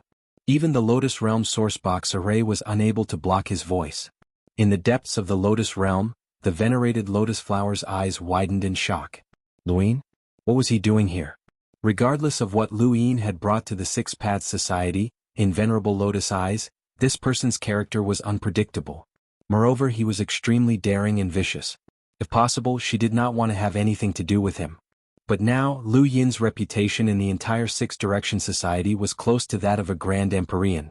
If it weren't for the fact that a Grand Empyrean's cultivation was unparalleled, he wouldn't have been able to suppress Lu Yin. At this moment, the Grand Empyrean was still in seclusion, so Lu Yin was the ruler of the Six Direction Society. She looked outside the lotus and said, Taoist Master Lu, I was injured in the first battle of the disaster region and I'm still recovering. May I ask if there's anything I can help you with? I'm looking for the Star Toad. The 9th grade Lotus Venerable was stunned. Star Toad? Outside the lotus, there were several women approaching. The one in the middle was Little Yen, the favorite disciple of the 9th level revered lotus. She had an extraordinary 9th level talent for cultivating the path of the lotus. She was a special existence even among revered lotus disciples. Next to Little Yen was Ro, her junior sister Ro. She loved Chu Jian but hated Lu Yin. Next to her was Lingmu, who had a good relationship with Qingfen. She had tried to stop Lu Yin from using Xianxi's identity to capture Qingfen but had failed in the end. The women quickly approached the Lotus Realm. They saw Lu Yin. Xianxi. Lingmu was shocked. Little Lian was pleasantly surprised. Brother Xianxi. Lu Yin looked over and smiled. Little Lian. Little Lian ran over and asked excitedly, Brother Xianxi, what are you doing in the Lotus Realm? Are you looking for master? Lu Yin grunted. I'm looking for your master. Little Lian, your cultivation has improved. Little Lian was delighted. Thank you, Brother Xianxi. Junior sister Ro, who was beside Little Lian, lowered her head and did not dare to look at Lu Yin. She had once scolded Lu Yin because of Chu Jian, but she had been slapped by Venerable Lotus, which had caused her to hate Lu Yin. However, during the Grand Empyrean Tea Party, Lu Yin had defeated Chu Jian and then a Yuan sage. He had also crossed the half-progenitor's origin tribulation and fought 7 sky gods. His various accomplishments had shocked her, and she no longer dared to slander Lu Yin. After that, the entire Six Direction gang had changed. He had killed 7 sky gods, fought in the boundless battlefield, and even the Eternals had holed up in the first Calamity Realm. Each and every one of his accomplishments had caused Lu Yin's reputation to soar. This was especially true when he had dared to come to the reincarnation spacetime and boldly alarmed a Grand Empyrean. He had even been captured by a Grand Empyrean and remained unscathed. This had caused the entire Six Direction gang to realize one fact. No one in the Six Direction gang could restrain this person anymore. This person was the supreme ruler of the Six Direction gang, and even a Grand Empyrean had not acted against him. Her own master was even more helpless against this person. Junior sister Ro lowered her head. However, she did not exist in Lu Yin's eyes, and he did not have any impression of her. He looked at Lingmu. When I took Qingfen away, someone tried to kill me in the Void God spacetime. You were the one who hired them, right? Lingmu's face paled and she hurriedly knelt down. Dao Master Lu, please forgive me. This lowly one was reckless and offended Dao Master. Please forgive me. Xiaoyan pursed her lips. Although she was pure, she was not stupid and could see some things clearly. She also knew about the relationship between Qingfen and Lingmu. For Qingfen's sake, Lingmu had done everything she could to find someone to act against him. She had even dragged her senior sister, Yao Lan, into this matter. On the surface, it seemed like Venerable Lotus disciple had wanted to take Qingfen away so that Yao Lan would not be implicated. However, in reality, Lingmu had put in a lot of effort. She did not like others scheming, but since Lingmu had treated her well, she did not alienate her too much. Lu Yin calmly looked at Lingmu. Xiaoyan pleaded softly, Brother Xianqi, senior sister Lingmu knows that she was wrong. Can you be lenient with her punishment? Lu Yin's tone was cold. It was because of her that old madman was exposed. In the end, he was captured and brought to the new inn where he died. Tell me, can you be lenient with her punishment? Xiaoyan did not say anything else. Lingmu's face turned ashen. Lu Yin had never pursued this matter before. It was not that he did not want to, but that he could not. After he had broken through to half-ancestor and returned from the Lu clan, he had been delayed by too many things. He could not always remember such a minor character. If he had not coincidentally come to the Lotus Realm, he would not have remembered this matter.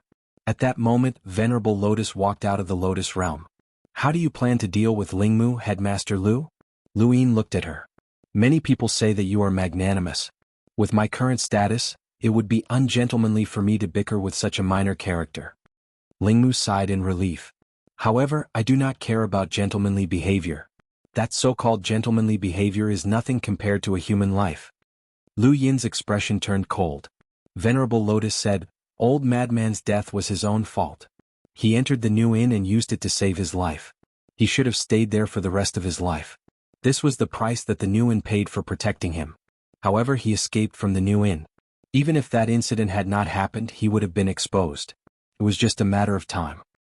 So, your disciple is not wrong? Lu Yin asked in return. Venerable Lotus felt helpless. It was difficult for her to deal with someone like Lu Yin. If it had been anyone else with their current strength and status, they would not have bothered with a minor disciple. What had happened in the past would have gradually disappeared. However, this person was unwilling to let it go. She could tell that this person was not trying to threaten her with this matter. He truly wanted Lingmu to pay the price. Lu Yin asked, Venerable Lotus, have you forgotten history? Venerable Lotus replied, That depends on what history it is. History that hurts you. Luyin did not hold back. Venerable Lotus frowned, but she did not reply. Luyin looked up. Human history is very important. Forgetting it is the same as betraying the future. It is irresponsible to oneself. If I let her go, I would be irresponsible to myself at that time. I was also very helpless at that time. Many times I could not help but wonder if my future self would be strong enough to cross the river of time and come back to help my current self. Mistakes must be paid and time cannot erase them. Luyin then glanced at Lingmu. However, I really don't want to do anything. You deal with it yourself. You need to give an explanation for this matter. Venerable Lotus nodded. I understand. Little Lien take Lingmu back. Lowered her head and hurriedly helped Lingmu back to Lotus domain. Little Lien looked at Luyin. Brother Shenqi, I'll go in first. Luyin grunted in acknowledgement. Pathmaster Lu, did you say that you wanted to find a star toad? Venerable Lotus asked. Luyin nodded. If the Eternals can hire a star toad, so can we, right? That's right. Actually, my Six Paths Association hired a star toad once, but the price was too high, so I stopped hiring it. Luyin laughed. The Six Paths Association has so many parallel universes, and they do not belong to a single person. Naturally, they cannot afford the price. The Eternals only belong to one true God, and he controls all of their resources. He also has other methods, so hiring a star toad is very easy. Profit without cost. Venerable Lotus did not understand. Luyin did not explain. Instead he said, I want to hire a star toad. You should be able to find it. Venerable Lotus was curious. Why do you want to hire a star toad? To enter the Calamity Realm. Venerable Lotus was shocked. You want to enter the Calamity Realm? Luyin smiled. Are you scared? Venerable Lotus looked at Luyin as if he was crazy. The previous battle in the Calamity Realm was already so intense. The Eternals have more powerhouses than we saw, and the 7 sky gods could appear at any time. What's the point of entering the Calamity Realm now? You don't really think that you can destroy the Calamity Realm, do you? The one true God is there. Luyin replied, you don't have to worry about that. Just find the star toad. I'll pay the price for hiring it, and I can even pay a bit more, provided that it doesn't betray us. Venerable Lotus stared at Luyin. You really want to attack the Calamity Realm again? Luyin grinned at the 9th grade Venerable Lotus. Not me but us. Venerable Lotus' expression changed. Since you already know that I want to attack the Calamity Realm, then let's go together. My injuries haven't healed yet. It doesn't matter. Just take it as a show of force. Why do you want me to go? I don't trust you. I don't want you to leak information to the Eternals. Venerable Lotus was speechless. Luyin was too direct. Welcome aboard. Stay tuned and subscribe to Han Li's Wuxia Adventures for more thrilling content. Chapter 3083. In the wood dimension, far away from the wooden carvings, a figure frowned and kept thinking. This direction won't work, and the other direction won't work either. This is troublesome. Why did Woodcut change directions? What are you doing at the border? This person was none other than Mu Ji, who had been kicked into a spatial crack in the 3rd zone by Luyin for no apparent reason. He had been sent to a parallel spacetime, and his cosmic ring had even been snatched away. As such, he could not return directly to the zone of E and could only return to the wood spacetime continuum. If he wanted to go to the Calamity Zone, he would have to pass through the wood spacetime border and enter the endless battlefield. Then he would have to pass through the endless battlefield to enter the Calamity Zone. Only then would he be able to enter the first Calamity Zone. He could come back to the wood time-space because he was born here, but how to enter the border was a problem. Now that the Eternals had holed themselves up, not to mention the border, even the endless battlefield had stopped fighting. There was no war at the wood spacetime border.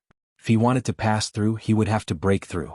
But once he tried to break through, he would be caught by the wooden carving. He did not want to face the woodcut again. Yibo, that bastard, he must be Luyin. Otherwise, why would he attack me? However, what was the point of him attacking him at that time?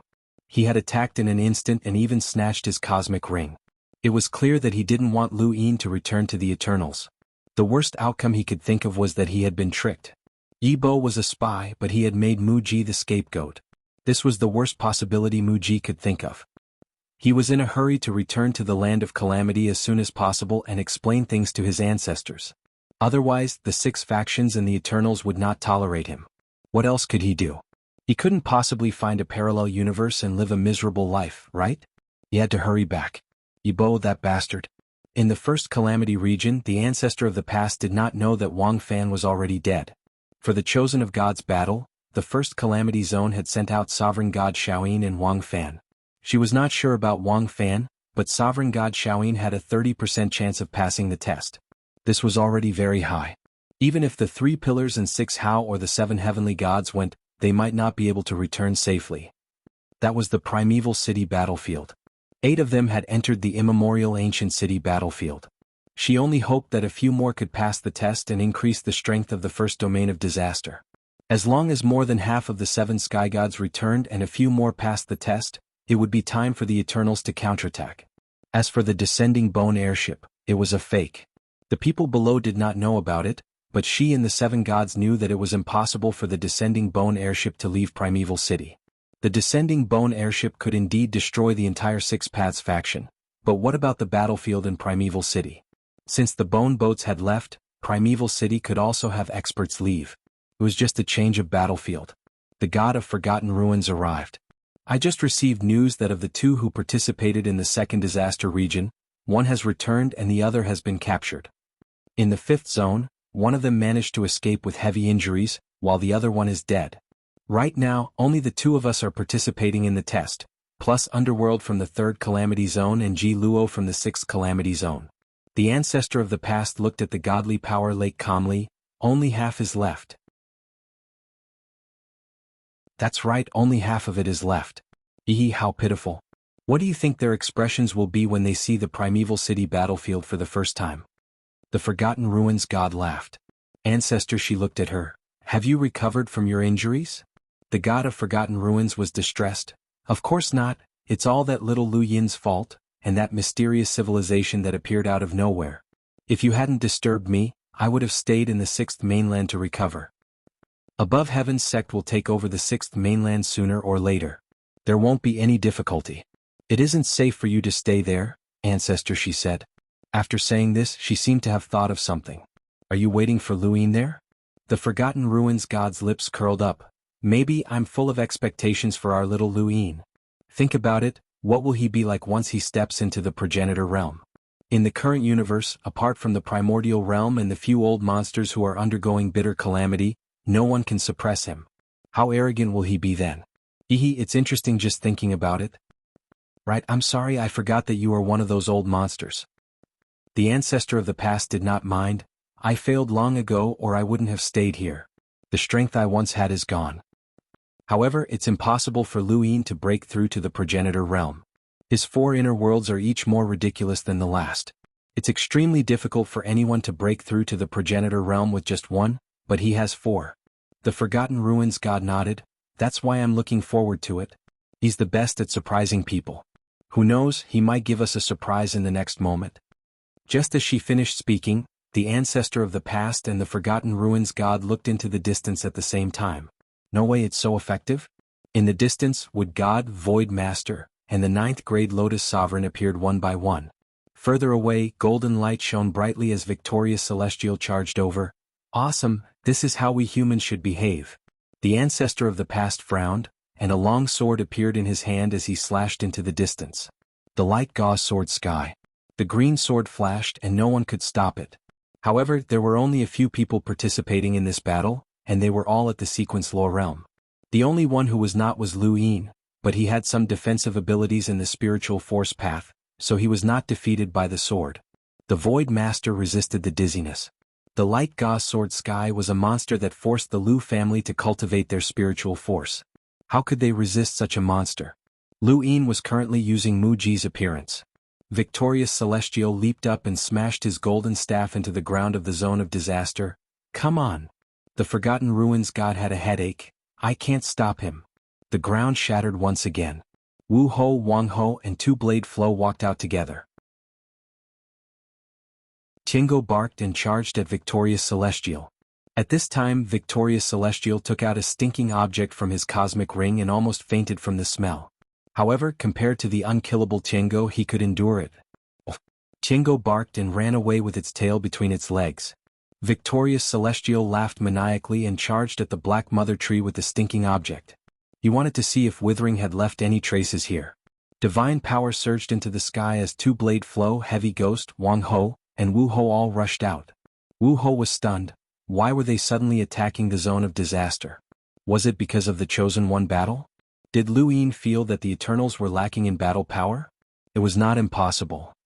In the sky, the ancient god appeared, and a blackish-purple substance condensed to form the hell-suppressing arena.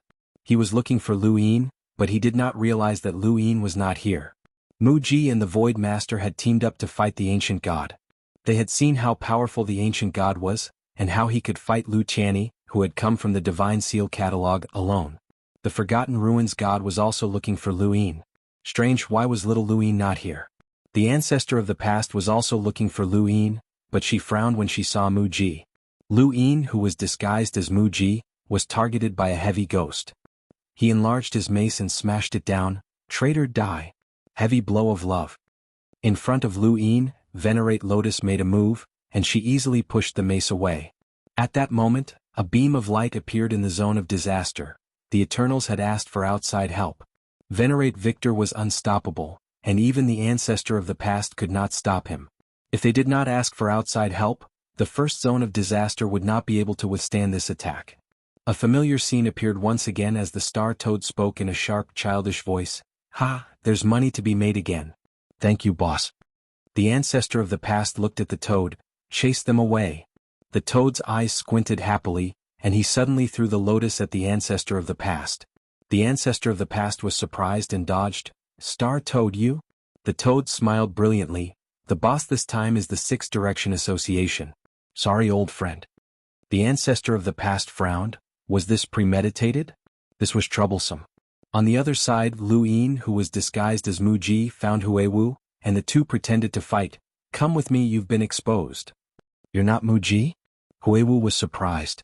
Lu Yin lowered his voice. "Mu Ji did not betray the Eternals. I only threw him out, but he will return. Once he does, you'll be finished. He saw you leave the zone of disaster before the corpse god was killed." Huiwu's expression turned ugly. "You're trying to take me away?" "That's right." Huiwu's gaze was complicated as he looked deeply at Lu Yin. "Thank you, but I can't leave." Lu Yin frowned. "You have to leave. Mu Ji will definitely expose your identity to gain the trust of the Eternals. You won't be able to survive." "I'm sorry to trouble you, but I really can't leave," Huiwu said solemnly. Lu Yin was furious. "What are you thinking? Isn't it good to live? You and Wu Tian are both like this. Do you know how much I sacrificed to save you? You risked your lives, but I'm not playing around. Every step I take is a risk of death. Wu Tian doesn't want to leave and you don't want to either." "What?" Huiwu forced Lu Yin back with a palm strike. "There are some things that I can't tell you. I'm sorry, but I really can't leave." A golden meteor appeared above Lu Yin's head and smashed down with divine power. "Have you seen Immemorial City?" Lu Yin stared at Huiwu. Huiwu's eyes trembled. "Too many powerhouses have died in Immemorial City, batch after batch. No one knows how long they can last or how many more can be replenished. One day, Immemorial City won't be able to hold on. Even if you want to die, isn't it better to die in Immemorial City? Why must you die in the Eternals' territory? What can you do? You can't do anything in the Eternals' territory with your strength." Huiwu sighed and nodded. "Yes, it's because I can't do anything that there's meaning in staying." Lu Yin didn't understand at all. "Go back. Also, thank you, Brother Lu." The golden meteor bombarded the ground with divine power, drowning out an area and forcing Lu Yin to retreat. Lu Yin had wanted to cooperate with Huiwu to control evil and take him away. This would prove that Mu Ji was on the human side while also taking Huiwu away. But Huiwu didn't go with him. This battle ended as quickly as it started. Mu Ji rushed to Mu Ji's tower under Heavenly Lord Victor's protection, pretending to take something away before leaving Calamity Zone. There was no point in forcing him to stay in Calamity Zone. Now was not the time for a decisive battle. After Lu Yin and the others left, the Star Toad also left. Aside from the destruction of Calamity Zone, there wasn't much loss. There was nothing worth losing. The progenitors who had betrayed the human race and joined the first Calamity Zone were all dead. Even Wang Fan had died in Immemorial City's battlefield. Only the Shaoyin Divinity Sovereign was still alive. The corpses were also exhausted, and so were the progenitor corpse kings. Welcome aboard. Stay tuned and subscribe to Han Li's Wuxia Adventures for more thrilling content. Chapter 3084. There was no longer anything in the first domain of calamity that was worth their lives. Unless they had the confidence to kill the ancestor of the past and the 7 sky gods, there was no point in continuing this battle. Similarly, Ancient God and the others didn't fight to the death. They knew they couldn't stop the 6 Path Society's experts from leaving. Ridiculous, the Forgotten Ruins deity muttered. The Ancient God descended. What is the meaning of this battle? Ancestor, she looked at the distant tower. It should be Mu Ji who wants to take something away. Is there really a human spy among the Eternals?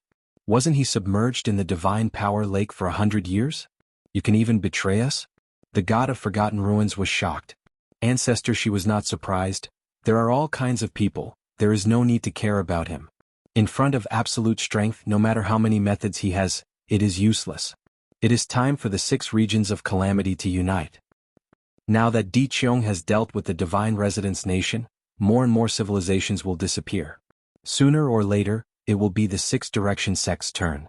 The god of Forgotten Ruins was alarmed. You don't want us to help the other regions of calamity, do you? The ancestor of the past looked at the god of Forgetful Ruins. I've always felt that there are human spies in the 7 celestial gods. The god of Forgotten Ruins rolled his eyes. You can doubt anyone but me. I even dragged my own juniors here. Wang Fan, Wang Xiaoyu, which one of them didn't bring heavy losses to mankind? The ancestor of the past didn't refute. Wang Xiaoyu was known as the greatest traitor in the history of the 5th mainland. She had triggered a war between the 5th mainland and the 6th mainland, causing the 5th mainland to split apart. On the other hand, Wang Fan had joined forces with Reverend Shaoyin to banish the Lu family. The two of them had caused so much damage to the primordial space that it was impossible for them to be spies, let alone the god of Forgotten Ruins who had pulled them into the Eternals. As for the ancient gods, he had already cultivated the Corpse King transformation. Moreover, he was the only true deity to rope him in, so ancestor she couldn't possibly be suspicious. Black Wuxian, White Wuxian, and the zombie god had all dealt heavy damage to the human race. The ancestor of the ancient era was only talking about it. If he really wanted to suspect the 7 heavenly gods, it would not be her turn. The 7 heavenly gods' position was not below hers, and they directly received orders from the one true god. On the other side, Lu Yin's expression was extremely ugly. He had paid a heavy price to invade the first zone of calamity in order to bring Huiwu back, but Huiwu had still not left. He knew that he would die, but he still refused to leave. He met Lu Qianni at the entrance of the zone of tragedy. Lu Qianni did not directly attack the calamity zone, but if the situation was not good, he would make a move. Old ancestor Qianni, what's going on? He refused to come out even though he knew he was going to die. He had risked his life for both Wu Tian and Huiwu, and he had paid a huge price to help them. Lu Qianni found it strange as well. I really didn't know about this. Huiwen was the one who arranged for Huiwu to enter the everlasting race. I was only helping Huiwen complete her plan. Logically speaking, Huiwu should have withdrawn if things didn't work out. Lu Yin knew that Lu Qianni did not know, or else this battle would not have happened. Lu Qianni would not have allowed Lu Yin to take this risk even if he knew that Huiwu would not return. Lu Yin took a deep breath. Let's go. Lu Qianni looked at Lu Yin. Little 7, there are too many people in human history who have endured humiliation and moved forward alone. Wu Tian and Huiwu must have their reasons for their choices. I know, but I feel like this is the last time I'll see Huiwu. Ancestor, there will be more such farewells in the future. Lu Qianni sighed. This is life. Lu Yin had already done everything that could be done. He returned to the sect above the sky, set aside his worries and took out his cosmic ring. Mr. Mu had given him 8 astral gates and he wanted to see what they were for. Even if Mr. Mu wanted to meet him, there was no need to give him 8 astral gates. These astral gates belonged to the everlasting race. Lu Yin opened one of them and entered. He took a step forward and when he reappeared he found himself in another region of space. It didn't seem any different from the 5th mainland space, but Lu Yin still felt that something was off. He opened his celestial eye and looked around, but the further he looked, the more he felt that something was off. Lu Yin strolled through space and saw planets, technological civilizations, cultivation civilizations and even ancient civilizations. However, he could not shake off the feeling that something was wrong. After a while, he realized that this spacetime gave him a similar feeling to the realm of calamity. Yes, it was the realm of calamity of the everlasting race. Could this place be related to the everlasting race? Lu Yin remained vigilant and carefully retracted his aura before landing on a planet. This planet was a technological civilization that was probably in the era of space exploration. In a desert, a manned spacecraft was being activated, its target being the planet's space station. Countless people watched excitedly from afar. 5, 4, 3, 2, 1. Launch. The manned spacecraft soared into the sky and headed for outer space.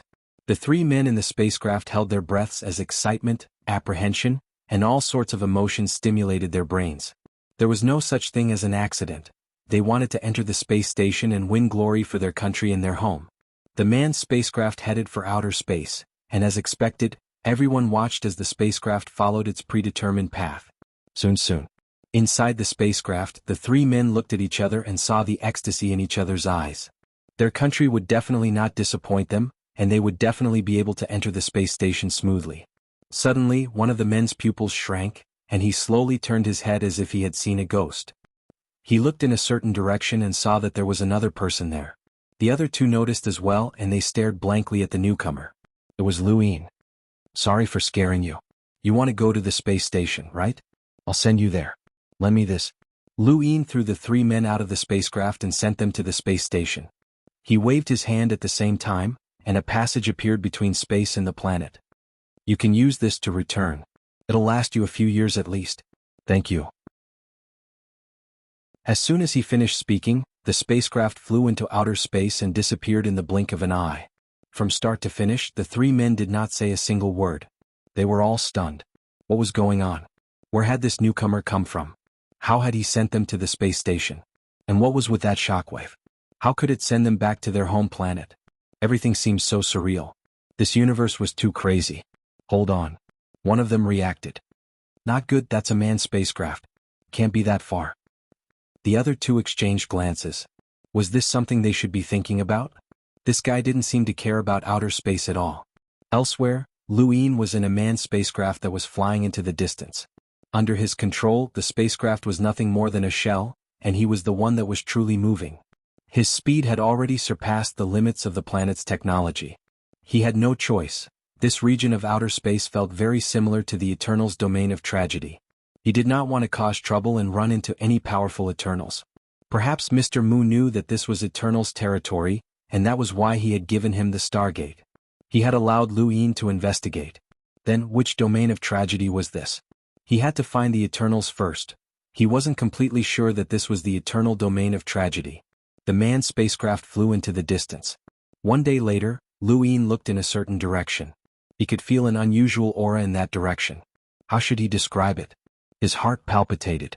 Yes, it was a palpitating feeling. It felt like there was something in that direction. Lu Yin controlled the spacecraft and headed in that direction. Another half a day passed. With his speed, half a day was already a considerable distance. With his eye of heaven, Lu Yin saw a color that was even darker than outer space. This color could not be seen with the naked eye, and it felt like something was pressing down on that direction. Continue. The manned spacecraft continued to head in that direction. Not long after, the spacecraft stopped. It had been intercepted by another spacecraft, but its technology was far more advanced than this one. It was at the level of a battleship. Warning. Forbidden area ahead. Retreat immediately. Warning. Forbidden area ahead. Retreat immediately. Lu Yin stared into the distance and saw many planets connected together to form something like a fortress. It was similar to Ironblood Weave's fortress, but it was not as desolate and simple as Ironblood Weave's fortress. Instead, it was filled with luxury. This was luxury. Hundreds of planets were connected together to form a colossus in outer space. These planets were of different sizes, and the largest one was comparable to Night King Planet. There were so many planets that formed a fortress, and they were filled with all sorts of luxuries. There was laughter, and curses. There were beauties and fine wine, and there were all sorts of rare treasures in the sky and on the ground. Even the waterfalls were filled with nectar. Even though Lu Yin had not personally ascended to the top, he could still feel the extravagant intoxication. This was not the Eternals. The Eternals would never do something like this. Then where was this place? This place was clearly luxurious, but Lu Yin felt as if the entire universe was giving off a stifling feeling that was similar to that of the Eternals' Calamity Realm. The laughter here was loud and wild, but it was also very fake. The wine here was intoxicating, and the beauties were enchanting. However, that stifling feeling was all a facade, and it all seemed like a facade. There were countless parallel spacetimes in the universe, and Lu Yin had seen the despair of the Eternals, the peace of the divine kingdoms, and the cruelty of the cultivation world. Now, he was witnessing an existence that was equivalent to heaven for humans. Lu Yin stared blankly. It all seemed like an illusion, but it was all real. What was going on? This oppressive feeling of luxury was full of contradictions. Warning. Forbidden area ahead. Retreat immediately. Warning. Forbidden area ahead. Retreat immediately. The manned spacecraft retreated, but Lu Yin went in. He could clearly see that this was not the Eternals but rather the humans. He wanted to understand a little more before paying a formal visit. The Stargate that Mr. Mu had given him might not have represented the Eternals, nor was it meant to meet him. It might have represented a powerful civilization that could fight against the Eternals. In Lu Yin's opinion, this civilization might have reached such a level. However, he still had to investigate first. There were many parallel spacetimes in the universe, and not all of them had seen the Eternals. The Limitless Empire had not seen them before, and they had been conquering everywhere. Lu Yin easily entered the fortress that had been built on this planet. He climbed up, and the extravagance on top of it opened his eyes. Welcome aboard. Stay tuned and subscribe to Han Li's Wuxia Adventures for more thrilling content. Chapter 3085. It wasn't that Lu Yin couldn't do it. With his status in the Six Paths Society, he could do much more than this if he wanted to. However, no one in the Six Paths Society would be so extravagant. He was stepping on a dark yellow metal which was similar to the value of gold on Earth.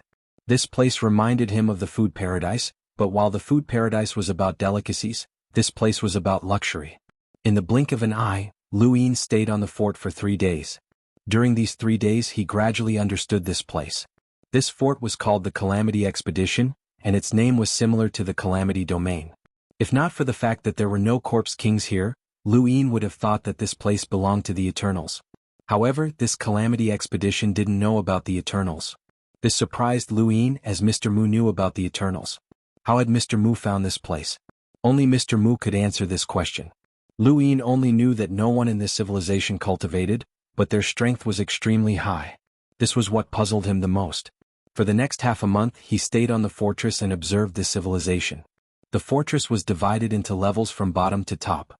He went all the way up and came to a position near the top. At this position the people here had destructive power at the level of a half-progenitor. However, no one cultivated. It was impossible for them not to cultivate, unless this fort had a parallel spacetime flow that was different and everyone cultivated there. However, this shouldn't be the case. There were thousands of people in the fort, but no one cultivated any battle techniques, nor did anyone talk about battle techniques. The people here only talked about destruction, destroying planets, destroying the land, destroying space, and destroying everything in sight. It was as if they only knew how to destroy and they were filled with hostility. There was also something else. The people here had painted their arms with different colors. This was something Lu Yin couldn't understand, as different colors represented different levels of destructive power. This Calamity Expedition gave Lu Yin a feeling that he couldn't understand, so he decided to pay a formal visit. Of course, he couldn't do it alone as he still didn't know how strong the civilization was. He opened a stargate far away from the Calamity Expedition and brought Lung Qing and Elder Chan closer. Warning: forbidden area ahead. Retreat immediately. Warning: forbidden area ahead. Retreat immediately. Elder Chan stepped forward and looked at the fort. I accidentally came to this spacetime and would like to invite Master to meet me. His voice penetrated the starry sky and swept past the fortress, attracting the attention of many people in the fortress. At the top level of the fortress, in an extremely luxurious palace, dozens of handsome men were dancing. All of them were looking at a woman lying on a high platform with seductive gazes. The woman was beautiful and her eyes were blurred. She was intoxicated by the song and dance. Elder Chan's voice rang out, disrupting the rhythm of the song and dance. The woman frowned and looked past the fortress at Elder Chan. I won't see him. Soon, a man walked out of the fortress and came before Elder Chan. He sized up Elder Chan and said, Our patriarch said that he would not see you. Elder Chan said politely, Please report to your noble leader that we have no intention of intruding into this spacetime. We should pay a visit to the owner of this spacetime. The man was dissatisfied. What does it have to do with us whether you come or not? I said I won't see you, so I won't see you. Let's go. With that, the man turned around and left. Old Zen felt helpless. He had never encountered such a person before. No matter what, he was still a progenitor. His greeting just now was enough to show his strength, but the owner of this place actually refused to meet him. Did he not care about a progenitor at all? Or did he not care about this space-time? Lu Yin stepped forward. Please wait a moment. The man turned around and glared at Lu Yin. Brat, don't you understand human speech? I won't see you. Scram. Lu Yin looked at the man. Have you heard of Mr. Mu? The man's expression changed and he looked at Lu Yin in shock. You know Mr. Mu? Seeing the man's attitude, Lu Yin understood. As expected, Mr. Mu had given him the astral door, which was a space-time that he had already explored. His goal was to allow Lu Yin to contact the civilizations of these space-times. The Eternals had 6 zones of calamity, and they had scattered them across parallel spacetimes to destroy the human race. That's my master, Lu Yin said. The man's expression softened and he stepped forward and said in a gentler tone, My apologies. I did not know that you were Mr. Mu's disciple. Then who are these two? Lu Yin introduced them. They are my seniors. Actually, it was not by accident that they came to this spacetime. It was Mr. Mu who pointed them in the right direction. The man nodded. Since Mr. Mu introduced you, follow me. I'll take you directly to the Patriarch. Thank you. You're welcome. I'm Lu Yin. I'm Calamity and our Patriarch is called Air G. She's my mother. This way, please. With Calamity leading the way, Lu Yin and the other two climbed to the top of the fortress and met Air G, the owner of this Calamity expedition. Air G watched Calamity bring Lu Yin and the others in and frowned. What's the meaning of this? Didn't you say that you didn't want to see us? Air G said with difficulty, Brother Lu Yin is Mr. Mu's disciple. This trip was also guided by Mr. Mu. Air G was shocked. Mr. Mu's disciple. She waved her hand to dismiss the dancers, and her aura changed from enchanting to noble and dignified. This was the leader of a clan. Lu Yin looked at Air G. Senior, are you the Patriarch here? Air G nodded and made an inviting gesture. Have a seat. Since you're Mr. Mu's disciple, there's no need to be courteous. We're all family. Lu Yin did not expect Mr. Mu's token to be so useful. This Calamity expedition was not a benevolent group, and they were filled with the desire to destroy. Their words were not polite and they did not even care about progenitors. However, they were polite to Mr. Mu. Patriarch Air G, although I was guided here by Master, I do not know much about this place. Can you give me a brief introduction? Lu Yin asked directly. Air G looked at Calamity. Calamity said, We are called the Calamity Expedition here. The entire fortress belongs to our clan. With Calamity's introduction, Lu Yin finally understood the Calamity Expedition. He did not hide anything, and Lu Yin also knew why the people of the Calamity Expedition did not cultivate. It was because there was a lunatic here and he was the patriarch of this clan. They did not know what realm this lunatic was at exactly. This lunatic patriarch was suppressed at the bottom of the Calamity Expedition, and he was extremely powerful. However, due to a mistake in his cultivation, he had gone mad. Not only was his mind unclear, but he could not even release his strength. It was trapped in his body, or more accurately, in his blood. The lunatic patriarch's strength was constantly increasing in his blood, and only by letting his blood flow out could he alleviate the sudden increase in strength. Otherwise, his body would definitely explode. The meaning of the existence of the Calamity Expedition was to allow the lunatic patriarch to dilute his blood. In other words, he would pour his blood into the bodies of the Calamity Expedition members, and they would absorb different types of blood according to their endurance. Therefore, the people here did not need to cultivate, and their strength came from madness. The lunatic patriarch's strength also had to come from the lunatic patriarch, or else the lunatic patriarch would definitely explode and die. The people here received the lunatic patriarch's blood from the moment they were born, and the amount of blood they received gradually increased over time. The people who received the lunatic patriarch's blood had to constantly release their strength, or else the strength that they did not cultivate would cause them to explode. This was the reason why the Calamity Expedition members were so destructive. They did not want to destroy, but rather they had to release their strength. This was also part of their cultivation. Every time they received the lunatic patriarch's blood, the amount they could withstand would increase the next time. Regardless of whether it was space, land, planets, or anything else, the Calamity Expedition members would destroy any parallel spacetime they found until the entire parallel spacetime was destroyed. The Calamity Expedition members had no enemies, and it could be said that they were all enemies. This was because they destroyed everything without any reason. Of course, destruction was not the same as killing, as they only destroyed and did not kill. This was completely different from the Limitless Empire. The Limitless Empire was for resources, while the Calamity Expedition was for survival. It was also because of this that the people of the Calamity Expedition enjoyed themselves all year round, as their lifespans were not very long. While the lunatic patriarch's blood could allow them to reach the progenitor realm and even have the destructive power of a sequence law, their lifespans were not even comparable to Enlighters. Even Erji was only 200 years old. If Lu Yin took Lu Xiaoxuan's age into account, then he was about the same age as her.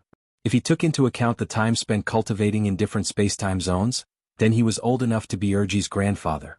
Short lifespans, explosive strength, and an unrestrained desire to destroy formed a unique civilization like the Calamity Expedition.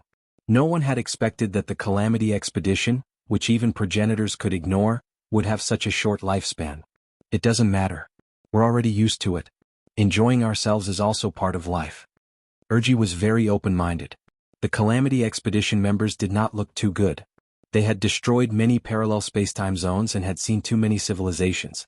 Many of them had cultivators who could live for thousands of years, tens of thousands of years, or even longer. The more they came into contact with these civilizations, the more unbalanced they felt. This was like a normal person who had obtained billions of dollars but only had 10 days to live. What would this person do in these 10 days? Elder Chan praised, "Leader, you're broad-minded. I'm impressed." Erji looked down, "It's quite broad-minded." Elder Chan coughed and choked on his words. Lu Yin was speechless. Erji laughed, "It's been a long time since I've chatted with an outsider. To us, chatting with outsiders is a waste of life. But I think you guys are quite pleasing to the eye. Let's get straight to the point. You're Lu Yin, right? What's your purpose here?" Lu Yin's expression changed. "Have you heard of the everlasting race?" Erji and Calamity looked at each other. "I've heard of them but never encountered them." "It's a pity," Calamity said. Lu Yin was puzzled. "A pity?" Erji said, "Of course it's a pity.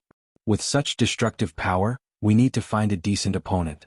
We've seen a few civilizations destroyed by the everlasting race. We've always wanted to meet them but never had the chance.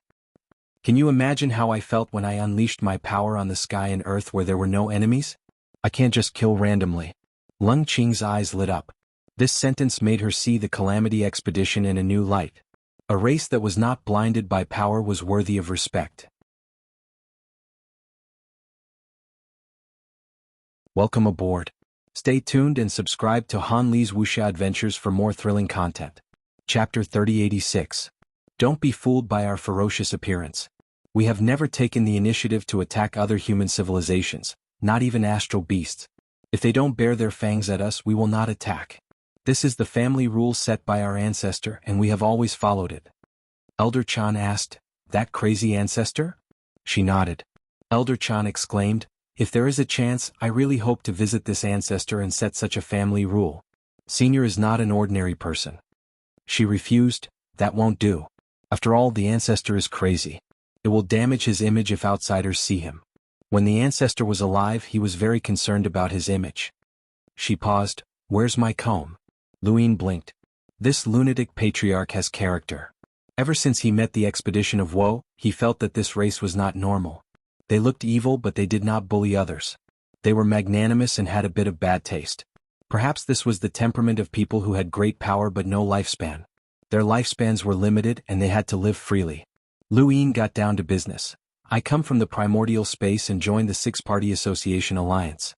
There are dozens of parallel universes working together to fight against the Eternals.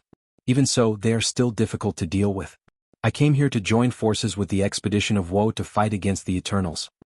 "Are the Eternals really that strong?" Woe asked. Lu Yin's expression was heavy. "I won't hide it from you. Although I don't know how strong your crazy ancestor is, the Eternals definitely have a powerhouse who can match him, and a normal one at that." She narrowed her eyes. "A normal powerhouse on the same level as the crazy ancestor?" Lu Yin nodded. "There's a limit to this universe. At least, no one has been able to break through this limit. Your madman patriarch is probably at this limit, and the Eternals have powerhouses who can break through this limit. Of course, we also have powerhouses who can break through this limit, or we would have been wiped out long ago." She sighed in relief. "You should have said so earlier. I was just thinking about how to reject you." Lu Yin was speechless again. Disaster said bitterly, "Don't blame my mother for being too blunt. You have to know that the reason why we accepted the power of the ancestors' blood is not only for ourselves, but also for the ancestors' survival. We don't want the ancestor to die, and we want to enjoy as much as we can in our limited lives. We don't want to die so quickly either. Although we want to find an opponent, we're not seeking death. I understand. So far, the Eternals have reached a balance with us humans. That's why Mr. Mu asked me to find you. Even if you don't believe me, you should believe Mr. Mu. He must have known you for a long time. He didn't ask us to find you before because he felt that the time wasn't right. Now that I've found you, it means that humans have a chance of defeating the Eternals. That's why we agreed, Urji interrupted. Luin looked at Elji. Guji smiled. No matter what, Mr. Mu's kindness to our tribe is something we will never be able to repay. With Mr. Mu's personality, if he thinks that we cannot win even if we join, he will definitely not send us to our deaths. Moreover, even if I refuse, I would feel embarrassed. Calamity and helplessness. That was what he thought too. Luin was curious. What happened between you and Mr. Mu? You don't know? I don't know at all. Guji said, actually it's very simple. Our Calamity expedition destroys parallel dimensions. Occasionally we will encounter strong enemies. One time, we encountered a strange enemy that killed half of our tribe. Even the tribe leader of that generation died. As a result, we were unable to share the ancestor's blood, causing him to self-destruct. Fortunately, Mr. Mu appeared and suppressed the power of the ancestor's self-destruction. He stayed with our Calamity expedition for 100 years, waiting for our tribe to recover before leaving. If not for Mr. Mu, our tribe would have ceased to exist, and the Luni ancestor would have self-destructed long ago. Luin understood now. No wonder this tribe treated Mr. Mu so well. Saving them was one thing, but staying for 100 years was a great kindness. 100 years was nothing to Mr. Mu, but it was different for the Calamity expedition, as it could nurture a generation. 100 years was enough for the Calamity expedition and Mr. Mu to develop feelings for each other. Alright, now that we've finished talking about business, our Calamity expedition will entertain you properly. Luin, Elder Chan and Lung Qing, come and watch our singing and dancing. Guji waved her hand, welcoming the extravagant singing and dancing that made Elder Chan and Lung Qing very uncomfortable. Luin did not mind. He was a young man and in the cultivation world he was still considered very young. Watching the singing and dancing and tasting the food was not a bad thing. He also saw the other members of the Calamity expedition. There were a few who could withstand the power of progenitor blood, and Guji, in Lu Yin's opinion, was definitely able to withstand the power of a sequence law. However, Luin had not seen how they did it. He wanted to see what kind of destructive power this was that was completely dependent on bestowment power. Luin stayed with the Calamity expedition for a total of 5 days. On the second day, Elder Chan and Lung Qing left. 5 days later, Luin returned to the Eternal Kingdom and brought Calamity with him. He had Calamity leave its aura in the coordinates of the Eternal Kingdom so that the Calamity expedition could travel back and forth. The Calamity expedition's attitude filled Luin with anticipation for the next set of stargates. When he had first used his compass to search for parallel spacetimes with different flows of time, he had hoped to find allies to deal with the Eternals together. Finding a divine kingdom had strengthened his resolve, and if not for the events that had occurred later, he would have continued to venture into the outlands. Mr. Imaki had spent an unknown amount of time to give Luin 8 stargates. This meant that there were 8 powerful civilizations that Mr. Imaki had taken a liking to. Even if there were only 8 people, they represented 8 powerhouses of sequence law, which would be extremely important in the upcoming battle against the Eternals. More importantly, if Lu Yin's guess was correct, Mr. Imaki had already laid down the foundation for the Calamity expedition. If not for Mr. Imaki's friendship with them, it would have been very difficult for Lu Yin to join forces with them. They were extremely hostile to strangers. The more powerful a civilization was, the more they would think about themselves. Lu Yin was confident that he could rope in these civilizations to deal with the Eternals, as long as they were humans. However, it was hard to say how long it would take, and Mr. Imaki had saved him a lot of time. Lu Yin took out a second stargate, and this time, Elder Chan and Lung Qing followed him. It was better to be safe than sorry. If Mr. Imaki could find these civilizations, then so could the Eternals. If the Eternals set a trap for them, then they would be in danger. With Elder Chan and Lung Qing around, it would not be easy for the Eternals to deal with them. Furthermore, they could also bolster Lu Yin's momentum since he was not a progenitor. Lu Yin opened the stargate and stepped through, appearing in a familiar region of space. Was this the Divine Kingdom? Elder Chan and Lung Qing followed behind him. The Divine Kingdom? Elder Chan was shocked. Lung Qing was just as shocked. This was the original Divine Kingdom? Lu Yin had not expected this stargate to lead to the Divine Kingdom, but he was not surprised. The Divine Kingdom had fought against Di Qiong, and it was considered powerful in each parallel spacetime. The four divinities and the goddess recognized by spacetime had borrowed the power of the four divinities, which was equivalent to 5 powerhouses of sequence law. In terms of numbers, only the 5 spirit tribes could compare. It was not surprising that Mr. Imaki had found the Divine Kingdom. It was a pity that the Divine Kingdom had been destroyed. When the Six-Way Society had attacked the first zone of calamity, they had attracted the Arrow God's support. After the first zone of calamity had been sealed, the Eternals had changed their strategy and allowed the other zones of calamity to deal with the Six-Way Society as soon as possible. That was why Di Qiong had killed the Divine Kingdom. Coincidentally, the Limitless Empire had been to the Divine Kingdom before. They had used some unknown method to find the Divine Kingdom. Lu Yin did not know and had tried to lure the Forgetful Ruins god to the Limitless Empire, but he had been thrown into the Divine Kingdom. Fortunately, he had helped the Divine Kingdom deal with Di Qiong. Although the 3 divinities had died and the goddess had lost her power, the Divine Kingdom had been saved. It was now in the Eternal Kingdom. The spacetime where the Divine Kingdom had existed had been completely destroyed. After all, Di Qiong would find this place. The Divine Kingdom had been completely relocated, and this place was now in ruins. Elder Chan sighed. I did not expect the Divine Kingdom to become like this. Lu Yin was glad. If the Limitless Empire had not thrown me into the Divine Kingdom, it would have been completely destroyed. Speaking of which, sect leader, the goddess had asked about the Akalanatha Heavenly King Elephant, Elder Chan said. Lu Yin looked at him. What happened? Tell her the truth, Elder Chan said. Lu Yin nodded. I will have a chat with her. The 3 of them left the ruins of the Divine Kingdom. Lu Yin's heart was heavy. If the Divine Kingdom was like this, would the civilizations represented by the next 6 stargates be in the same situation? Mr. Mu might have found these civilizations for a very long time, so long that it would not be strange for anything to happen. Lu Yin was looking forward to the Calamity expedition, but the Divine Kingdom made his heart heavy. Looking at the 3rd stargate, he had to remain calm.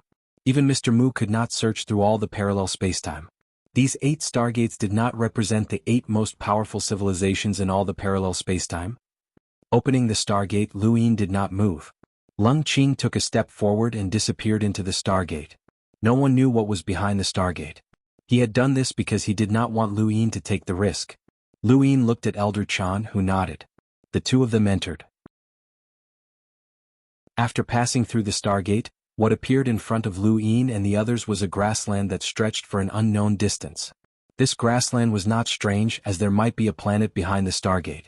What was strange was that this grassland stretched for an unknown distance. Lu Yin could not see the end of it even with his heaven's eye, but he could see a battle. Let's go. Lu Yin led Elder Chan and Lung Qing in that direction. From Lu Yin's perspective, this grassland was not much smaller than the Outerverse. It gave him a feeling that it was similar to the 5th mainland. The starter space had 6 continents that covered the heavens. The heavens were continents and the continents contained stars. This grassland was similar. Not long after, Lu Yin and the others saw the Eternal Kingdom on the grassland.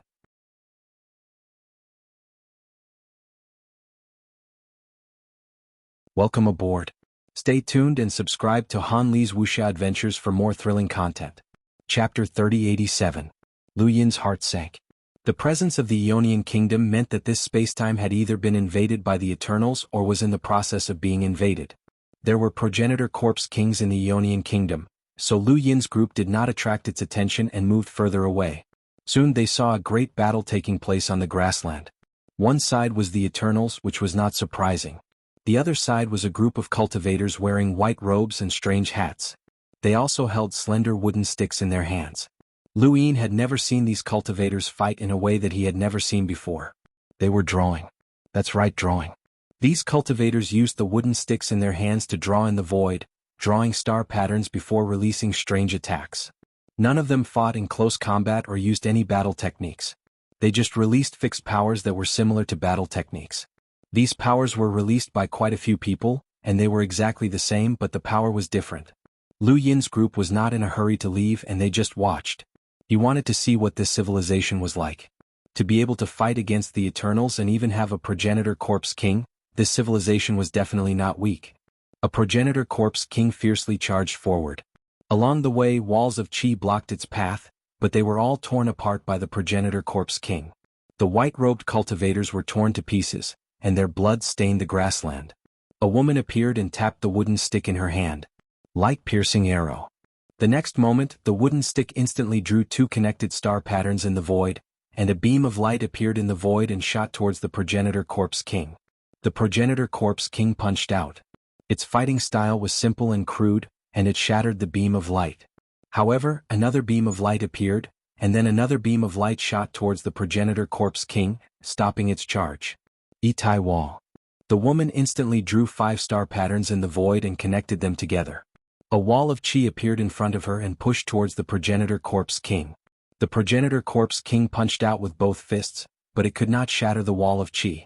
As the woman drew another star pattern, the wall of qi suddenly split apart and turned into beams of light that swept out, piercing through the progenitor corpse king's body and seriously injuring it.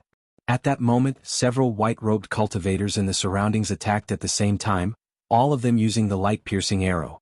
Countless light-piercing arrows drowned out the progenitor corpse king. The ultimate attack once again came from the woman's light-piercing arrow. Luin saw a strange battle. There was nothing fancy about it and every attack was repeated. However, each attack was released in a different way and it was abnormally effective. They fixed their killing techniques. This civilization must have a super expert. Lung Qing was certain. Old Chan said, "There are so many strange civilizations in the universe. The Calamity Expedition's irregular attacks are the complete opposite of this civilization. The more fixed the attack, the more it represents the destructive power of the civilization," Lung Qing added. The battle had ended. On the grassland, all the corpse kings had been killed. The white-robed cultivators had also suffered heavy casualties. The ground was littered with corpses and blood had dyed the grass red. Lu Yin and the rest were not in a hurry to leave as it was better to be safe than sorry. Mr. Mu might not have sent them to this spacetime in search of the white-robed cultivator civilization, and Lu Yin needed to at least understand them a little before coming into contact with them. This wasn't the only battlefield. The grassland stretched out endlessly, truly covering this expanse of spacetime. He saw stars in the puddles and meteorites in the rivers. This was a strange spacetime, and this grassland seemed to have been formed later on. The war between this spacetime and the Eternals was very intense.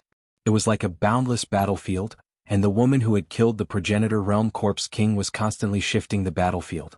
Apart from the wall of ether, Lu Yin and the rest also saw other attacking techniques, but against the progenitor realm corpse king, the light-piercing arrow and the wall of ether were the most effective. On this day, a green-eyed progenitor realm corpse king appeared. Not only did it have the combat strength of a progenitor, but it also had innate gifts. It caused the woman to fall into a bitter battle. The light-piercing arrow was ineffective, and the wall of ether was easily shattered. The woman had no choice but to use an attack technique that surpassed these two techniques. It was called Senluo's silencing ray. It was as beautiful as an aurora that shone on the grassland, and it also shone on Lu Yin and the rest in the distance. The woman's expression changed as she looked into the distance with vigilance. Lu Yin knew that they had been exposed, but in reality they had not hidden themselves. "It's time for us to show our sincerity," Lu Yin said. As he spoke, Lung Qing leaped out and slashed at the progenitor realm corpse king. The Sky Blade realm surprised the woman, but it was not too surprising. Her own attacking techniques also had the combat strength of a progenitor, and the Sky Blade realm was just another battle situation. Lung Qing's attack made the woman realize that she was not an enemy. The aurora that shone on the grassland gathered and stabbed at the corpse king. Together with Lung Qing's Sky Blade realm, they finally cut down the progenitor realm corpse king. Lu Yin's heavenly eye had been watching this battle. Senluo's silencing ray? Its power was not weak, but it was not as strong as the Sky Blade realm. If not for Lung Qing, this move would not have been enough to kill the progenitor realm corpse king. He realized that this civilization had a unique characteristic, and that was that he could not see their strength. Lu Yin could not see how powerful this woman's attacking techniques were, even with his heavenly eye. He could see some of the powerhouses in the Calamity Expedition, but this woman was as weak as an ordinary person. "You must be humans from another space-time," the woman said to Lung Qing. Lung Qing looked at Lu Yin. Lu Yin walked over. "That's right. We are from another space-time. We have no intention of offending you." The woman looked at Lu Yin in surprise. "You're in charge here? Is there a problem?" Lu Yin smiled. The woman sized Lu Yin up. "You're so young." Lu Yin smiled. You're also very young. May I ask if your civilization is in charge of this spacetime? The woman nodded. My name is Mina, and I'm from a 9-star civilization. We're also the ruler of this spacetime. What's your name? Lu Yin. Lung Qing. Elder Chan. Mina looked at the three of them. Why are you helping me? Lu Yin said bluntly, the Eternals are our enemies. Of course we're helping you. Mina was not surprised at all. The Eternals have enemies in many parallel spacetimes. It's not surprising. But you're very powerful. Even in my 9-star civilization you would be the top fighters. May I ask why you came to this spacetime? Lu Yin's expression changed. We're working together to deal with the Eternals. Working together? Yes. We've been looking for a powerful civilization that can deal with the Eternals. Only by working together can we have hope. Mina shook her head helplessly. Thank you for helping me, but I'm sorry. My 9-star civilization will not work with you. What? Lu Yin did not understand. Mina said, we don't trust you. Lu Yin was puzzled. You don't trust us? Elder Chan was also puzzled. What's there to not trust? We'll work together to deal with the Eternals. We're just working together. Mina shrugged. The Eternals are very cunning. We don't know if you're an enemy of the Eternals. You should know that the Eternals have planted traitors among us, causing us to suffer heavy losses more than once. The Eternals may seem like emotionless monsters, but they're not stupid. Don't underestimate the Eternals. Lu Yin was puzzled. He often said this, but today he was being warned by someone else. May I ask if you're the master of a 9-star civilization? Lu Yin asked. Mina shook her head. I'm not, but I'm sure that you can't work with us. Don't waste time. I can entertain you and thank you for helping me, but there's no need to say anything else. Lu Yin said politely, no matter what, we're guests. It should be fine to pay a visit to the master of a 9-star civilization, right? Mina hesitated. Lu Yin said, if you don't work together, it's because you have scruples and don't trust us. We might be deliberately approached by the Eternals, but it's more likely that we're the Eternals' enemies. Even if we don't work together, we won't be enemies. Perhaps we can help each other in the future. We've never underestimated the Eternals. That was the case in the past, present, and future. The Eternals are extremely powerful. Mina thought for a moment. All right, I can take you to see Mentor Kakaven, but we'll talk about it after clearing this battlefield. I need to deal with the distant Eternal Kingdom first. The threat there is too great. Elder Chan was surprised. We've seen that Eternal Kingdom, and there's only one Progenitor Realm Corpse King. What threat is there? Progenitor Realm Corpse King? Is that what you call it? Here we call the strongest Corpse King a 7-star Corpse King. That's right, the Eternal Kingdom only has one 7-star Corpse King, but the Eternal Kingdom itself must be destroyed. Its existence will shake the foundation of humanity. Elder Chan looked at Lu Yin in surprise. Lu Yin looked at Mina. You mean a human born in the Eternal Kingdom? Mina was surprised for the first time, and she looked at Lu Yin seriously.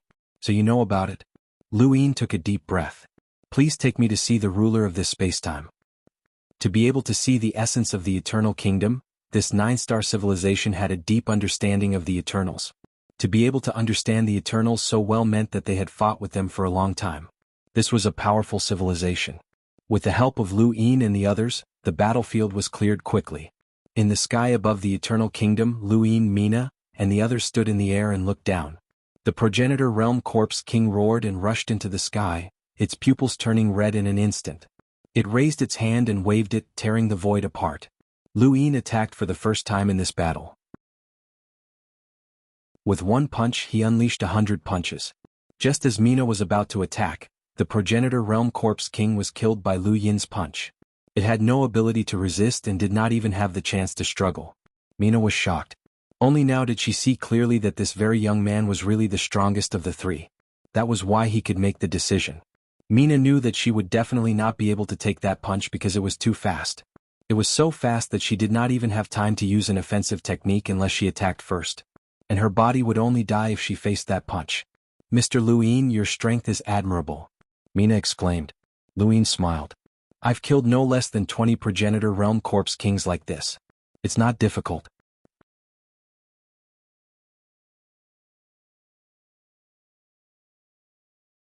Welcome aboard.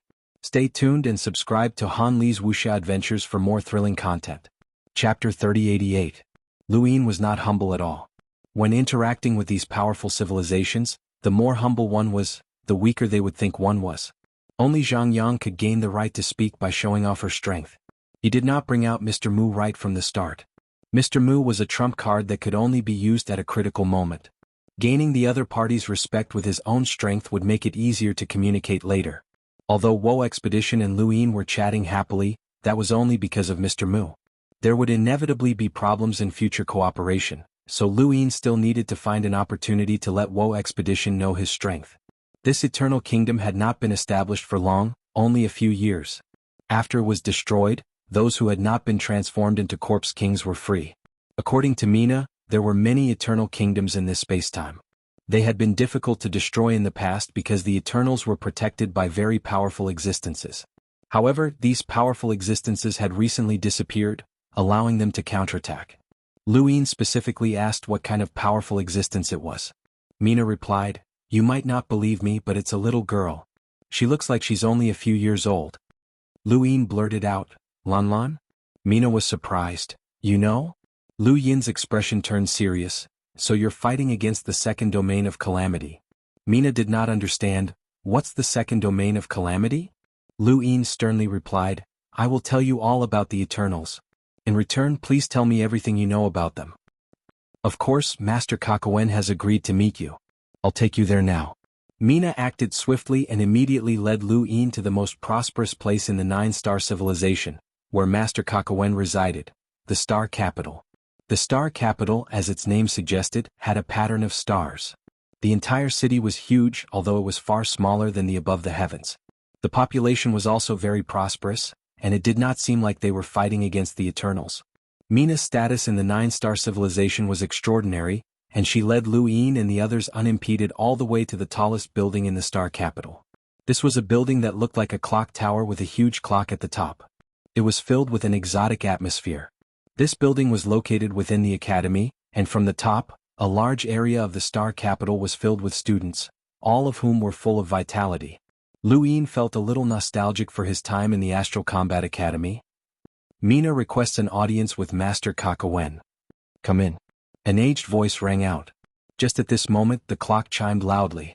The three of them followed Mina into the bell tower, where they saw many students walking up and down. They seemed to be busy with something, but it seemed like they were cultivating. They didn't go straight to the top. Instead, they walked all the way. Along the way, many students bowed and looked curiously at Lu Yin's group. "I'm sorry, but Instructor Kakawen said that no one has any special privileges in the academy. We have to live like students, so we can only walk up," Mina said apologetically. Lu Yin didn't mind. Of course. The clock tower was very tall, and Lu Yin's group didn't walk very quickly. The closer they got to the top of the tower, the fewer students there were. In the end, only a female student with long blonde hair bowed respectfully to Mina and walked down the path. There was a house on the top floor of the clock tower. The door was made of wood, and it was obvious that it had been there for a long time. It was almost decaying, and there were cracks everywhere. "Mentor Kakaven, we're here." Mina bowed respectfully. "Come in, my old hand. Bonehead won't get up to welcome the guests, please forgive me." An aged voice rang out. Mina pushed the door open and gestured for him to enter. As soon as he entered, he saw an old man sitting at a wooden table with a smile on his face. He was indeed very old. This old man looked just like the wooden door, filled with a decaying aura. It wasn't the decaying aura of extreme Yin like the Shaoyin divinity, but rather the decay of time. It felt like he could die at any moment. His face was full of wrinkles and his eyes were turbid. His white robes had turned gray from wearing them for too long. "I'm Kakaven, an instructor from a 9-star civilization." The old man looked at Lu Yin with his turbid eyes, but he didn't give Lu Yin any pressure. "You seem like a kind old man." Lu Yin was polite. "I'm Lu Yin from the primordial space." Kakaven smiled. "I know." Lu Yin was shocked. "You know about the primordial space?" Both Elder Chan and Lung Qing were shocked. Mina was also shocked. She didn't know about this. Kakaven said, "Mina sent a letter saying that you call the 7-star corpse king a progenitor corpse king." The word, progenitor, came from the primordial space. Lu Yin was shocked. "I see. Since you know about the primordial space, you should know that we couldn't have been sent by the Eternals." "Haha, that might not be the case. Don't the Eternals know about the primordial space?" Kakaven retorted. Lu Yin was speechless. I can invite you to the primordial space to take a look. Kakavin raised a hand. Sit down and talk. Is the Daosor sect still in charge of the primordial space? Luin shook his head. There have been many changes. May I ask how you know about the primordial space in the Daosor sect? Mina naturally came to the wooden table and poured tea for Luin. It should be tea or something similar. You're not the first person to come to my 9-star civilization from the primordial space. Someone from my 9-star civilization has also gone to your primordial space and ended up at Immemorial City, Kakavin said. Luin was shocked. They went to Immemorial City? Immemorial City is a legend to you, but not to my 9-star civilization. An old friend of mine is currently in Immemorial City. Kakavin smiled and the wrinkles on his face deepened. Luin felt that he had underestimated this 9-star civilization. Not only were there humans in Immemorial City, but there were also other creatures that fought against the Eternals. Luin had seen many strange battle tactics in Immemorial City. Were there people from the 9-star civilization among them? Senior Kakavin, since you know about the primordial space and someone from this civilization went to Immemorial City, you should be even more aware of how powerful the Eternals are. I'm here to represent the primordial space and join forces with your 9-star civilization to deal with the Eternals, Luin formally proposed. If you have any doubts about us, we can take you to the primordial space. Everything will be clear once you're there. The Eternals can impersonate people from the primordial space to contact you, but they can't impersonate the entire primordial space. The current master of the primordial space is the Arbiter sect. Kakavin was shocked. The Arbiter sect? The Arbiter sect that was extremely brilliant but was ultimately destroyed by the Eternals? Luin nodded. Kakavin did not understand. Since the Arbiter sect was destroyed, how could it appear again? Why should it bear the name of the Arbiter sect? From what I know, the primordial space was also very powerful during the Daosor sect's era, but it did not dare call itself the Arbiter sect. May I ask who is the current master of the Arbiter sect? It's me. Minami was stunned. Even though she knew that Lu Yin's status was very high and that he was very strong, how could he be the master of a spacetime? An existence on the same level as Master Kakavin? How was that possible? Kakavin could not believe it either. You. Luin nodded. Forgive my old bones for being blind, but may I ask how strong you are, little brother? Half-progenitor. Say that again? Half-progenitor. A half-progenitor can control a spacetime? Those two behind you must be progenitors. Little brother, how did you do it? Luin shrugged.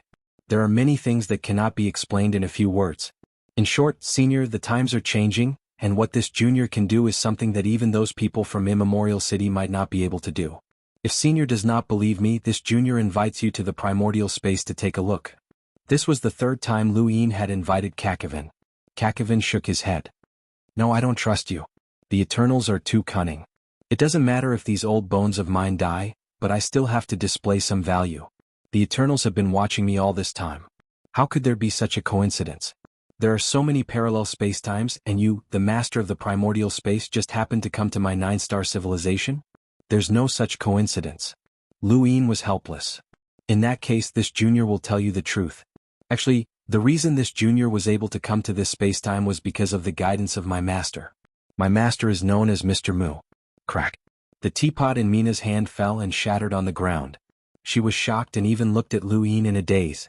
On the other side, Kakavin was also stunned. He was clearly so old and seemed to have seen through everything, but he was still shocked by Luin. Mr. Mu? Your master is Mr. Mu? Kakavin was excited. Mina stared at Luin, her eyes filled with excitement and curiosity. Luin did not know what Mr. Mu had done to this civilization, but from the expressions of these two, he knew that he was in the bag. Yes, this junior's master is Mr. Mu. Kakavin stared at Luin, and the excitement in his eyes suddenly faded and became extremely sharp. Are you really Mr. Mu's disciple? Luin nodded. How can you prove it? Kid, I'm warning you. Even if you're really sent by the Eternals, I won't attack you unless I'm certain. However, if you dare to use Mr. Mu's name to deceive others, as long as you can't prove that you're Mr. Mu's disciple, I won't let you leave Star Capital. Even if Star Capital suffers losses, I'll admit defeat as a member of a 9-star civilization. Kakavin was unprecedentedly solemn, and his originally decadent aura became heavy and oppressive. The entire sky of Star Capital darkened. Mina stared at Luin warily, ready to attack at any moment. Lu Yin had not expected his master to have such a high status in a 9-star civilization, but he was not surprised. The people of the Wo expedition were barbaric, rude, and destructive. Even they respected Lu Yin because of Mr. Mu, let alone a 9-star civilization. The Wo expedition did not suspect Lu Yin because they did not think that anyone would use Mr. Mu's name to deceive them, and there was no need to do so. However, 9-star civilizations were different. They had been at war with the Eternals for an unknown period of time, and they had experienced everything. Just like in the primordial space, the extremely resplendent above the heavens had been destroyed by the Eternals. Lu Yin did not believe that it was because of strength. He believed that the Eternals had used a scheme. The Lu family had also been exiled by the Eternals because of a scheme, and they had almost not been able to return. The Eternals had used all sorts of methods to rope in redbacks and spies. They were all too skilled at killing and destroying hearts.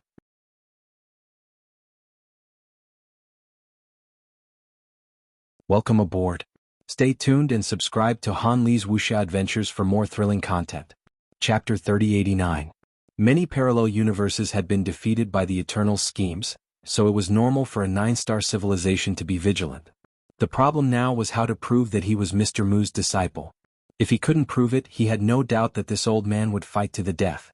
Master left me a jade to contact him, but I used it. I can prove 2 things. Lu Yin looked at Karkawan and saw the veins in his eyes. First, I have 2 senior brothers. I don't know if you know this. Second, Master has 2 ultimate techniques and I inherited one of them. Karkawan shook his head and his gaze became calmer. The calmer he was, the more uneasy he felt. We don't know much about Mr. Mu's ultimate techniques, and we know even less about his disciple.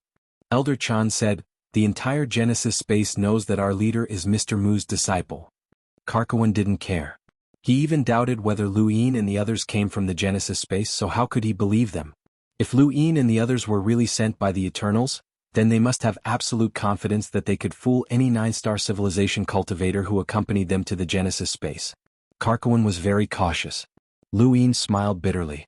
Master stops time every time he appears. Does that count? Karkawan was stunned and then he smiled. You are indeed Mr. Mu's disciple. Lu Yin was stunned. He had just said it casually.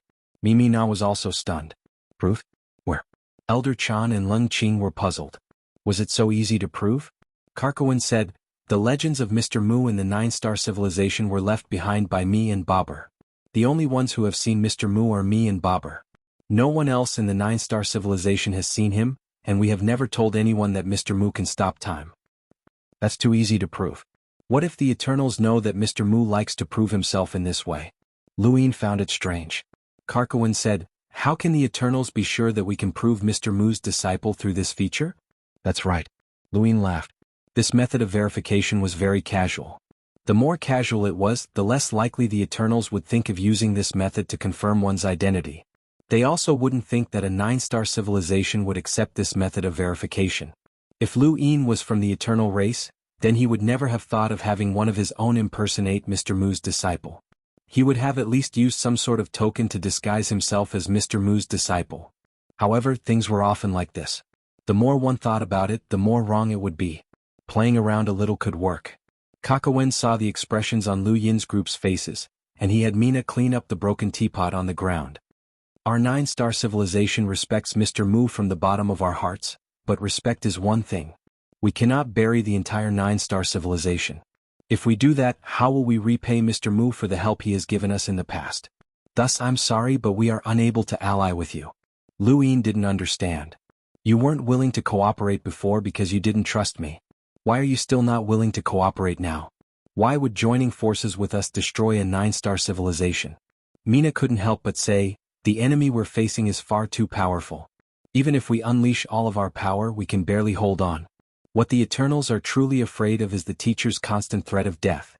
Once we join forces with you, the Eternals will no longer have any qualms. They might even be willing to sacrifice themselves in exchange for the teacher's death. What do you mean? Lu Yin still did not understand. Mina glanced at Karkawan, who nodded with a smug look on his face. Our 9-star civilization divides our power by star.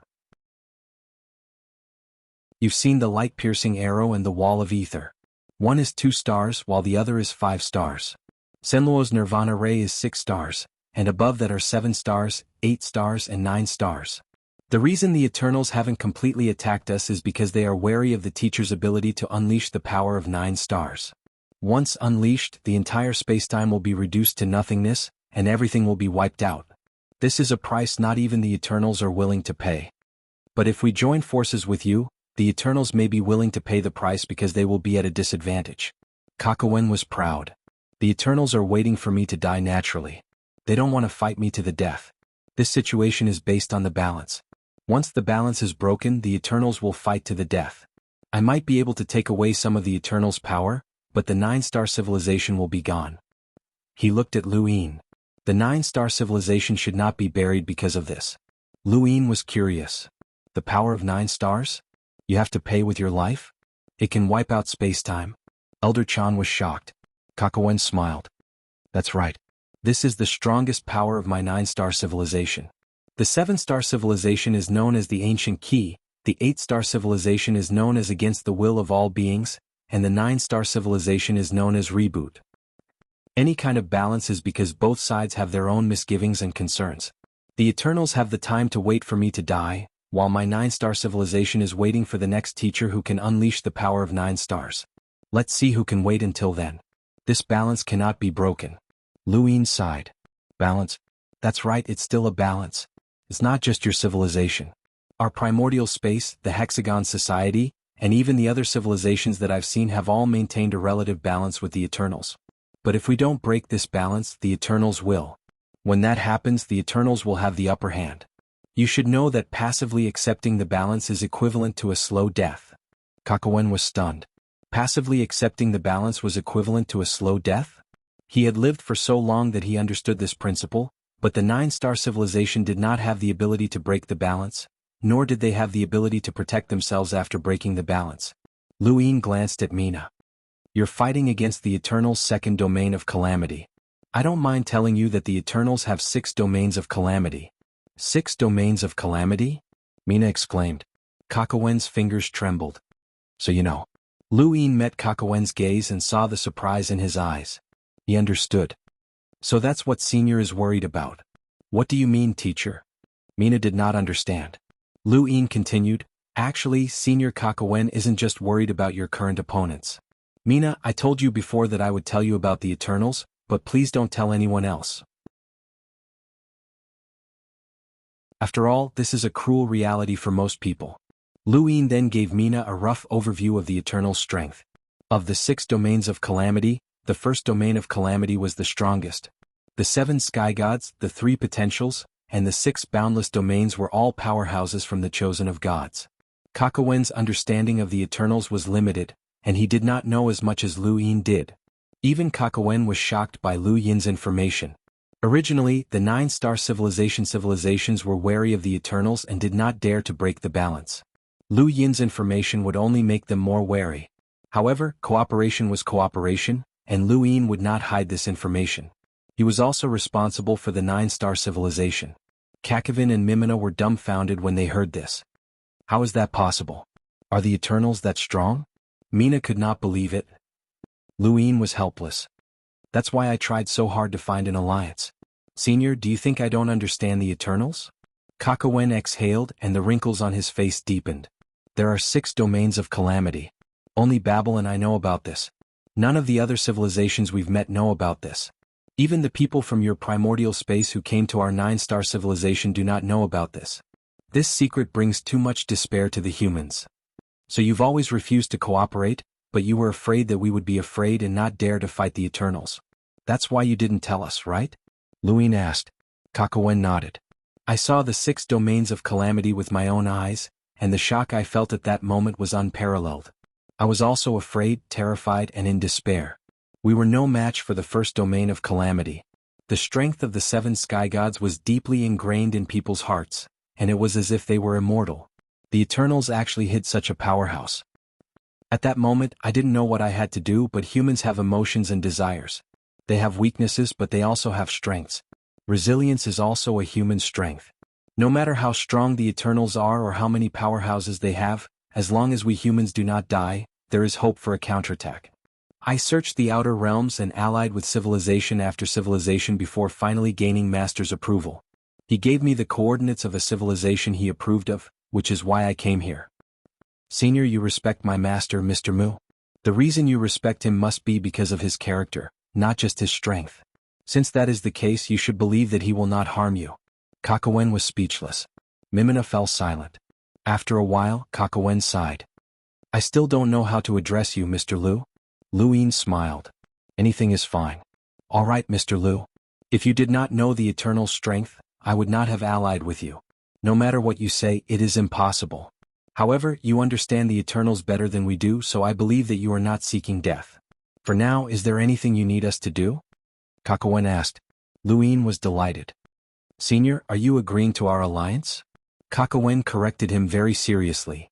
It's a cooperation, not an alliance. What's the difference? Lung Qing asked. Kakawen glanced at Lung Qing and Elder Chan. A cooperation can be cancelled at any time, but an alliance is different. We will live and die together. I'm sorry, but I will not bring a 9-star civilization into danger. Lung Qing was indifferent. From her point of view, this 9-star civilization was already in great danger after being targeted by the Eternals. If they were still unwilling to join forces, then they were too cowardly. Lu Yin understood Kakawen's concerns. How should he describe this civilization? They were a little conservative, just like how their killing techniques were fixed. However, everyone had their own considerations and could not be wrong. After saying so much, Kakawen finally relented, which allowed Lu Yin to relax.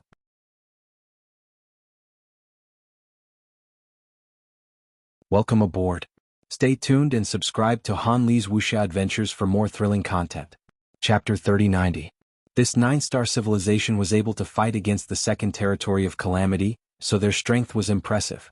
With such a civilization, they would have more confidence in fighting against the Eternals. Whether it's cooperation or alliance, it's beneficial to us. After all, the Eternals plan to gather their forces and attack the various civilizations in the territories of Calamity. It's very dangerous for a 9-star civilization. Lu Yin sighed. Kakawen and Mina exclaimed, gather their forces to attack? Lu Yin nodded. Have you heard of the Divine Kingdom? The two were confused. Lu Yin said in a low voice, the Divine Kingdom is a civilization that Master asked me to find. Of course, before Master asked me to find them, I came into contact with them. This civilization is very powerful and has 5 sequence law experts. Senior, you should know about the sequence law. Of course. Lu Yin continued, the 5 sequence law experts can expel or even kill any enemy that steps into the Divine Kingdom. The Divine Kingdom itself is sealed, and I was almost expelled the first time I came into contact with it. It was this civilization that was destroyed not long ago. 4 of the 5 sequence law experts died and 1 was crippled. Kakawen's heart sank. Are you telling the truth? Lu Yin said solemnly, if there's any falsehood, may the heavens and earth destroy me. The Divine Kingdom had indeed been destroyed. The 4 symbols had died, and only the Divine Lady remained. She could not use the power of the 4 symbols, so she was naturally crippled. Kakawen's eyes flickered. In a 9-star civilization, a sequence law expert could unleash the 7 stars killing technique. However, this was different from a true sequence law expert. For example, Mina could also unleash the 7 stars killing technique. Its power was equivalent to a sequence law expert, but she could not unleash it easily. A sequence law expert did not have such restrictions. Strictly speaking, he was the only sequence law expert in a 9-star civilization who could unleash the 8 stars killing technique. In other words, the strength of the divine dwelling nation was stronger than that of a 9-star civilization. However, he could unleash the 9 stars killing technique at the risk of his life. This was not something that an ordinary sequence law expert could resist. Even the ruins of the second territory of Calamity was afraid of it. In this way, the Divine Kingdom was stronger than the Divine Kingdom. These were 2 different civilizations. However, no matter how one looked at it, the Divine Kingdom was not much weaker than a 9-star civilization. Such a civilization had been destroyed. Lu Yin's expression was solemn as he explained, the destruction of the Divine Kingdom is actually partly the responsibility of the 6 Forces Association. It was precisely because we invaded the first zone of Calamity of the Eternals and suppressed the first zone of Calamity that the other zones of Calamity of the Eternals sent reinforcements. If they wanted to send reinforcements, they would naturally have to deal with their own problems first. Hence, the destruction of the Divine Kingdom was caused by one of the 3 Masters and 6 Boundless, the third zone of Calamity's master, Di Qiong. Lu Yin was talking about the Divine Kingdom, but this caused Karkawan to feel a sense of urgency. If the Divine Kingdom was destroyed because of this, then if the primordial space allied with the other civilizations to suppress the Eternals, wouldn't the Eternals need to send reinforcements to the second region of Calamity? If they wanted to provide reinforcements, it meant that they had to solve their own problems first. In other words, the 9-star civilization. Mimi Na said in a dry voice, "Mr. Lu, we have already cooperated. There is no need to threaten me." Elder Chan spoke. "Do you think this is a threat? Do you want me to bring you to the ruins of the Divine Kingdom?" Lu Yin replied, "There's no need to threaten me. It's easy to think about it. There are 6 zones of calamity of the Eternals.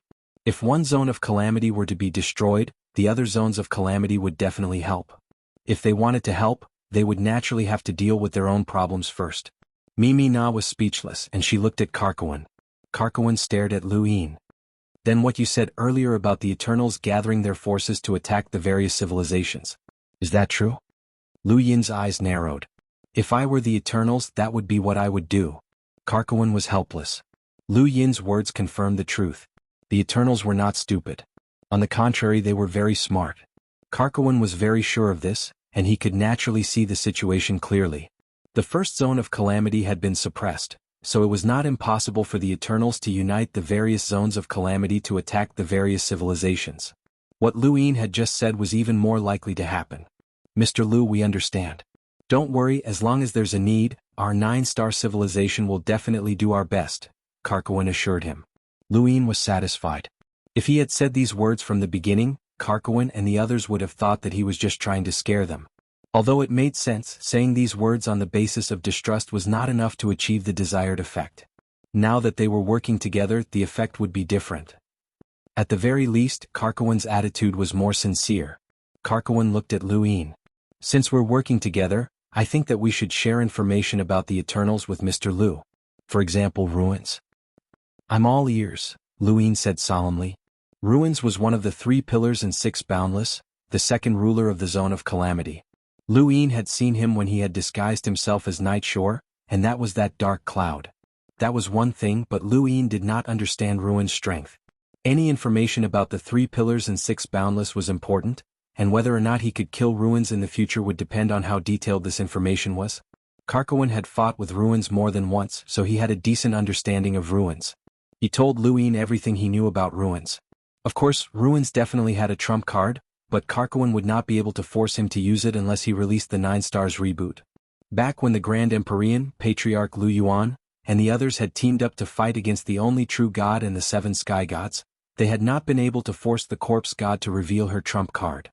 Everyone's trump card was their ultimate trump card. Aside from Ruins, Karkawan also talked about Lanlan and Awaken's abilities. These 2 would represent the second zone of calamity in the Chosen of God's battle. Although Lu Yin had seen some of their abilities during the battle in Immemorial City, he still did not know much about them. Lu Yin was not interested in Awaken since it was impossible for him to appear again. He was more curious about Lanlan. Lanlan looks like a child, but she's actually lived for a very long time. Back then we paid a huge price to understand her power. It can be summed up in 2 words, virtual reality, Mina explained. Lu Yin was puzzled. Virtual reality? Mina nodded. She sees this world as a game and everyone is a game setting. She can customize her own settings and attack according to them, just like fighting monsters in the game. Our 9-star civilization is also a technological civilization, so we have a special understanding of the game. The settings that Lanlan created for the game give her an advantage, but these settings are not invincible. Every time we meet Lanlan, we send many people to get close to her and search for her settings. After all, it's a game and only by finding the settings can we fight better. Ever since we learned of Lanlan's power, we've won and lost against her. We're no longer constantly suppressed. Lu Yin had not expected Lanlan to have such power. Virtual reality was a type of fantasy power no matter how he looked at it. If he fought against her, what kind of settings would she give him? It was both dangerous and interesting. There's also Awaken. This Awaken is very strange. There's no need to talk about Awaken. It's finished. Karkawan and Mina did not understand. Lu Yin continued. During this time, the Eternals will be participating in the Chosen of God's battle, so Awaken will not appear again. Did it run into trouble in Immemorial City? Karkawan asked. Luin exclaimed, Senior, you really know everything. You even know that the Chosen of God's battle is in Immemorial City. Rarawan proudly said, After all, our 9-star civilization also has people in Immemorial City. Is it the Bobber you mentioned before? That's him. In terms of strength, he's just a little bit weaker than me. Mina subconsciously glanced at Karkawan. Luin saw this and knew that Karkawan's words were exaggerated. However, as the strongest teacher of the 9-star civilization and a ruler, it was normal for him to know about Immemorial City. Just like the Six Direction Sect's Grand Empyrean, she did not go to Immemorial City, but that did not mean that she did not know about it. Luin suspected that she could go there at any time, but she did not because Immemorial City was facing the Bone Ship. The Grand Empyrean had to cross the bitter adversity and deal with the only true god. Mina followed them to the Eternal Kingdom. She wanted to leave her aura in the coordinates of the Eternal Kingdom to facilitate communication with the Genesis space. This is your Genesis space? Mina looked around curiously. Elder Chan smiled. Of course not. This was originally the Eternal Kingdom. We took it down and used it as a transit point to enter the Genesis space. After all, it's not safe to bring people directly into the Genesis space. Mina understood. Soon, Luin brought Mina to the 5th mainland and headed towards the Above Heaven sect. When Mina saw the Above Heaven sect, the shock she felt was indescribable. She stared blankly ahead. The Above Heaven sect was a behemoth lying in the starry sky, exuding a terrifying pressure. Beside it were the caged WRM and the ancestral turtle, both of which were huge creatures. She could feel that these two creatures definitely had the strength to fight against her, but she did not know if they could fight against the 7 stars killing technique. Throughout the entire 9-star civilization, there were not many cultivators who had reached the progenitor realm. Mr. Lu, how many of your Above Heaven sect have reached the 6-star level, the level of progenitor realm experts that you speak of? Mimi Na asked. Lu Yin's lips curled up. A few dozen. A few dozen? Mina was stunned. How was that possible? So many? That's not enough. Lu Yin clasped his hands behind his back. Our Genesis space, the entire 6 Direction sect, and the powerful civilizations in the outer realm. The number of progenitors might even exceed 100. This is the main force against the eternal race. Your 9-star civilization is also part of this force. If that's the case, are you confident in dealing with the eternal race? Mina suppressed her shock. Mr. Lu, may I know more about your deeds? Lu Yin did not expect Mina to suddenly want to know about his deeds. In fact, Lu Yin had underestimated the shock he had brought to others.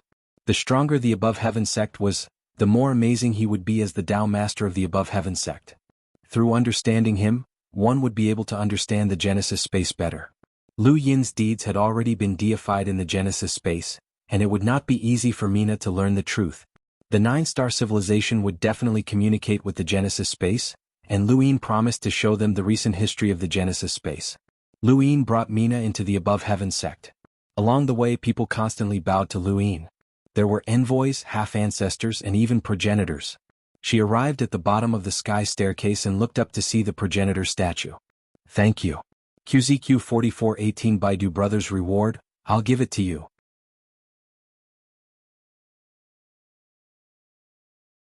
Welcome aboard. Stay tuned and subscribe to Han Li's Wuxia Adventures for more thrilling content. Chapter 3091.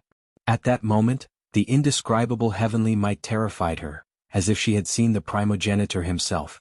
The statue enlarged infinitely in front of her until it connected the heavens and the earth, causing her to kneel down. Lu Yin raised his hand and grabbed Mina. Only then did she sober up. Mr. Lu, who is this? Lu Yin's gaze was respectful. This is the primogenitor of our origin space. He created the cultivation system for the benefit of future generations. Mina looked at the statue in shock once more, her gaze full of admiration. She realized that she had never seen the world since coming out from a 9-star civilization. The civilization had clearly come into contact with many parallel universes, but those parallel universes were far weaker than the 9-star civilization. Their shock when they saw the 9-star civilization had brought them pride, but at this moment she herself had become that kind of character. Was this the origin space? No wonder Instructor Kakarwan was so envious of the origin space.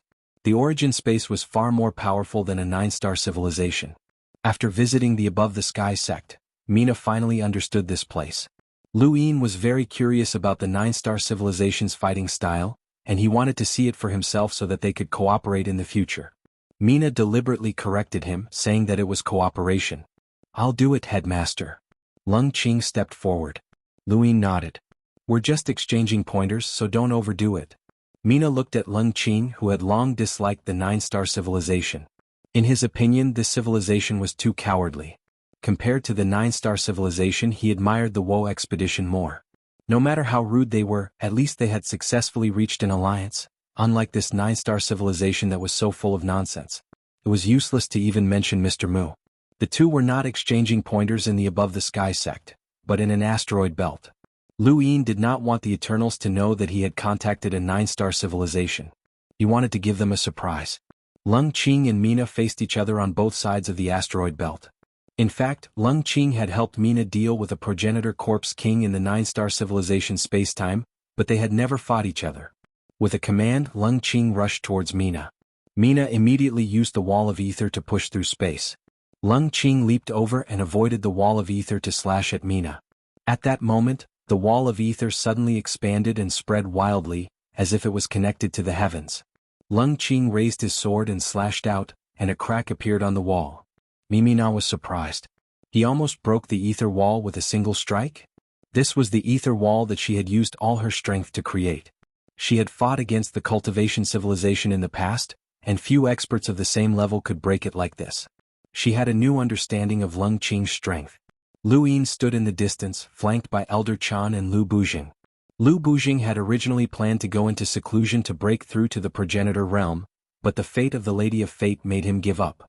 He felt that he had been tricked by Patriarch Lu Yuan. One of the 3 ancestral chi of the 3 sons was destiny. It seemed that he had borrowed the power of destiny, but it was also destiny that had borrowed his power. He felt that he was still far from breaking through to the ancestor realm, so he decided to give up for now. "This is a 9-star civilization? Their fighting style is very fixed," Lu Bujing said. In the distance, the light-piercing arrow and Senluo's light of silent destruction intertwined, forcing Lung Qing to retreat continuously. Lung Qing's sky blade realm descended, but it was restrained by Senluo's light of silent destruction. After all, Lung Qing was once one of the leaders of the 12 heavenly gates. This woman will be at a disadvantage if she underestimates him. Luyin said, "A 9-star civilization is very special. 6 stars killing techniques can't defeat Lung Qing, but 7 stars can touch the sequence. At the order rank it's a desperate move." Lu Bujing was shocked. "Is it that exaggerated? It can touch the order rank directly?" Elder Chan sighed. "There are too many civilizations in the universe. Who dares to say that their civilization is invincible? Even the Eternals might not dare to do so. This 9-star civilization has their weaknesses and strengths. Otherwise, they wouldn't have been able to stop the Eternals." After a fierce battle, Lung Qing figured out the killing techniques that Mina could use. Although there were variations, they were still the same. With the appearance of blade haze, Lung Qing broke through Senluo's light of silent destruction and pointed the blade at Mina. Mina frowned. This was the first battle between a 9-star civilization and the primordial space. They could not lose. Thinking about it, she decided to use the 7 stars killing technique. "Be careful, the ancient key might drag you into the dark abyss." After saying that, she tapped the wood in her hand lightly, and stars appeared and connected. "Alright, that's it," Luyin suddenly stopped her. Mina stopped what she was doing and looked at Luyin. Lung Qing lowered her blade as well. Luyin looked at Mina. "Using the 7 stars killing technique isn't easy for you. Otherwise you would have used it the first time we met." Mina did not deny it. Luyin smiled. "This battle is considered a draw." Mina was not convinced. "I admit that I was suppressed just now. If I didn't use the 7 stars killing technique, I wouldn't have been his match. But once I did, he would have definitely lost. The price I'll have to pay is to rest for a few days." Elder Chan stepped forward. "But he didn't use his full strength." "You don't know, but all progenitors on our side can use order rank." "Impossible." Mina refused to believe it. Although the Above Heaven sect had shocked her, it was not enough to break the rules. How could any progenitor possess order rank? If they did, then they would not be progenitors but sequence rank powerhouses. Don't think that I don't know common sense. He's a progenitor, but he can't be a sequence rank powerhouse. Luyin brought Mina to see the sequence rank equipment, allowing her to see Elder Chan use the sequence rank to attack. Mina was stunned, and she felt as if her worldview had been turned upside down. Dozens of progenitors who can use order rank, yet you still can't defeat the Eternals? Mina could not believe it. Lu Yin's expression was serious. That's why I took the risk of wandering the outer realms to find a powerful civilization that I can ally with. If the Eternals were so easy to deal with, why would your 9-star civilization have to worry about them? Remember, the Eternals will always be stronger than you think. Never underestimate them. Mina took a deep breath, faced Lu Yin and bowed deeply. Thank you, Mr. Lu, for allowing us to see the Eternals clearly. Otherwise, our 9-star civilization would not even know how we perished. Lu Yin helped Mina up. We're allies. You're welcome. This time Mina did not correct him. Based on the current situation, it was fortunate that the 9-star civilization could ally with the Genesis space. Normally, it should be the 9-star civilization begging the Genesis space to ally with them. Lu Yin, the above-heaven sex path master, had spent so much effort to ally with the 9-star civilization. This should be an opportunity for the 9-star civilization to survive. This was what Mina thought. Only by seeing the situation clearly would one know how to choose. She looked at Leng Qing. I lost that battle. I did not use the 7 stars attack and you did not use the sequence loss. Leng Qing's expression softened. I did not use the sequence loss. Victory and defeat are not decided by words. I want to see your 7 stars attack with my own eyes one day so that we can compare. Mina nodded. There will be a chance. After bidding farewell to Mina, Lu Yin felt rather tired, but it was worth it. The Calamity Expedition, a 9-star civilization, and the Genesis space would definitely give the Eternals a huge surprise. He was now thinking about how to give the Eternals a surprise. That's right, I'll leave this matter to Xuanhuan and Wei Rong. They're experts. Lu Yin then took out the 4th astral gate. As long as the civilizations that Mr. Mu had paved the way for were not destroyed, they would be natural allies. This kind of powerful ally was something to look forward to. Just like before, Lu Yin opened the astral gate. Leng Qing was the first to step in, followed by Elder Chan and Lu Yin. After stepping through the astral gate, what entered Lu Yin's eyes was neither the starry sky nor the earth. Instead, it was a place that resembled a cave, and it was a relatively small one at that. Milky white liquid dripped into a 1-meter square pit in the distance. The entire cave could be seen at a glance, but there was no exit. Lu Yin opened his celestial eye. Can't see outside? The celestial eye could see sequence particles, and in the future, it could even see through parallel dimensions. But now it could not even see through a cave? There was something strange about this cave. Bang! Leng Qing pressed her palm against the wall and exerted a little force. Her strength shook the wall, but it did not break. There's something wrong with this cave. Lu Yin squatted down and looked at the pit filled with milky white liquid. What is this? Both Elder Chan and Leng Qing looked at it. There were many strange things in the universe and humans had only seen a small portion of them. Could it be that Mr. Mu had guided him here for this milky white liquid? Otherwise, there would be no civilization or starry sky here. Headmaster, there's blood. Leng Qing stared at the corner of the wall and reached out to touch it. Just dried blood. You wouldn't notice it if you didn't check carefully. It's been dried for a long time and it's the same color as the soil. Lu Yin nodded.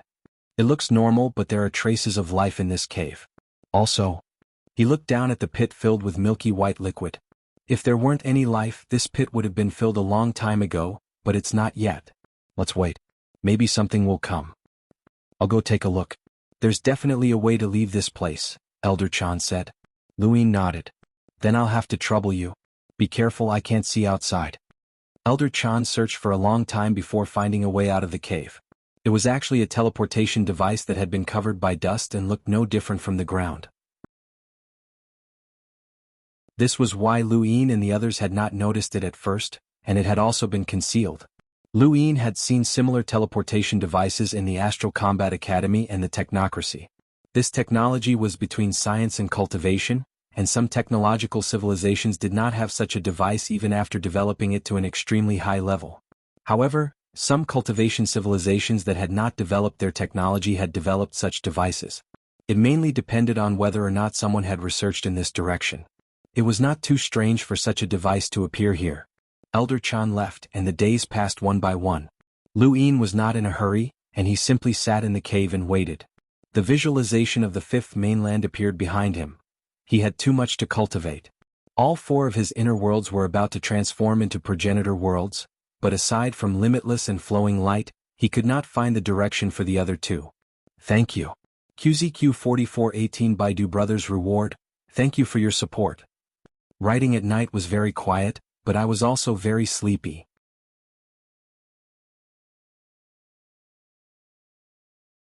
Welcome aboard. Stay tuned and subscribe to Han Li's Wuxia Adventures for more thrilling content. Chapter 3092. Many people went into seclusion for thousands or even tens of thousands of years because they had a direction to focus on, while Lu Yin himself did not. Once he found a direction, time was not a problem and it was easy to pass. The difficult part was finding a direction. Half a month passed in the blink of an eye, but Elder Chan still had not returned. Lu Yin was not in a hurry, and he quietly visualized the fifth mainland. Another half a month passed and Elder Chan finally returned. However, he did not use a teleportation device, but rather a stargate. One side of the stargate was in the heaven above Earth sect, while the other was in this cave. Why did you come back through the stargate? Lu Yin did not understand. Elder Chan smiled wryly. I can't find this place. This teleportation device corresponds to countless teleportation devices. After I left, the one that appeared on the other side shattered and could no longer be used. Lu Yin glanced at the teleportation device. It seemed that the distance was quite far and the setup was very well thought out. Pathmaster, there's a starry sky outside. I see the Ionian kingdom, Elder Chan said. Lu Yin's eyes flashed. Are there many Ionians in this region? Elder Chan's expression was solemn. Many. It seems that the entire region is occupied by the Ionians. In order not to alert them, I did not attack the Ionians. I only infiltrated the Ionian kingdom and asked around. The strongest Ionian in this region was once known as the Arrow God. Lu Yin was shocked. The Arrow God? Elder Chan nodded. During the battle of the first zone of calamity, the Arrow God provided support and suppressed the battlefield with her archery skills. If not for Victorious Celestial's ability to resist when pushed to the extreme, the Arrow God would have been able to reverse the entire battle. In this region, the Arrow God possesses overwhelming strength, and she acts frequently. She was the one who wiped out the powerful civilizations that existed in this region.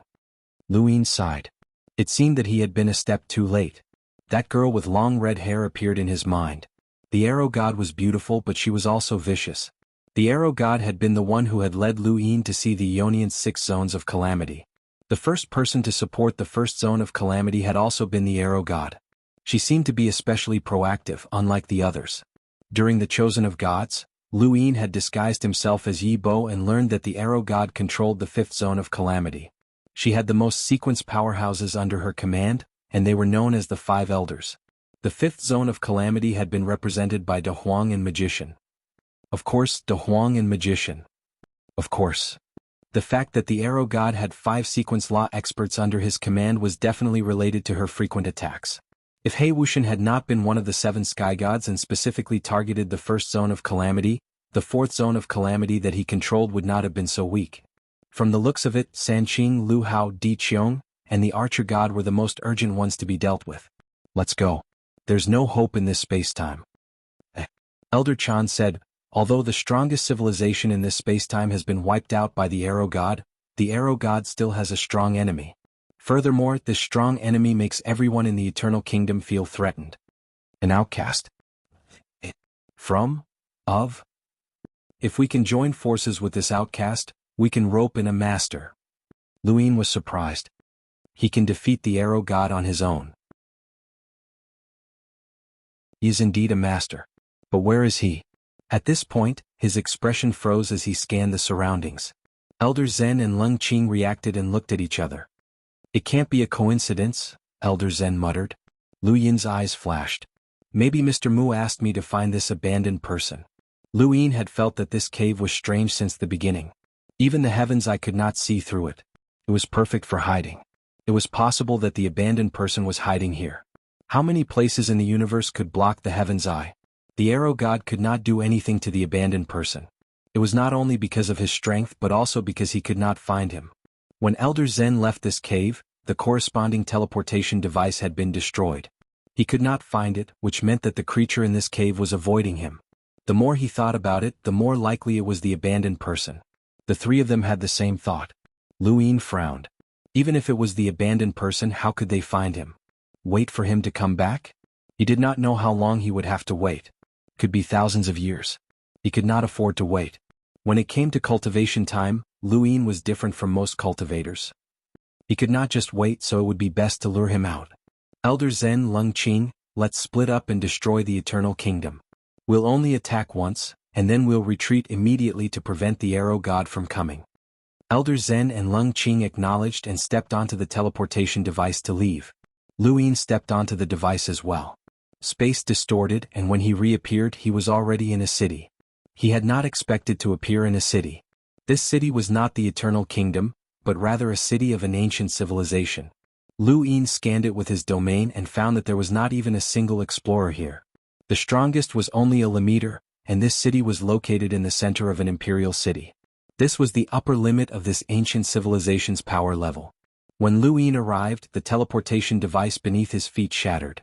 How cautious must the person who had set up this teleportation device be to place it in an ancient civilization that had not even come into contact with the heavens?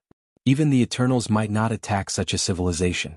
Lu Yin stepped out and left the civilization. He began to search for the Eternal Kingdom, which should not be too far away. Not long after, Lu Yin found an Eternal Kingdom. He stood in outer space and looked at the Eternal Kingdom. He then raised a hand and struck out.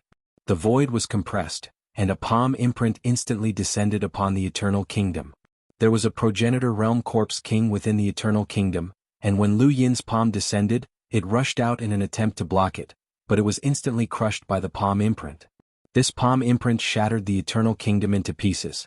Lu Yin had targeted regions without humans. Although the Eternal Kingdom had been destroyed, the people within were unharmed. He had only destroyed the Eternal Kingdom.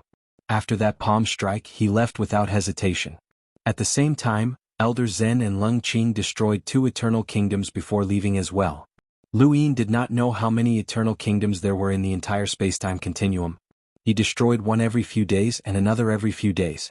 Including the ones that Elder Zen and Lung Qing had destroyed, he had destroyed nearly 10 Eternal Kingdoms. They were easy to destroy in the beginning, but once the Eternals were prepared, things would not be so easy. Otherwise, the Forsaken Path would not have only destroyed 30 Eternal Kingdoms. On this day, Lung Qing slashed down with his sword. He had thought that he could still destroy the Eternal Kingdom, but he had not expected his attack to be blocked. A middle-aged man walked out of the Eternal Kingdom, his gaze gloomy as he stared at Lung Qing. Lung Qing's warning bells rang in his head. Not good. An expert. Only a sequence law powerhouse could make him feel this way. Lung Qing turned and ran without hesitation. The middle-aged man snorted. I've been waiting for you for a long time. As he spoke, he raised his hand and the void distorted. Numerous seals appeared and whizzed towards Lung Qing. Shortly after, the void exploded and a terrifying power swept out in all directions, destroying the stars and shocking the people in the country of eternity. Lung Qing kept slashing out to block the explosion around him, but he was still hit. He had clearly blocked the imprint's explosion, but he did not know where this sudden explosion had come from. The middle-aged man walked towards Lung Qing. One of the archer god's 5 elders, 1,000 handprint. Tell me your name. Lung Qing gripped his sword's hilt tightly. He could not release the Sky Sword realm, or else he would be in trouble if the Archer God's people recognized that he had come from the Genesis space. The Eternals would definitely be on guard. 1,000 handprints stared at Lung Qing. You won't tell me? Let's see if you'll tell me after I cripple you.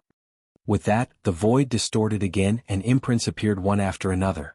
Lung Qing did not know where so many imprints came from, but each one of them made him wary.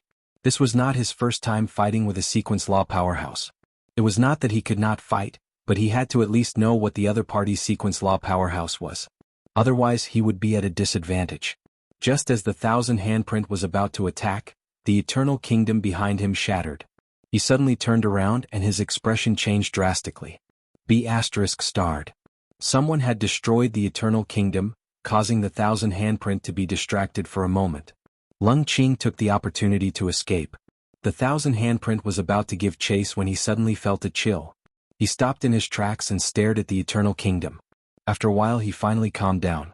Abandoned path. On the other side, after Lung Qing escaped the 1,000 handprint's pursuit, he circled the starry sky. He also thought that the abandoned path might have made a move and attracted the 1,000 handprint's attention. He was waiting for the abandoned path to appear. However, after waiting for a few days, the abandoned path did not appear. Perhaps he was too cautious. Lung Qing did not wait any longer and returned to the above heaven sect. Not long after, Elder Chan returned in a rather sorry state. Lung Qing saw him. You also encountered a sequence law powerhouse? Elder Chan was surprised. You encountered a sequence law powerhouse? You didn't? Then why are you in such a sorry state? I encountered a progenitor realm corpse king that could use the eyelash transformation. That was difficult to fight and I couldn't use the 3 young ancestral chi. It wasn't easy for me to escape. You're luckier than me. I encountered the 1,000 handprint, one of the 5 elders. I don't know anything about the sequence law. Then how did you escape? Lung Qing glanced at Elder Chan. The word escape made him unhappy. However, after thinking about it, he was right. He escaped. I don't know who suddenly destroyed the Eternal Kingdom so that I could leave. It should be the abandoned path. Elder Chan's eyes lit up. He met you. Lung Qing shook his head. He's very cautious. Elder Chan was not surprised.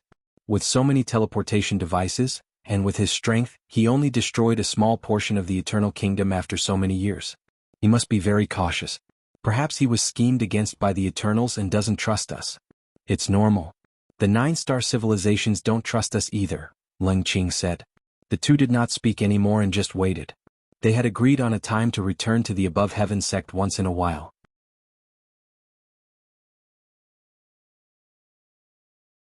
Welcome aboard. Stay tuned and subscribe to Han Li's Wuxia Adventures for more thrilling content. Chapter 3093. Soon, Lu Yin returned and found out about Lung Qing's situation. He took out a stargate. Let's continue. We'll definitely be able to lure out the abandoned ones, but we need to be more careful this time. The Eternals are already prepared. The 3 of us should work together.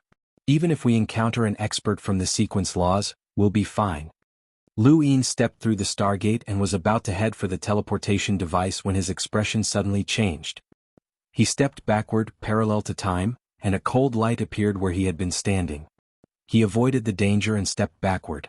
Everything around him seemed to be still, and when he looked back, the cold light had disappeared as well.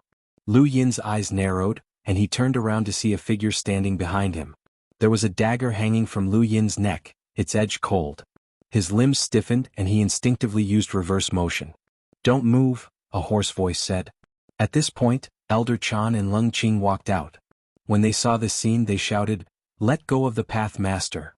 Lu Yin raised a hand to stop the two and looked at the figure. Abandoned ones?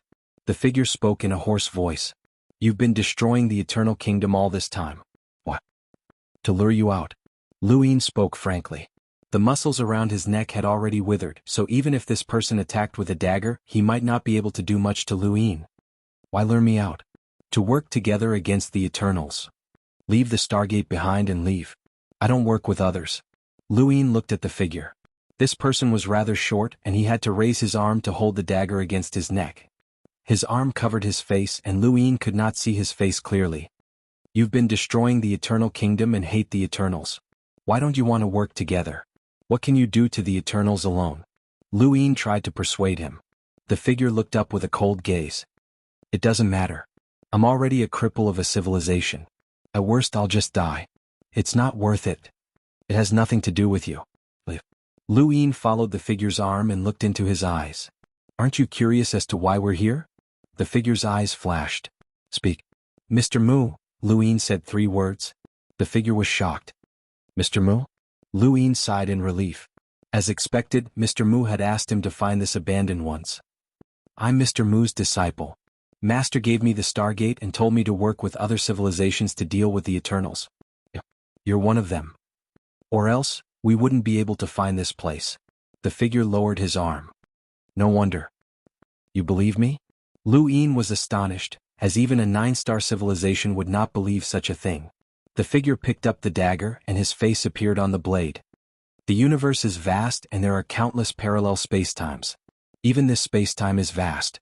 It's impossible to find this place by relying on the Stargate. The Eternals can't find this place either.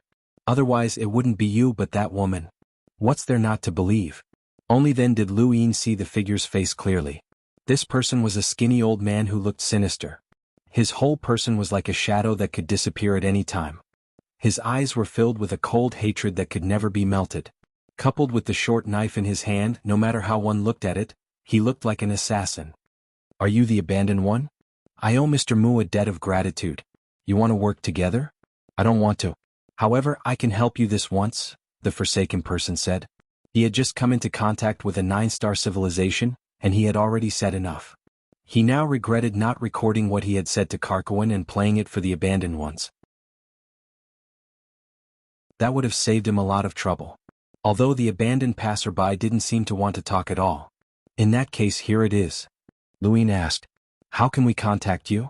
The abandoned one gave Luin an item that resembled a cloud pass stone. It was probably used in this space-time for communication. I've only given this item to you in so many years. Luin nodded. Thank you.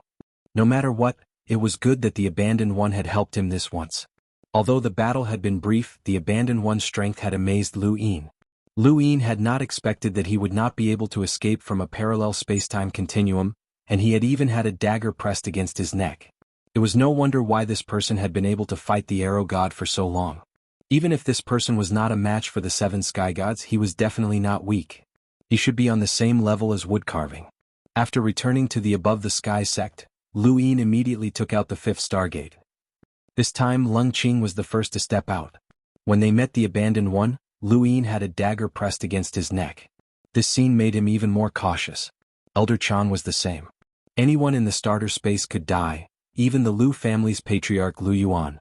However, Luin could not die. He represented not only the present but also the future. Everyone was certain that Luin would definitely reach the level of a Grand Empyrean patriarch Lu Yuan, or even higher. Luin himself was certain of this, but he could not find a path. If he could find a way to break through the ancestral seal, then he would have done everything he could to cultivate it. Only by breaking through the ancestral seal would he be able to deal with the Eternals. At the very least, he would not have to worry about having to flee every time he met a powerhouse on the level of the 7 sky gods. He still had to find a way to break through the ancestral seal. Beyond the 5th Stargate was a shattered region of space filled with void cracks, which reminded Luin of the place where progenitor Chen's handprint had been left behind in the Daosource sect. However, that was just a small world, while this place was a shattered region of space. Luin and the others split up to search, but they could not find any intelligent life forms. This region of space had been completely destroyed. This scene had clearly been destroyed by a powerful force, and the civilization that Mr. Mu had asked him to search for did not even have any ruins left. Helpless, Luin left and took out the 6th Stargate. His luck seemed to have run out, as the 6th Stargate was also a shattered region of space. Although it was slightly better than the previous one, as there were still some ruins, it still represented that this civilization was no more. 2 powerful civilizations had been destroyed in a row, and this caused Lu Yin's heart to sink. With a sullen expression, he opened the 7th Stargate and impatiently went over. The 7th Stargate led to a parallel spacetime, and Luin saw the Eternal Kingdom. It was a very large Eternal Kingdom with a magnificent gate. It was clearly not built in the style of the Eternals, and it should be the ruins of a previous civilization. Luin and the others split up and wandered the heavens, trying to see if there were any civilizations that could resist the Eternals, but they were disappointed. There were none that could resist the Eternals. They spent 2 months in this region of space-time, constantly asking around for information. They would have been satisfied if they had heard anything about a powerhouse like the Abandoned Path who could fight against the Eternals. However, there was nothing. This region of space-time belonged to the Eternals, and they were the rulers. Luin did manage to find out that the Eternals here belonged to the 6th zone. This was not surprising, as the master of the 6th zone was the zombie god, one of the 7 sky gods. He spent most of his time in the 1st zone, fighting against the 6 Directions Association. However, the 6th zone had a powerhouse like Ji Luo. Ji Luo was extremely powerful, and from Lu Yin's perspective, he was not much weaker than the 7 sky gods. He was skilled in killing, and with such an expert around, it would not be difficult to clean up spacetime. With heavy hearts, the 3 left this region of spacetime. There was only one last Stargate left, but Luin was not in a hurry to open it and instead just watched. Sometimes, there were coincidences in the world, but there were also causes and effects. Fate was not mystical, but rather a bridge in the river of time that allowed one to see the future. What truly amazed Luin was Saruzan's karmic innate gift, which allowed him to see a person's sins as well as the karmic transfer of fate's daughters. There were inexplicable powers in the universe, and there were also inexplicable destinies.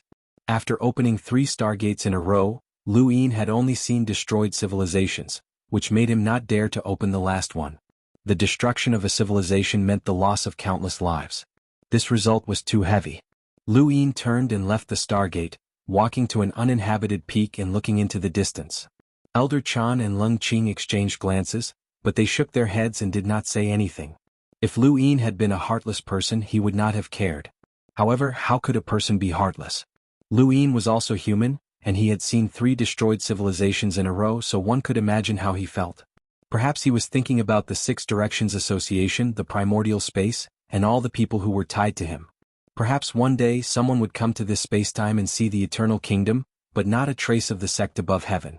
Lu Yin stood on the peak and looked into the distance. He saw the hellworm sleeping in a different position. It would be great if he could be as heartless as it was. He looked at the sect above heaven and saw many familiar faces. Finally, his gaze settled on a courtyard. It was filled with books, and this was where his unlucky disciple, Tua Lin, lived. He had probably been reading for a long time. When he thought of this, Lu Yin disappeared and reappeared outside the courtyard. The courtyard was filled with books, many of which had been preserved through unusual means. These books came from a few large families or sects, and some were the collections of certain people. Even the younger generation would find it difficult to look at them, let alone outsiders. However, they were all gathered here because Lu Yin's disciple was the one who wanted to read them. Tua Lin was no longer in the house. He was in the courtyard, his entire body buried in the books as he flipped through every page. His speed was sometimes fast, sometimes slow, sometimes excited, sometimes laughing and sometimes crying. It was as if he had gone mad. Lu Yin raised his brows. He did not want his disciple to go mad, as who would dare to take him as their master in the future? It was terrifying to think that the disciple of the sect above heaven's Tao master was a madman. Lu Yin quickly entered the courtyard. Tua Lin. Tua Lin heard Lu Yin's voice from the pile of books and his ears twitched. He suddenly stood up and flipped through the surrounding books. He looked at Lu Yin happily and smiled. Master. Lu Yin sighed in relief. Fortunately, he knew that his master was not crazy. Master, why are you here? Tua Lin carefully avoided the books on the ground and walked towards Lu Yin. Lu Yin found it funny. If you didn't come, you would have decayed with these books. Tua Lin was confused. Decayed. How long have you been reading? Lu Yin asked. Tua Lin thought about it and shook his head. I don't remember. Lu Yin looked at him. How are these books? Tua Lin was happy at the mention of this. Master, the test you gave me was right. With these books as my companion, I read so many books and understood many principles of being a person.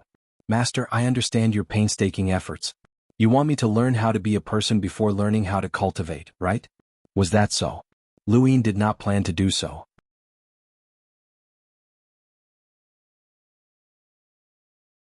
Welcome aboard.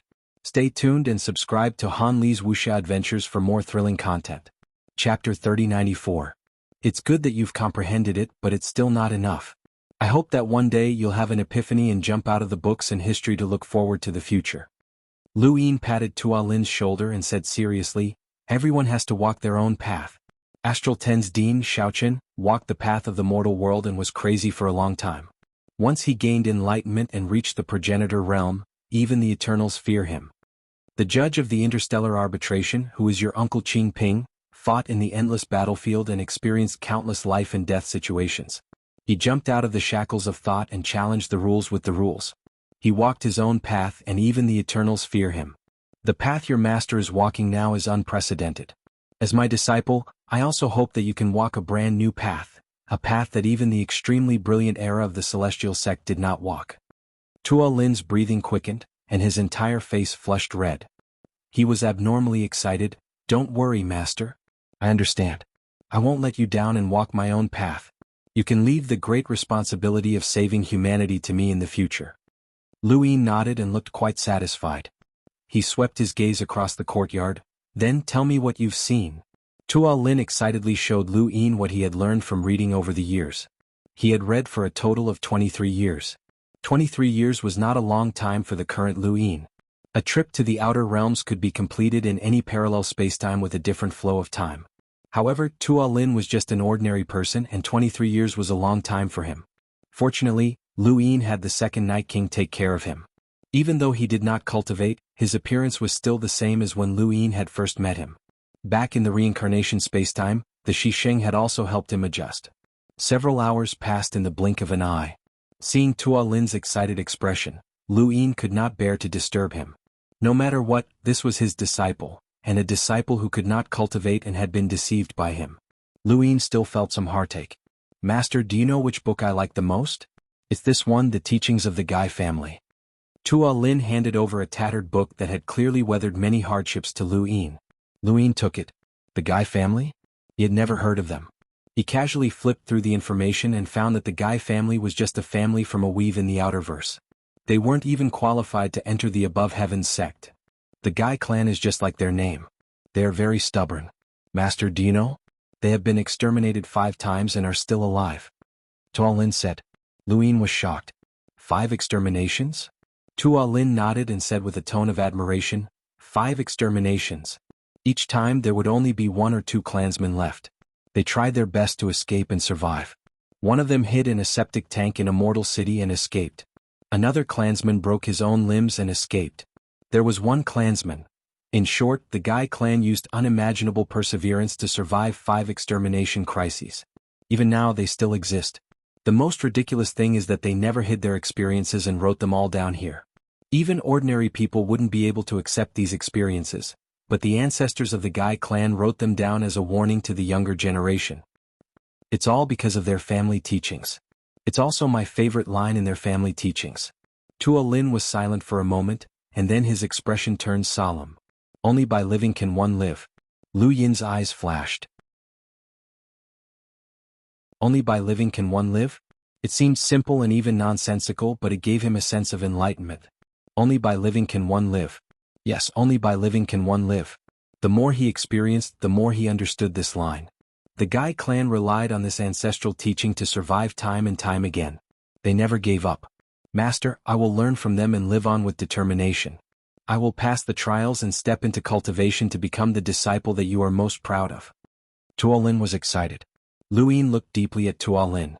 He had wanted to change the test and was afraid that Tua Lin would become stupid from reading too much.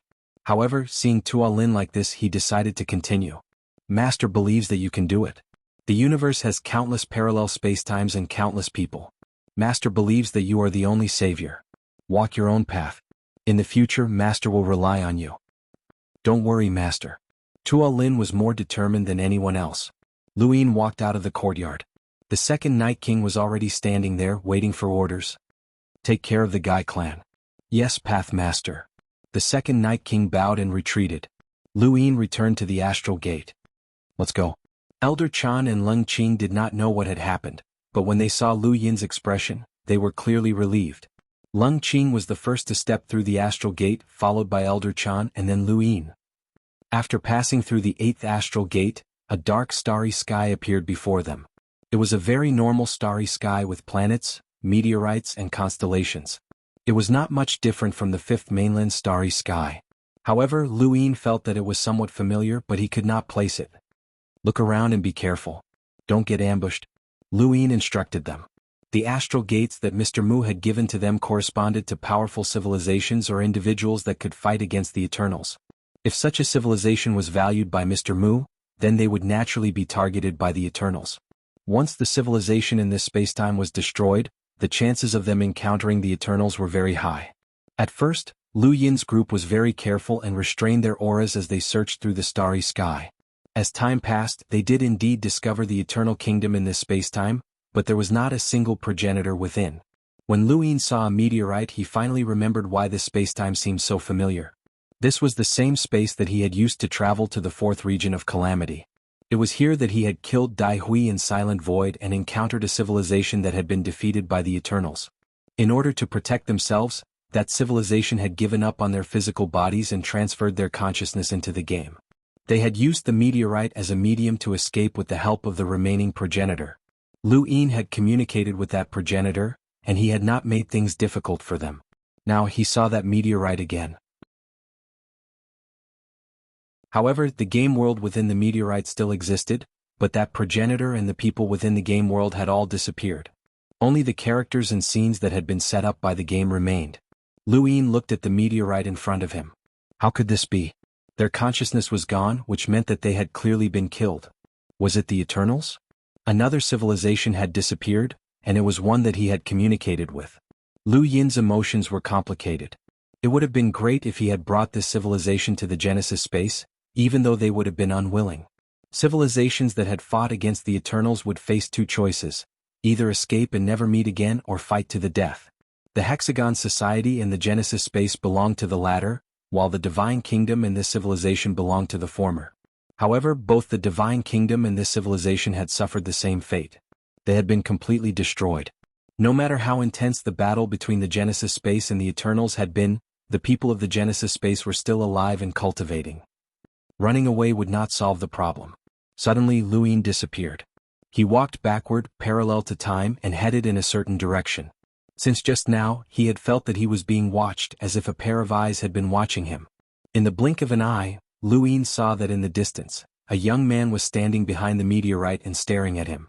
Because he had used backward step, everything around Luin had stopped. This young man did not know that Luin had arrived. Luin appeared behind this person and stopped walking backward. His surroundings returned to normal. The young man was staring into the distance, watching Luin disappear. Where was he? He rubbed his eyes, but there was still no sign of him. Are you looking for me? Luin asked slowly. The young man was startled and subconsciously moved away from Luin. He asked warily, "Who are you?" Luin found it funny. "You've been staring at me, but you're asking who I am?" The young man's eyes flickered. "What do you mean by staring at you? Who's been staring at you? I don't even know who you are or where you came from." Luin clasped his hands behind his back. "Then who are you?" The young man slowly retreated. "Who I am has nothing to do with you. If I've disturbed you, I'm sorry." With that, he turned and left. Lu Yin's lips curled up. "Did I say you could leave?" The young man's expression turned cold as he stared at Lu Yin. "Brother, you're strong, but I'm not someone to be trifled with. We have no enmity and we're just passers-by. It's best if we don't cause trouble for each other." Lu Yin said, "If we're equal in strength, then we're looking for trouble. If we're not, then what is it?" The young man suddenly sped up and fled. Lu Yin moved, but he did not use backward step. He simply sped up and easily caught up with the young man. He was very curious about this young man. This person was indeed young, even younger than him, but he was already a progenitor. This was very strange. If he had cultivated his own strength, then he would definitely be an extraordinary talent. Even the perfect young master of first meeting had relied on reincarnation spacetime to break through to the progenitor realm. It was amazing that this young man had been able to do so as well. There were not many people like first meeting in the universe, and this young man's movements were far inferior to first meetings. How could such a person break through to the progenitor realm? The young man saw Lu Yin chase after him, and his expression turned gloomy. "Senior, there's no need to attack. I've never offended you." "You're calling me senior now? What do you want?" "Who are you?" Lu Yin asked. The young man gritted his teeth. Lu Yin did not know what he was doing, but he kept shuttling through the void. However, his speed was far inferior to Lu Yin's. Lu Yin raised a hand to grab him, deliberately revealing his aura. His powerful strength suppressed the void, causing the young man to feel as if he was being crushed and torn apart. The young man's expression changed as he had bumped into a tough nut to crack. A vortex appeared around him, constantly pulling Lu Yin towards it while he himself headed in another direction.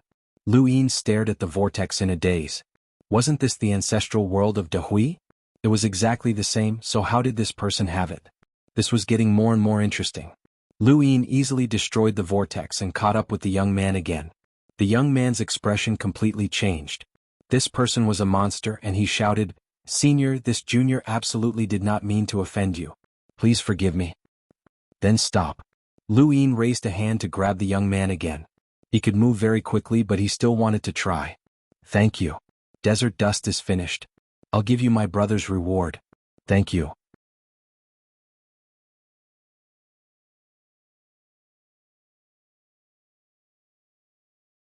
Although there were countless cultivation methods in the universe, Lu Yin had never thought that such a method would exist.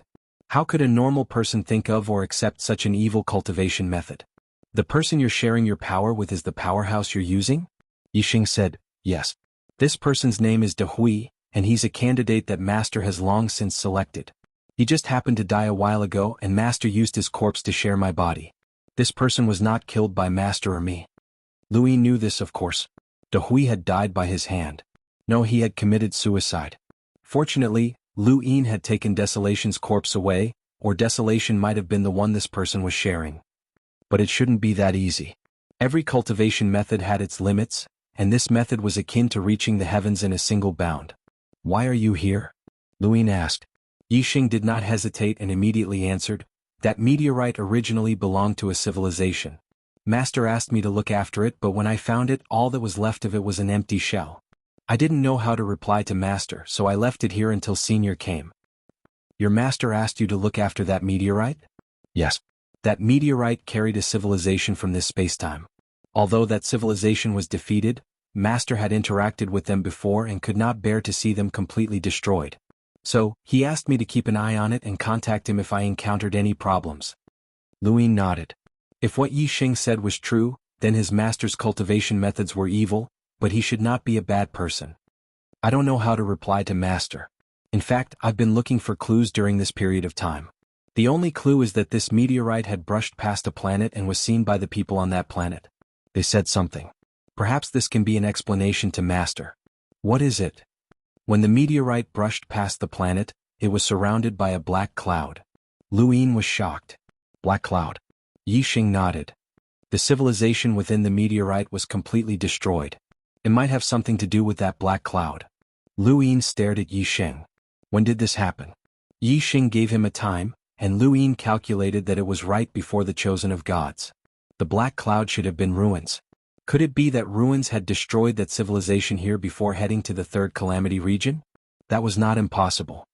"What kind of powerhouse is your master's symbiotic corpse?" Luin was curious. He suddenly thought of the Sixth Mainland's mortuary, who could control corpses to battle. It was similar to this symbiotic corpse. If the mortuary could obtain the symbiotic corpse technique, how excited would they be? Of course, Luin could not help them obtain it, as such an evil cultivation method should not exist. Although there was no right or wrong in cultivation methods, it was difficult for ordinary people to accept. Lu Yin's commander appointment platform was already unacceptable, let alone this one. Yixing recalled, "I don't know what kind of powerhouse Master's symbiotic corpse is. I've only seen Master fight once and he fought against my symbiotic corpse's master. He was an everlasting powerhouse." Silent Emptiness? De Hui was Silent Emptiness's disciple. Since Yixing's master could fight against Silent Emptiness, he must be a sequence law powerhouse. Mr. Mu had asked him to come to this space-time. Could he be looking for this person? It shouldn't be.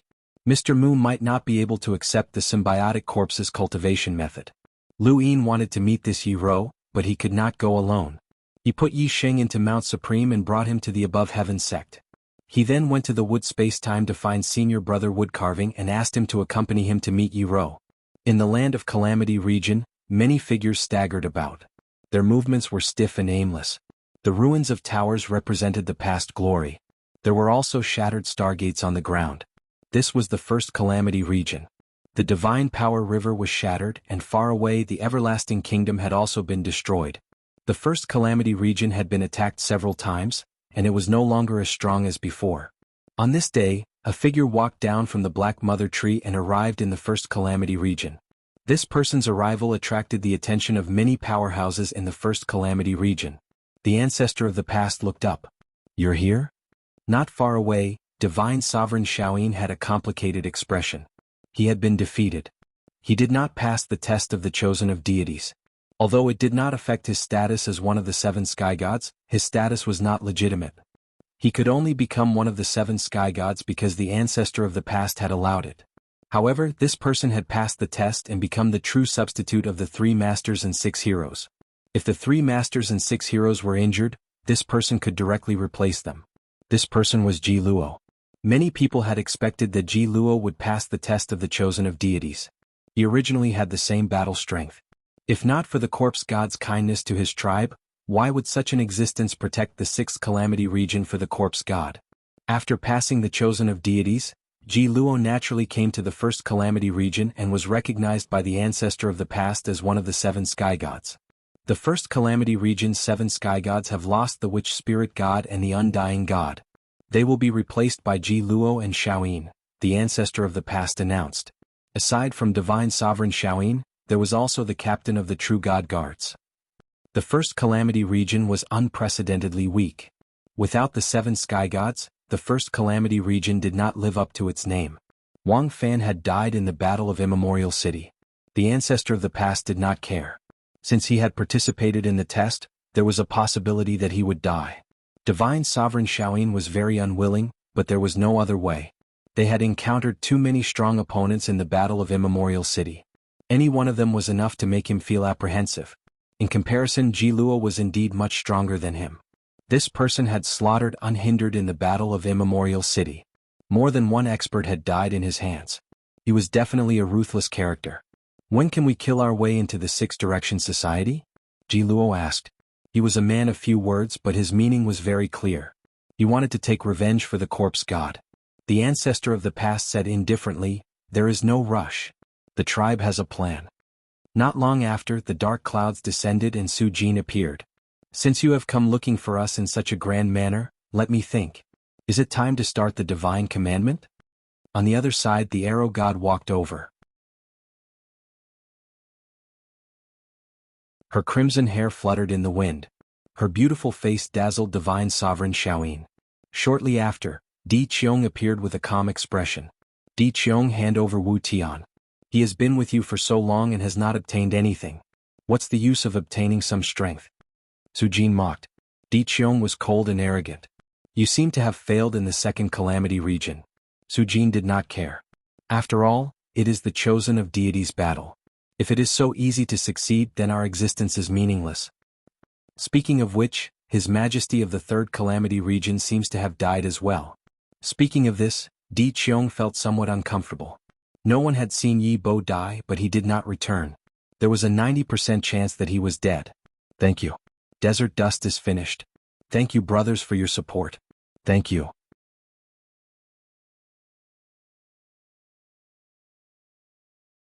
Welcome aboard. Stay tuned and subscribe to Han Li's Wuxia Adventures for more thrilling content. Chapter 3096. Yi Bo had comprehended an intent realm battle technique which was very rare. He was the best candidate for the next chosen of gods. He was like Ji Luo in this battle and he was very confident of passing. However, he had died, causing the third region to suffer heavy losses. Furthermore, Yi Bo had died as the arch. Although everyone knew that it was Yi Bo who had participated in the battle and not the arch, the third region could not openly use the arch again. The arch would have to change its name in the future. At that moment, the void distorted, and a figure wrapped in a black robe walked out from not far away. There were too many such figures in the universe, but the moment this person appeared, even the Xiaoyin divinity felt a chill. It looked like a black robe, but it was also not a black robe. It was a world of nothingness that was constantly dissipating and recovering. This was a person who had walked out from a world of nothingness, but he was also wearing a world of nothingness. Only a pair of bright, spirited, and deep eyes were exposed. They were like the starry sky, and three pitch-black lines overlapped to form a star-shaped pattern. This person was Black Wuxian. "You are here. Seems like my guess was right. It is time for the god's commandment." Ruin spoke. Within the dark clouds, his eyeballs were moving strangely. Black Wuxian's voice was deep and powerful. "Humanity's development has reached its peak. The god's commandment is not excessive." "Is it really the god's commandment?" The arrow god spoke for the first time as he looked at the ancestor. The ancestor faced the crowd. "Everyone, I represent the true god to officially announce that the god's commandment has been activated. Please cooperate fully." Di Qiong's eyes were burning. "It should have been activated long ago. I have only participated in it once." The ancestor's eyeballs turned. "The god's commandment has happened twice. I am looking forward to the third one." The arrow god's red hair fluttered. "It doesn't matter. I can deal with it myself." The ancestor said, "The god's commandment is the end and beginning of an era. I hope to see everyone in the next era." After that, everyone looked at the black mother tree. "We obey the true god's order.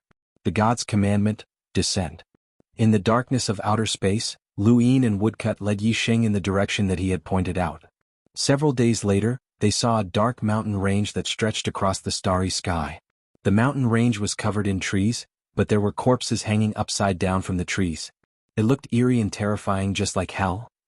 Yi Sheng purposely glanced at Lu Yin and saw that his expression was gloomy.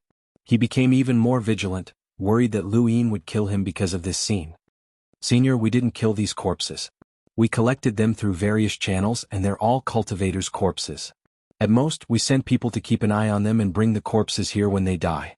You guys need so many corpses just to cultivate that symbiotic corpse? Luyin asked. Mu Feng's gaze was gloomy. The scene before him filled him with disgust for this place. Humans were rare animals that would be afraid of the corpses of their own kind. Cultivators would not be afraid of these corpses, but they would not feel good either. Yixing chose his words carefully and said, My master cultivated the symbiotic corpse. I didn't cultivate it and I don't know how to cultivate it. I wonder what your master's expression will be if he hears your words, Luyin said coldly. Yixing looked embarrassed and did not say anything else. Luyin looked up, not wanting to waste any more time. His domain swept through the entire mountain range, but he did not find any powerhouses. There was only one person in the entire mountain range and it was a woman. She did not sense Lu Yin's domain and she was surprisingly weak. She could not compare to Yixing at all. Lu Yin and Yixing appeared in front of the woman. Xiao, where's master? Yixing asked. The woman was startled by Lu Yin's sudden appearance, but when she heard Yixing's question she subconsciously answered, Master went to cause trouble for the Eternals. Lu Yin was puzzled. Cause trouble for the Eternals? You are? The woman blinked, looking a little dazed, but in this gloom mountain range that was filled with corpses, it was a little out of place. Yixing introduced, Senior, this is my junior sister, Yi Xiao. Xiao, this is a senior. Hurry up and greet him. Yi Xiao hurriedly bowed to Lu Yin. Lu Yin asked, Your master went to cause trouble for the Eternals? Yi Xiao looked at Yixing and saw him staring at her. She nodded. Master said that the Geely civilization was devoured. He clearly warned Lonesome Void, but he went to cause trouble for the Eternals. Yixing was puzzled. How did Master know that the Geely civilization was devoured? Yi Xiao pursed her lips and lowered her head. Yixing glared at her. You said it, didn't you? I told you not to tell Master first. I'll find a chance to tell him, but you insisted. Now look, Master went to cause trouble for the Eternals. Are you going to take responsibility if something happens? Yi Xiao lowered her head and did not dare to speak. Lu Yin looked at Yixing. Can you find the Eternals? Yixing was troubled. I can't find them. Only Master can. Do you know this Lonesome Void? Yes, he's a very powerful expert of the Eternals. He's fought with Master several times. Back then, Master warned Silent Void that the Ely civilization could be defeated, but as long as they gave up their physical bodies they couldn't be killed. Silent Void agreed, but he didn't expect the Ely civilization to be wiped out without a single person left. No wonder Master was angry, replied Yixing. Lu Yin looked into the distance and saw wood carvings standing at the peak of the Gloom Mountain range. Should he go to the fourth zone? Yiro had clearly misunderstood. It should have been ruins that had devoured the Geely civilization, not the fourth zone. However, they were all the same, they were both enemies to the humans. Yiro had definitely gone to the fourth zone, but Lu Yin did not know him.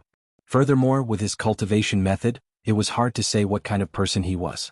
That did not mean that he was one of the Eternals' allies. Eccentric Mo had also caused trouble for the Eternals and tried to scheme against them, but Eccentric Mo was also Lu Yin's enemy. After thinking about it, Lu Yin decided to stay in the Gloom Mountain range for the time being and wait for Yiro. The fourth zone was currently facing destruction. Because He Wuxian was often absent, he did not care about the strength of the fourth zone.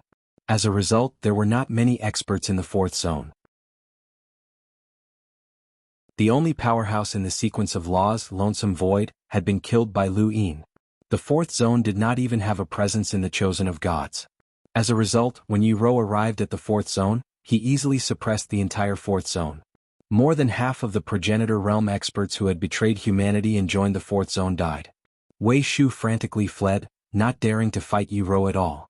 One corpse king after another charged towards Yiro. They were all killed by Yiro. Lonesome Void come out. Yiro was a young man with a pale face as if he was sick. His entire body was devoid of blood, and although he looked young, his eyes were extremely turbid. He did not look like a progenitor at all, and he was even a progenitor who could fight against sequence of laws powerhouses. Boom. The earth trembled, the tower shattered, and the divine power lake was torn apart. There were progenitor corpses. Wang Zhaoding charged forward with divine power, but he was also killed by Yiro. Aside from sequence of laws powerhouses, no one in the fourth zone could stop him. Lonesome Void, Lord Lonesome Void has long since disappeared. A progenitor who was lying in a pool of blood below shouted. Yiro landed and looked at this crippled progenitor.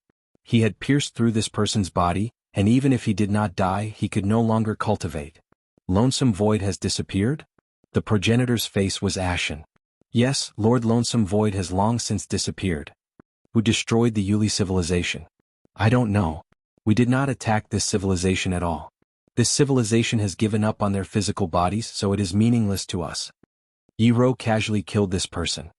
You are clearly a human, but you speak on behalf of the Eternals. You deserve to die. He then looked into the distance where a black mountain range was. He took a step forward and headed towards the black mountain range. At the same time in the first zone, Blackless God's expression changed. Something has happened in the fourth zone. He then vanished into the void. Where he stood, Ruin sneered. The fourth zone doesn't even have a decent expert, and any random enemy can deal with it. This guy should be more careful. Progenitor, she looked at the people in front of him. Being able to kill your way into the fourth zone is also one of the goals of the divine commandment. Ji Luo. Ji Luo turned around and left. He had also headed towards the fourth zone. The divine commandment had happened twice in the history of the Eternals. The first time, it had destroyed the 4 main continents of the primordial space, causing the extremely brilliant sect above heaven civilization to disappear. The second time, it had destroyed an entire era, causing a huge gap in history between the sect above heaven's era and the Daosor sect's era. The divine commandment was to gather the strength of the entire Eternals to attack a single point and eliminate the human civilization step by step. It was no longer a battle between a single domain of calamity and its corresponding human civilization. In the fourth zone, Yiro ascended the Black Mountain Range. Every step he took cracked the mountain range, and by the time he reached the peak, the entire Black Mountain Range had been completely destroyed. At this moment, Blackless God appeared. Blackless God, who was shrouded in the world of nothingness, caused Yiro's expression to darken. Are you the master of this domain of calamity? 3 pitch-black lines rotated in Blackless God's eyes. 3 black lines appeared around Yiro, and they passed through each other to form a prison. Black flames ignited. Yiro reached out and grabbed one of the black lines with each hand. He allowed the flames to burn him, but he remained unmoved. Blackless God was shocked. With your strength, Silent Void is definitely not your match. Why did you attack the fourth zone? I warned you not to attack the Missouri civilization since it escaped, but you destroyed it instead. Yiro parted the black lines and took a step forward. The void shattered, and his body appeared in front of Blackless God. He raised his fist and punched out. His battle style was similar to that of the Eternals' Corpse Kings, simple and crude. However, no matter how powerful this punch was, it could not touch Blackless God. Instead, it passed through him and shattered the ground in one direction of the domain of calamity. Black lines appeared around Yiro once again. This time there were not 3 but 6, 9 and then more and more.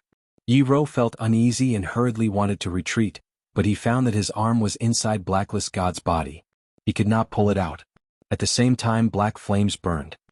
I don't know what the Missouri civilization is, but Silent Void died long ago. You warned Silent Void, but the one who attacked was definitely not Silent Void, Blackless God said indifferently.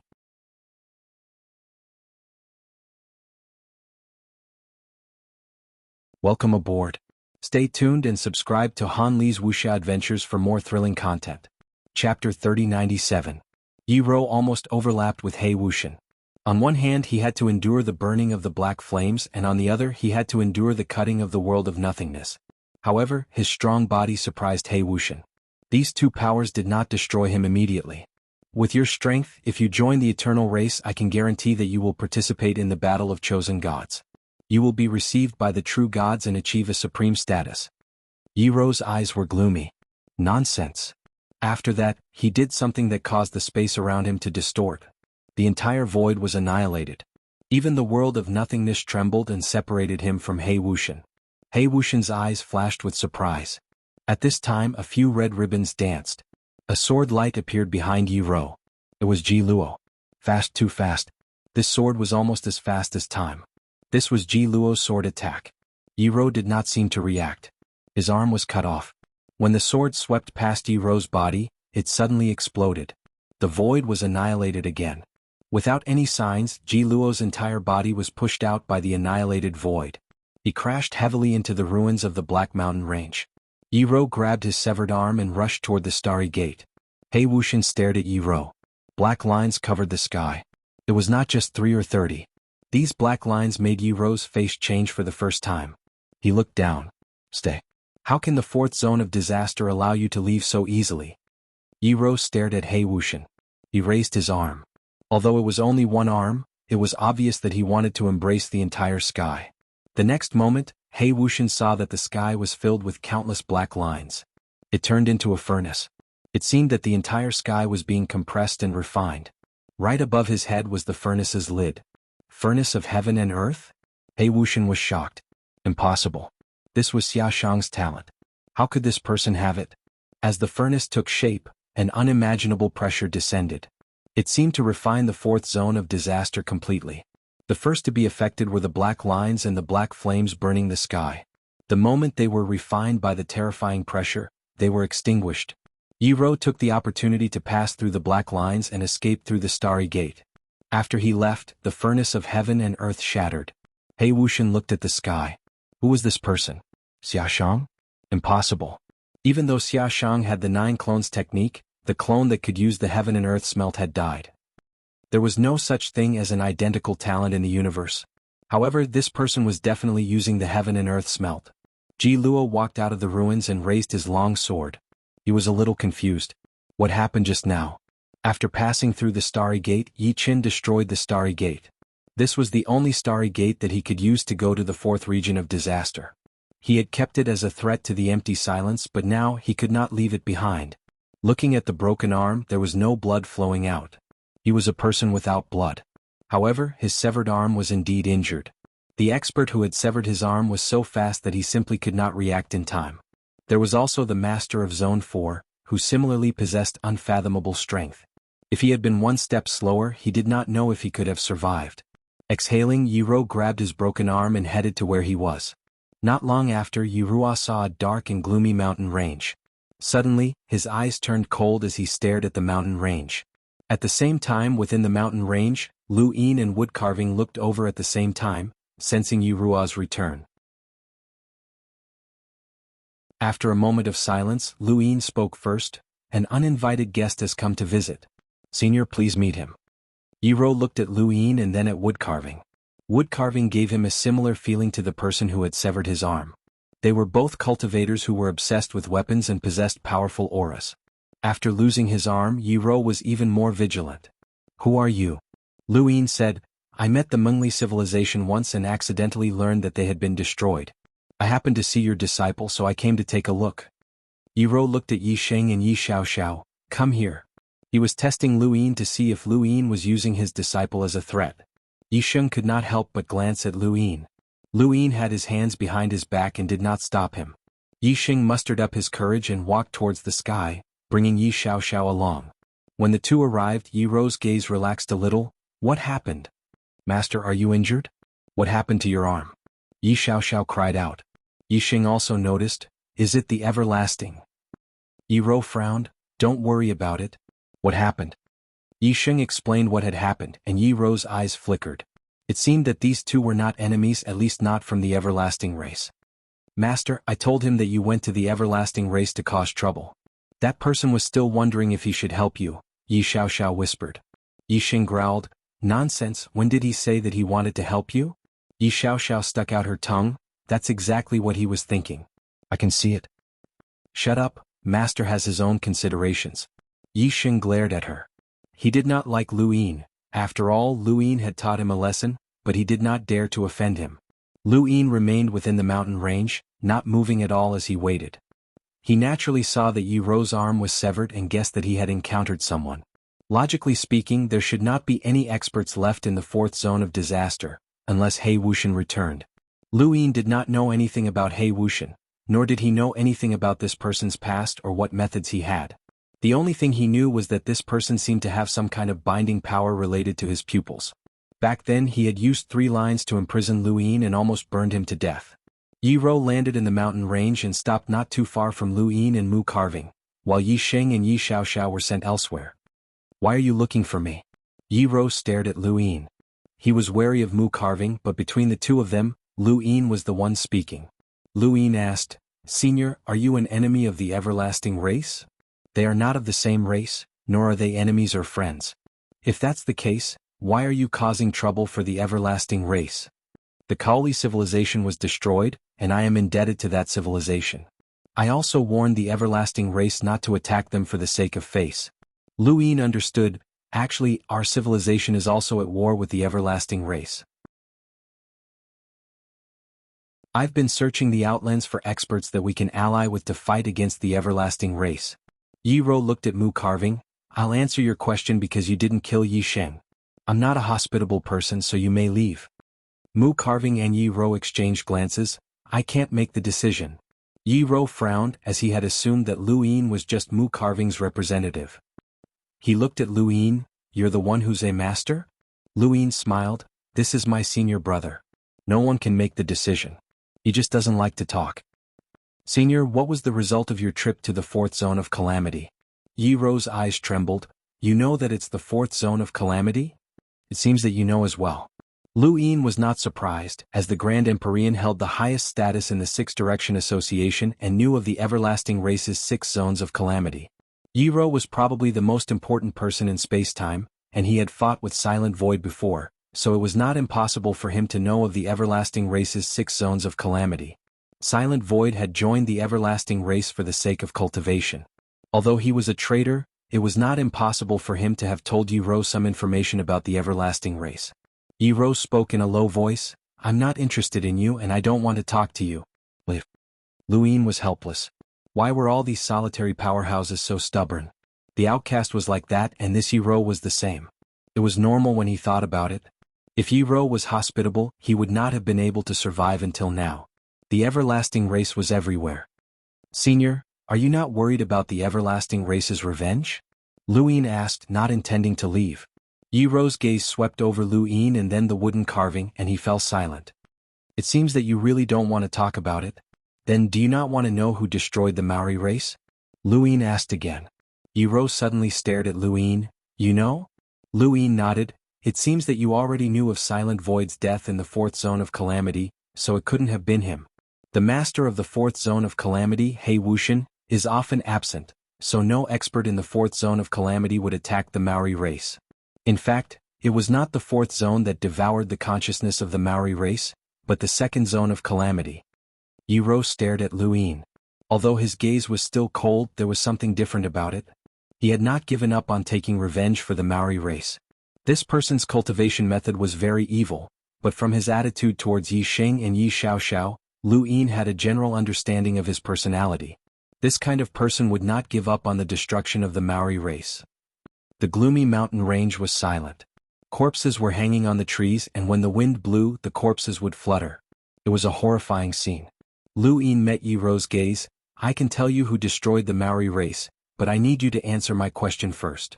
Yi Ro's expression did not change. Speak. He was a cold cultivator, not a businessman. At this moment he had clearly given the initiative to Lu Yin, but this was not within Yi Ro's consideration. Lu Yin pointed at the corpses hanging on the trees. What's with these corpses? What's with the corpse symbiosis technique? Yi Ro's eyes flashed. The corpses were not my doing. I only collected them and I created the corpse symbiosis technique. I was born in a family of corpses, and I surpassed my father's generation when I was 6 years old. I am more familiar with corpses than anyone else, but I was persecuted and my family was destroyed. Under the guidance of my master, I stepped onto the path of cultivation and finally created the corpse symbiosis technique. What is a corpse symbiosis technique? Yi Ro did not hesitate, replying directly, the body is in symbiosis with the corpse. It is both the person and the corpse. Senior, what do you think of the humans and the Eternals? Lu Yin asked. Yi Ro looked at Lu Yin. Since I have stepped onto the path of cultivation, the boundary between right and wrong is blurred. I only need to be sure that those who are kind to me are kind, and those who are evil to me are evil.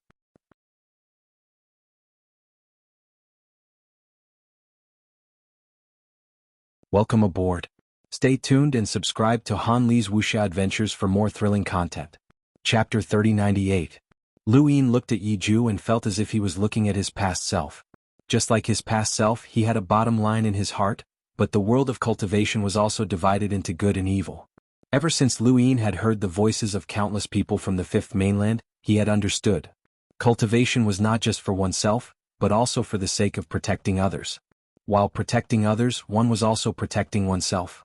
Many people felt that cultivation was lonely, but that was because they had walked a lonely path. Lu Yin had once plotted against many people in order to unify the inner verse and outer verse. He had been ruthless, but even so, he still had friends and family. It felt good to be cared for by others.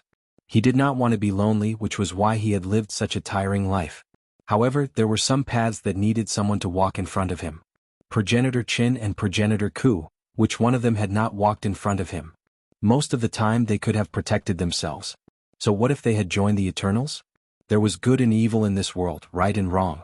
Lu Yin did not intend to change Yiju's mind. At least she had a bottom line. The one who destroyed the Missouri civilization was the second Lord of Calamity, Ruins. This person is skilled in consciousness techniques. The Missouri civilization gave up their physical bodies and transferred their consciousness into the game world. To him it was a delicacy, so he would not let it go. You can ask your disciple. The meteorite that carried the Missouri civilization was covered in dark clouds, and those clouds are ruins, Lu Yin told Yiju. Yiju's gaze sank. Ruins? She would remember this. Ruins is one of the Eternal's 3 pillars and 6 boundless. He is very powerful and you cannot kill him alone. If you want to avenge the Missouri civilization, you will have to join forces with us, Lu Yin said. Yiju was calm. I will not join forces. Thank you for telling me, but please leave. Lu Yin asked, if we were to attack the ruins, would you come? Yiju thought about it. All right, I will look for you again. Lu Yin nodded at Woodcut, and the two left the Gloom Mountains. Before leaving, Lu Yin asked Yiju if she knew of Mr. Mu. Yiju did not know. Lu Yin was not surprised. Perhaps a powerful civilization had once existed in this space-time, but it had been destroyed. The Missouri civilization and Yiju had only appeared after Mr. Mu had left. Lu Yin did not know how long Mr. Mu had lived here, but such situations did exist. On the boundless grassland a gentle breeze blew, bringing with it smoke and dust. Ahead was the ruins of Eternal Kingdom. A man sat on a pile of rubble, panting heavily. It was finally over. The person overseeing the Eternal Kingdom was a cultivator who had betrayed the 9-star civilization. He had just fought the traitor and paid a huge price to use the 7 stars killing technique. The ancient key had pushed the traitor and most of the corpse kings in the Eternal Kingdom into the endless abyss. Only then had he destroyed the Kingdom of Eternity. Correspondingly, he had paid a heavy price. It was already a miracle that he was barely alive. But from now on he couldn't even use the 3 stars killing technique. He was completely crippled.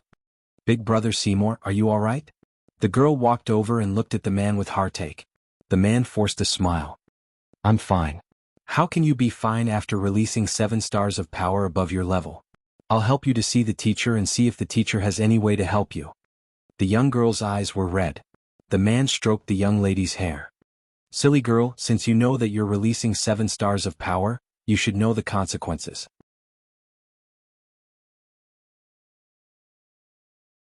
It's already a miracle that I'm still alive, so don't worry. From now on, I'll stay in the academy and help the teacher teach the students. I'll strive to teach a few more geniuses. The young lady's tears made a powerful 6 stars expert lose his power. How sad was that? But there was no other way. In the battle just now, if he hadn't released 7 stars of power, they would have been defeated. The price wasn't losing his power, but death. Alright, go and help them clean up the Eternal Kingdom.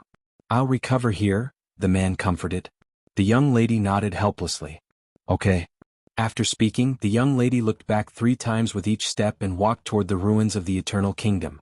Suddenly, the void distorted and figures walked out, bringing with them a terrifying pressure that filled the sky. A hand reached out and smashed the young lady. You're in the way. The man sat on the pile of rubble in a daze, watching the young lady die tragically. His mind was blank. When he came to his senses, a shadow loomed over his head. It was an incomparably huge corpse king. With a stomp, blood flowed from the rubble. Kill. Kill. Kill. Far away in the star capital, Kakawen's expression changed drastically as he looked into the distance. Oh no, has the eternal race gone crazy? Shrill alarms resounded throughout the 9-star civilization. On the grassland, Di Qiong, Arrow God, Ruins and Ji Luo walked out one by one. Then, Divine Master Shaoyin, Two-Blade Sect, Wu Ho, Wang Ho, Ancestor Realm Corpse King and so on. At this moment, it was as if the entire eternal race had come here. Mimi Na wasn't far from here. She felt the terrifying pressure as vast as the sea, and her face turned pale. "Mimina, go and ask for help." Kakawen's voice came. He walked out of the star capital and came in this direction. Mimina was worried. "Teacher, you?" "Go," Kakawen shouted. Mimina gritted her teeth and left hurriedly. On the grassland in the ruins of the Eternal Kingdom, Ruins laughed and rolled his eyes. "It's finally over. Let me remind you, be careful not to be taken away by that old man Kakawen. He's not to be trifled with." Di Qiong sneered. "He's just an old man. How can he withstand our attack? That old man can die with you." Ruin's eyes kept rolling. "He's here." In the sky, Kakawen approached and saw Ruins, Di Qiong, Arrow God, and the others. His face was extremely gloomy. "Eternal race, do you want to die?" "Hee, old man, I've brought you so many things to die. Use them. Restart the 9 stars. Otherwise, you won't even have the chance to use them," Ruins said. Kakawen's eyelids twitched. Ruins was an expert that he couldn't fight against. If it wasn't for the possibility of mutual destruction, the 9-star civilization would have been destroyed long ago. Now, not only Ruins but so many experts who brought him extreme danger had come. These experts might not be weaker than Ruins. The Eternal race wanted to destroy the 9-star civilization. "Ruins, you should know that my restart can take away all creatures in a space-time. It's useless no matter how many experts you have," Kakawen threatened. "Restart could only be used once. Once it was used, the 9-star civilization would be finished." As soon as he finished speaking, a connected 5-star pattern suddenly appeared beside Kakawen. It was the Wall of Ether. The blade pierced the Wall of Ether and was only a millimeter away from Kakawen. It was Ji Luo. His sword was unimaginably fast. However, Kakawen wasn't weak. He was a mentor of the 9-star civilization. If he fought against the 6 Directions Society, he would be a sequence law expert at least at the level of the Samsara Spacetime 3 Venerables. He wouldn't be killed instantly by Ji Luo's sword. However, this sword made Kakawen afraid. If he had been a little slower, he would have died. "Since that's the case, I'm just a bag of old bones. It doesn't matter if I die. Let's see what restart looks like." After saying that, Kakawen's body was surrounded by the Wall of Ether. He raised his arm and the wood in his hand lightly tapped the void. Star patterns formed one after another, quickly connecting into 7 stars, then 8 stars and finally 9 stars. When the 9 stars were formed, everything in this spacetime stopped. It was as if time and space had stopped. "It's here," Ruins said in a low voice. His eyes were fixed on Kakawen. Beside him, Di Qiong, Arrow God, and the others looked solemn. A civilization's strongest power was finally about to be used. Legend had it that the 9-star civilization's 9th star restart could completely reset spacetime. This was a power that could instantly destroy spacetime. In order to be able to use the 9 stars restart, the 9-star civilization had already made preparations. At the moment of the restart, Star Capital would disappear to avoid the spacetime destroyed by the restart. All this time, Kakawen had threatened Ruins with the 9 stars restart so that Ruins would not dare to take action personally. However, Ruins did not take action. Firstly, he was afraid of the power of the restart. Secondly, he did not want to be used as a scapegoat. Kakawen was not far from death. The Eternals had already infiltrated the 9-star civilization. It was impossible for the 9-star civilization to have a new expert who could use the 9 stars restart. In the entire 9-star civilization, the person second only to Kakawen was Mina. However, Mina was much younger than Kakawen. The 9-star civilization's experts who were older than Mina had been killed by the Eternals. None of them had reached the 8 stars level. Once Mina approached the 8 stars level, she would also be killed by the Eternals. This was Ruin's overt scheme against the 9-star civilization. Once Kakawen died of old age, the 9-star civilization would completely end. However, the god's commandment could not wait any longer. The 9 stars restart was extremely powerful, but its biggest weakness was time. For an expert, even a moment was a long time, especially for an expert who had the power of time. Although the 9 stars restart caused the current spacetime to freeze, there was an opportunity to escape the moment it was used. This opportunity could not be seized when challenging the 9 stars restart. After all, it was the 9 stars restart's strongest power. It could not be easily escaped. The moment it was used, the entire spacetime would be sealed. How could an enemy who might be killed by the 9 stars restart break the sealing power of the 9 stars restart in an instant? If he could do it, he would not have to run away. However, once there were many experts of the same level, this opportunity would appear. Ruins, the Arrow God, Di Qiong, Ji Luo, and Shaoyin Divine Lord attacked at the same time. Cracks appeared in the entire spacetime. The grass was completely crushed and the dark starry sky kept cracking. Kakawen's 9 stars were connected. Spacetime suddenly shrank, turning into a ray of light that headed toward ruins. This was the 9 stars restart. It turned the entire spacetime into a ray of light that destroyed everything. Of course, this spacetime would also be destroyed. The ray of light shot toward ruins. Ruins entered the void crack and escaped. Similarly, the arrow god Di Qiong and the others escaped into the void crack. In the current spacetime, only the world of nothingness, that ray of light, and the tottering Kakawen were left. When the ray of light swept across the void, ruins had already disappeared. Thank you. QZQ4418 Baidu Brothers tip, I'll add more chapters. Thank you. I can't take it anymore. Stay up late, really can't take it anymore. I've done my best to add more chapters. Thank you for your support. Thank you.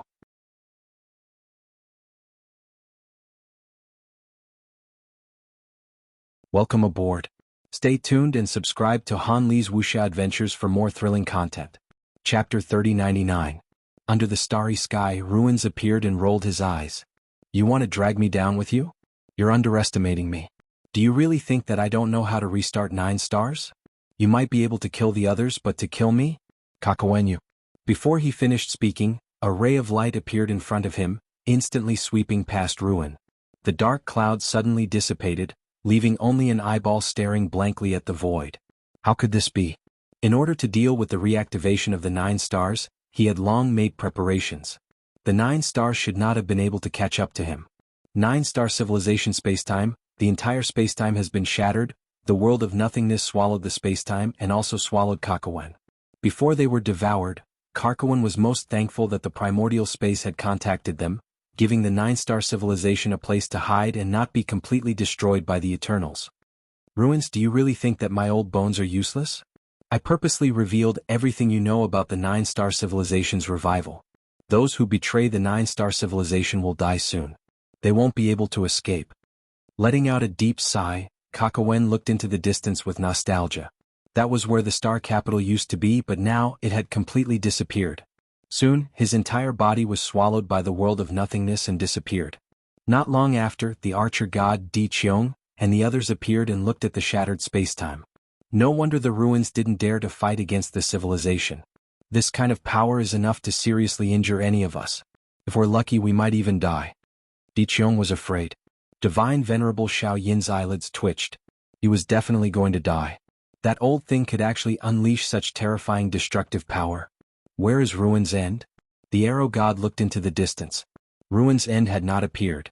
After waiting for a while, Ruin still didn't appear. Forget it. Let's not care about him. The 9-star civilization must have escaped. That old thing will not let this civilization die with him. However, they can't escape. The spacetime they can hide in must be connected to this spacetime. Search for them, Di Qiong ordered. The Stargate opened and corpse kings rushed out one after another, searching this shattered space. In the second domain of disaster, he had returned from the ruins and was heavily injured. It had been a long time since he had suffered such heavy injuries. That old thing had played him for a fool. Even under the divine admonition, he had actually used him as a scapegoat.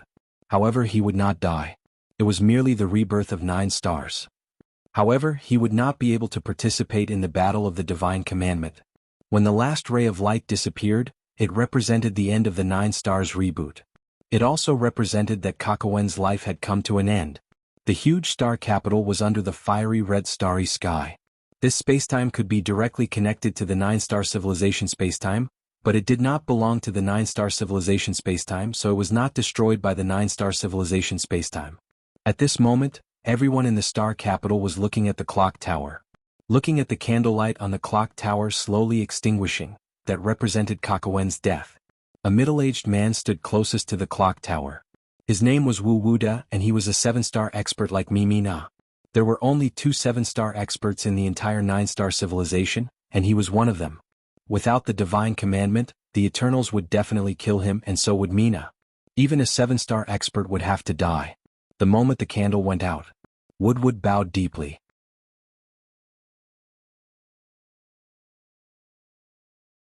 Even without this battle, he was only 100 years away from the end of his lifespan. I often saw him coughing up blood. The Eternals will not allow another Mentor Kakuen to appear in our 9-star civilization. Our 9-star civilization is destined to be destroyed, so why struggle? She looked at everyone in the star capital. Let me give you a word of advice. Join us before the Eternals completely abandon you. Otherwise, what awaits you will be the most miserable fate. Star capital was filled with an atmosphere of despair. Everyone looked at each other. First, Kakuen had died, and now the traitor was persuading them. Some of the weak-willed people were already thinking about how to join the Eternals. Woodwood clenched his fists. Shut up, Mimi. Our 9-star civilization does not have a traitor like you. Anyone who betrays our civilization must die. Mimi was indifferent. Mentor Woodwood, Mentor Mina, in the entire 9-star civilization, you are the most valuable. Unfortunately, you are too stubborn. I am the future mentor of the 9-star civilization. Mentor Kakuen said that I am the most talented. Now, I exercise my authority as a mentor to expel you. As she spoke, she faced the arrow god Di Qiong and Ji Luo, who had just walked out of the void. Mentor Mimi of the 9-star civilization asks the Eternals to help expel the traitors, Woodwood and Mina. Woodwood and Mina were furious. This woman was the traitor. How dare she slander them? Di Qiong looked at Mimi with interest and then looked at the star capital. History is written by the victors. The 9-star civilization will enter a new era. Only by joining the Eternals can the 9-star civilization be preserved. Those who do not join us are traitors, and traitors should be killed. In the star capital, someone shouted, I'll join. I'll join Mentor Mimi. Following the first person's shout, one by one, they shouted that they wanted to join Mimi. No one was willing to die. If Kakuen was alive, the 9-star civilization could fight to the death because Kakuen's prestige was too great. However, Kakuen was dead. As Kakuen's most valued disciple, Mimi represented Kakuen to a certain extent. This was the reason that the traitors convinced themselves. In that case, why not join Mimi? They only joined Mimi, not the Eternals. Mimi had to be a mentor of the 9-star civilization. Woodwood, Mina, and the others were sad. People were like this. Some could fight to the death, while others surrendered humbly. There are not many people. It seems that we have to deal with the traitors first. Divine Master Xiaoyin raised his finger and pointed at Woodwood. A beam of light descended and shot directly at Woodwood. At the same time, Ji Luo raised his sword and slowly pulled out the blade. From this moment on, the 9-star civilization would no longer exist. Those who joined could call themselves the 9-star civilization or another civilization. It did not matter. Sir Woodwood, we will never surrender. We are willing to follow Mentor Kakuen and fight to the death. Some people surrendered, but more people were enraged and wanted to fight to the death with the Eternals. Woodwood shouted, Okay, today we will be buried here and follow Mentor Kakuen. After that, he directly used the 7-star killing technique Ancient Key. The Ancient Key was a key. It took shape in the void, opened the world of nothingness, and swallowed the surroundings. Mina attacked at the same time. Behind her, several 6-stars experts used Senluo's light of nirvana. Auroras filled the starry sky and swept toward the Eternals. Divine Master Xiaoyin's beam of light descended and pierced through the ether walls. Ji Luo took a step forward and instantly appeared in front of Mina. He pulled out his sword and slashed down. His movements were so smooth that Mina could not react in time. Mina could only watch the blade slash down. She was going to die. In the end, she did not wait for reinforcements. Boom. The sword slash suddenly stopped and Ji Luo's figure dodged. A figure appeared and punched through the void. The huge aftershock made Mina take a few steps back. Then she saw the person clearly. It was a woman, a very coquettish and beautiful woman, but the punch just now was full of wild destructive power. Why didn't the 9-star civilization come to us when they were in trouble? We are allies after all. The woman looked at Mina, winked at her, and smiled. She was none other than Ji. Mina was confused. What was the expedition of calamity? The next moment, angry roars resounded through the starry sky, and people walked out one by one, glaring angrily and roaring like wild beasts. Expedition of calamity, kill. Kill. Destroy. Destroy. Divine Master Xiaoyin was stunned. What the hell? In front of him, a terrifying destructive power suddenly descended from the calamity. It was Ji's eldest son. There was no fancy attack, just a simple punch. Divine Master Xiaoyin subconsciously raised his hand and released a beam of light. The beam of light collided with the destructive power of the calamity, shattering the void.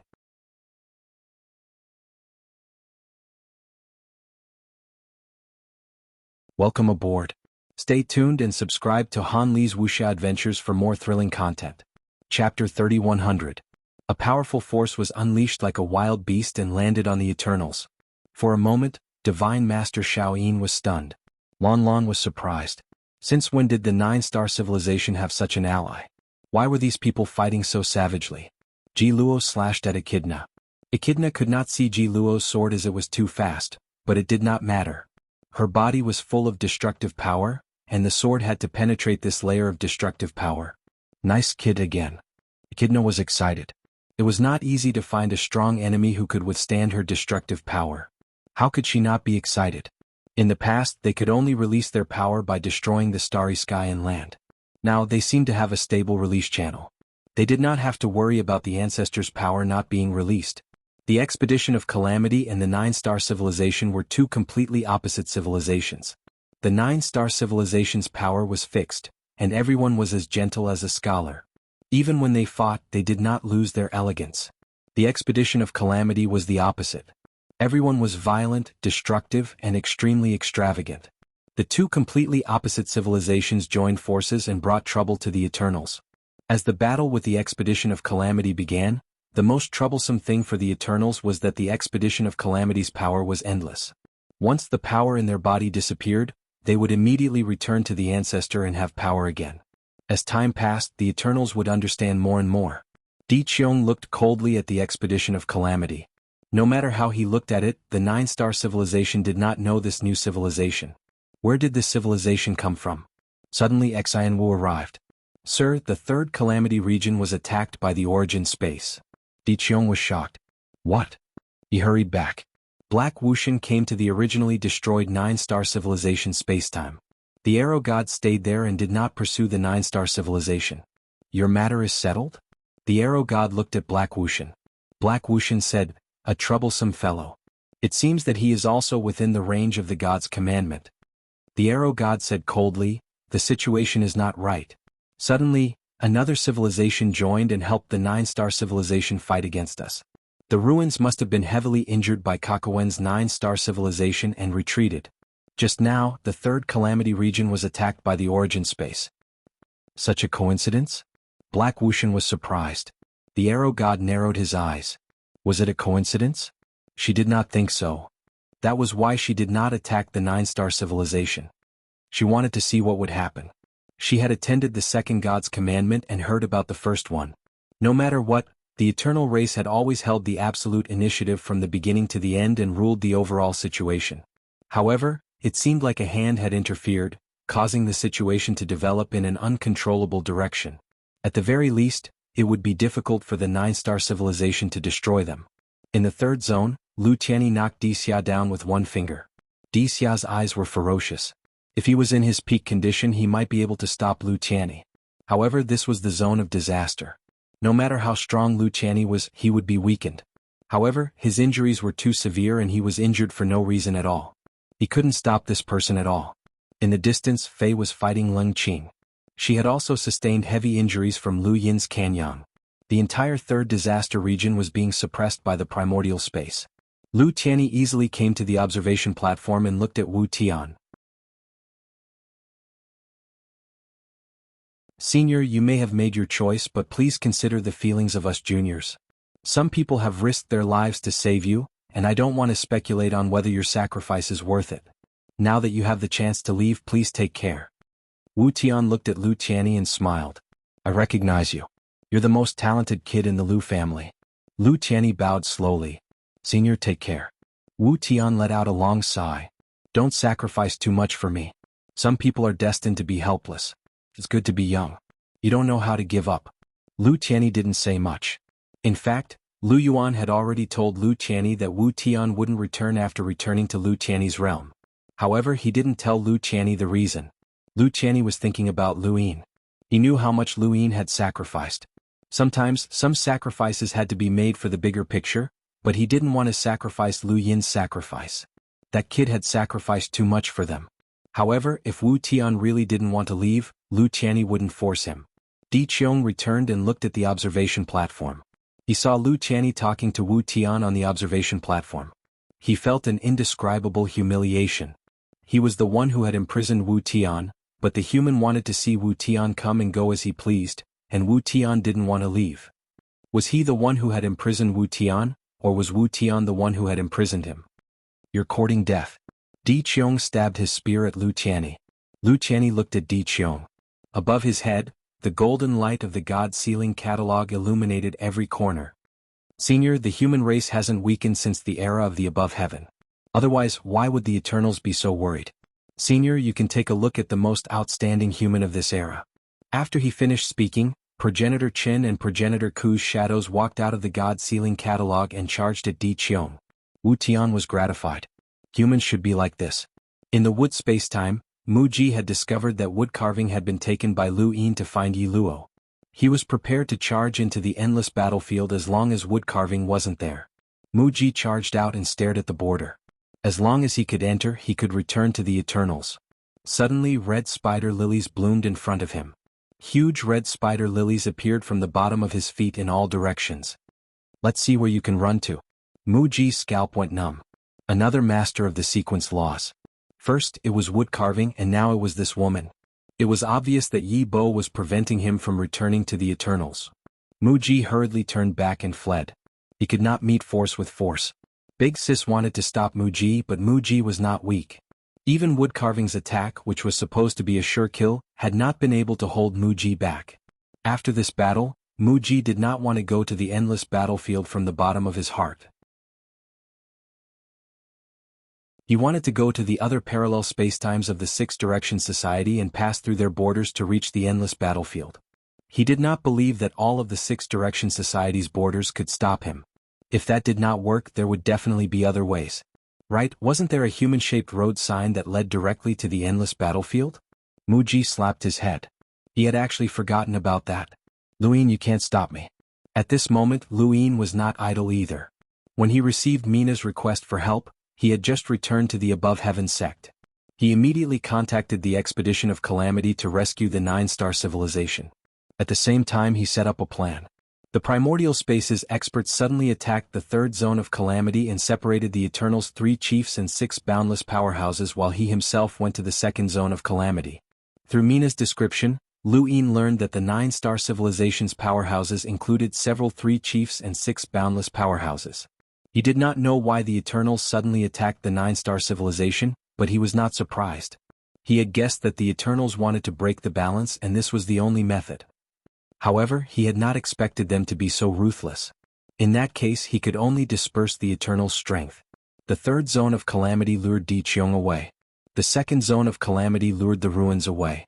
At this moment, Lu Yin led Void Master, Wood God, and Yi Ruo into the second zone of Calamity. In the second zone of Calamity, there was a dark cloud directly below the Black Mother Tree. The enormous dark cloud covered a region, and that was where the ruins were located. This was not Lu Yin's first time in the second zone of Calamity. Last time he had used Yi Po's identity. Beside him, Void Master was somewhat nervous. Lu Yin had killed his way into the zone of Calamity again, and the war had been rather unstable recently.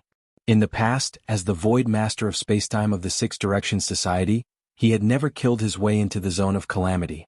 He had only acted when he encountered the 7 sky gods.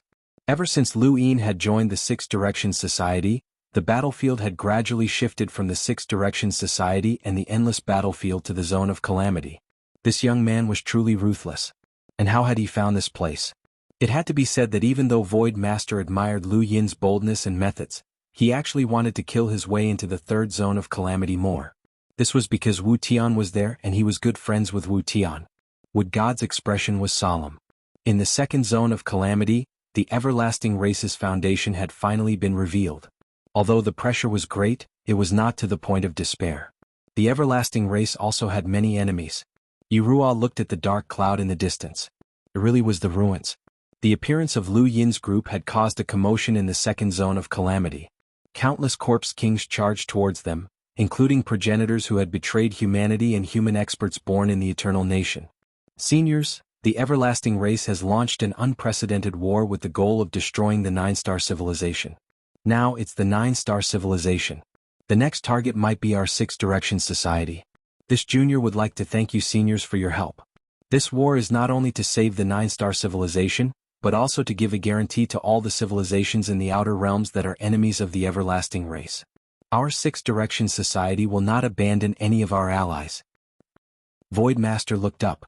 Since we're here, we can only break through the second zone of calamity.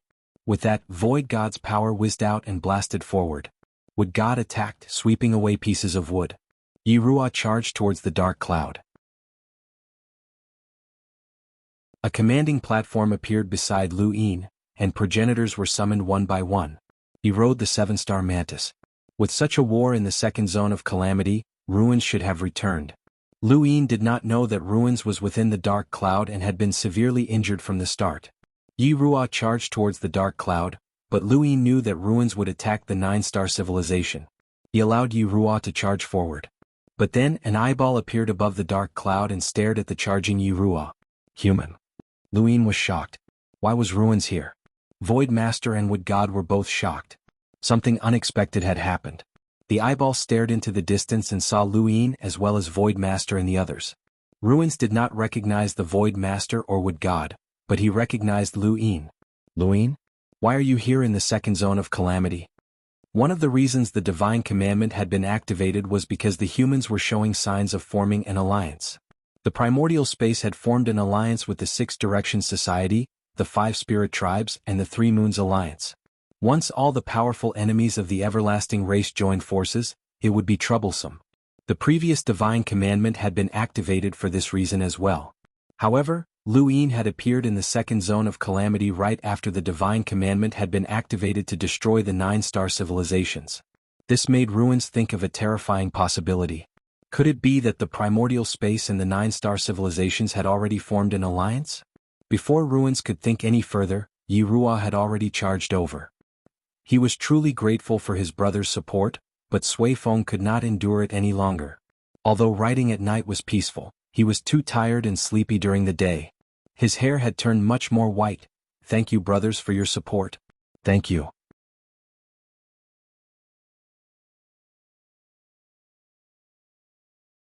Welcome aboard.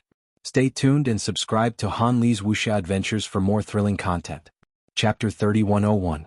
Yi-Ro charged into the dark clouds, and a corpse king charged at him from below. It was an eyeless progenitor corpse king, and its physical body was extremely strong. However, it was slapped down by Yi-Ro, whose physical strength was just as strong. You devoured the nightmare civilization? Ruin's eyeball stared at Yi-Ro, who was right in front of him. He did not recognize Yi-Ro, but he knew about the nightmare civilization. You're from that civilization? There was no need for an answer, as this was the answer. Yi-Ro's gaze was cold as he disappeared into the dark clouds. Lu Yin looked into the distance. His understanding of ruin was his consciousness. Of all the people he had merged with, only Xia knew a little about ruin. Ruin's main body was that eyeball, and no one knew how an eyeball cultivated. All they knew was that his consciousness was extremely powerful. The Corpse King tablet had entered with his consciousness because ruin had helped the third zone. The people of the Thousand Faces game were all powerhouses with consciousness, but compared to ruin, they were like fireflies compared to the moon. The difference was unimaginable. Yi-Ro had been dragged here by Lu Yin to deal with ruin. Lu Yin had only hoped to lure ruin back by attacking the second zone, but he had not expected ruin to actually be here. There were no other powerhouses in the second zone besides ruin. Even if there were progenitors, they were useless against Lu Yin, Voidmaster, and Wood God. They all watched as Yi-Ro charged into the dark clouds. Then he smoothly rushed out of the dark clouds without touching anything. Yi-Ro looked back at the eyeball and took a step forward, striking it with his palm. The eyeball turned and then disappeared into the dark clouds. No matter what Yi-Ro did, it was useless. He was hitting a dark cloud, one that did not have a physical body. Lu Yin frowned. That couldn't be his consciousness, right? The consciousness of the people of the Thousand Faces game was formless and could control others, but Ruin's consciousness could see and appear in the form of a dark cloud? If that was the case, how could they fight? How could they break through Ruin's consciousness? Voidmaster and Wood God did not know how to deal with it. Yi-Ro's attacks were useless against the dark clouds, but Ruin did not retaliate. It looks like he's been injured and it's not light. Otherwise, how could one of the 3 masters and 6 voids not retaliate? Voidmaster pondered. His words made Lu Yin realize that the ruins should be dealing with the 9-star civilization. The 9-star civilization was a powerful enemy of the second zone of calamity, so it was impossible for them to not make a move in the second zone and leave it to the other zones. The only possibility was that Ruins had been injured, and the only thing that could injure him from a 9-star civilization was Kagawan's 9-star restart. When Mina asked for help, she said that Kagawan was very likely to use the 9-star reboot to stall for time and protect the 9-star civilization. If Ruins' end was injured by the 9 stars revival, it meant that he wasn't invulnerable. Instead, this attack had to be able to wipe out everything. The reactivation of the 9 stars would wipe out an entire region of spacetime, which might even include time and space. Of course, Luin wasn't sure, as this was just a guess. If his guess was correct, then he would have to injure Ruins or even kill him. It had to have the destructive power to wipe out everything. It didn't target any power but space and time. The simplest understanding was that every single attack had to tear apart the world of nothingness and completely wipe out everything that existed on the surface of space.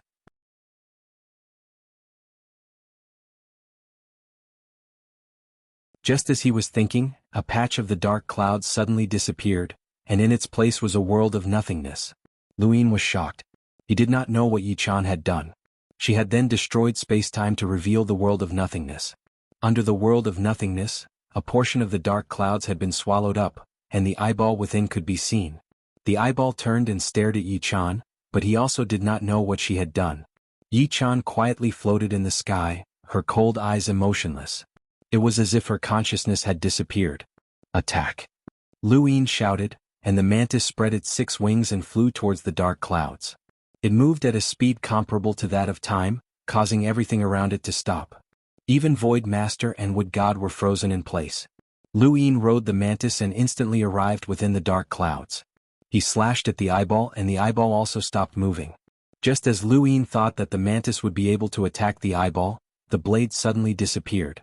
Then, the mantis and the platform disappeared as well. Luin looked at the eyeball in shock and it turned and stared at him. Suddenly, an invisible force surged into his mind, wanting to shatter it. Luin felt as if he had been struck by a hammer, and the world spun as he fell straight down. Ruins was shocked. He hadn't been turned into an idiot? Lu Yin's body fell, and his vision continued to move upwards. He finally stopped and looked up, only to see the dark clouds heading towards Void Master and Wood God. Be careful of his consciousness, Luin shouted. Void Master and Wood God's power of wood erupted at the same time, forming a tsunami that swept towards the dark clouds above the second zone of disaster. The 3 terrifying forces caused the second zone of disaster to collapse. Void Master's vision spun, and he fell down like Luin. Wood God fared slightly better but not by much. He kept retreating, and when he looked up again his vision was blurry. Ruin's consciousness was too powerful, and it actually suppressed Void Master and Wood God. It could only be said that they did not have the ability to resist such a powerful consciousness, but that did not mean that they were weaker than Ruins. Just like how Luin could deal with the mantis, Void Master might not have been able to do the same. There was no such thing as an invincible power in the universe, or else it would represent some kind of extreme. Extreme power was not the foundation of the universe, and if there really was an extreme, then the universe would no longer be a universe, but a monster that could expand without limit. At this point, Yi-chan's vision recovered and she stared at Ruins. There was a boom as the void shattered, and Ruins screamed as he looked at Yi-chan in shock. What kind of sequence law was this? How could it break through his consciousness? He had already forcefully cultivated his consciousness to the point of being a sequence law, which was similar to creating something out of nothing. He had reached the level of being recognized by the universe, and this person had actually broken through his sequence law? Had Luin also reached the level of breaking a sequence law? Yi-chan had indeed made a move. This time, Luin opened his celestial eye and saw Yi-chan's sequence particles enter the dark clouds, but he did not know exactly how they had destroyed the clouds. Yi-chan's sequence law seemed to be rather complicated. In the sky, a piece of wood descended and pressed down on the eyeball. The dark clouds around the eyeball did not move, but Luin saw the sequence particles fill the sky and spread out towards the entire second zone of disaster. Be careful, he's using a sequence law. The entire second zone of disaster is being affected, Luin warned. Boom. Another explosion rang out and the void shattered. This time it came from Yi-chan. Ruin's sequence particles shot towards Yi-chan, Void Master, Wood God, and Luin. The first 3 used their sequence particles to block, while Luin used the starry sky in his heart to isolate himself from the particles. At the same time he used reverse steps to parallel time and rapidly approached the eyeball. He struck out with a palm, shackling it with 100 punches. The eyeball was right in front of Luin, but his palm still missed and brushed past it. At the same time, the falling wood from the sky also missed. It was as if the eyeball did not exist. The eyeball turned and stared at Luin. Under the divine commandment, you must die. Luin stared at the eyeball and locked eyes with it. Something must have happened in that instant. He used reverse steps again and struck out with his palm. This time he did not use much force as he wanted to see what had happened. His palm still brushed past the eyeball, but this time the flow of light was reversed for a second. Luin stared at the eyeball for a second and he saw it. How could such a thing happen? He saw the eyeball circle behind him at a speed that was not very fast. When his palm missed, the eyeball reappeared in its original spot, which was why his palm had brushed past it. But what was going on? It was clearly not very fast, so why couldn't he see it? If not for the 1-second reversal, he would not have known that the eyeball had circled behind him twice. It was not just him. Void Master, Wood God, and Yi Chan did not know either, or they would have warned him. What was going on? Luin was confused. There were all sorts of strange powers in the universe, and he felt that it was difficult for him to grasp Ruin. Ruin must have been severely injured, or else he would have circled behind Luin. He did not attack, but Luin and the others would not be able to hurt him. Strange, very strange. A vast amount of Void God's power swept over from the surroundings, and while Ruin dodged Lu Yin's palm, Ruin was trapped in Vitality's thermometer and began to heat up. Vitality's thermometer would define any species as normal and raise the temperature to a level that normal species would not be able to withstand. Humans were at 40, 41, 42 degrees and so on. Void Master did not know what kind of species Ruin was. He could only use a human's high temperature to deal with it, as that eyeball was exactly the same as a human's. But as the thermometer rose, Ruin's eyes widened. Luin did not react. This time, the eyeball did not escape and remained in its original spot. Vitality's thermometer could not do anything to it. Void Master could also see this and waved his hand to disperse the Void God's power. Are you stalling for time? Luin stared at Ruin. Ruin's eyeball swiveled. How did you enter my second zone of calamity? Luin had naturally gone through the 9-star civilization. So many years had passed, and the war between them and the second zone of calamity had been going on for a very long time, so they naturally had a way to find this place.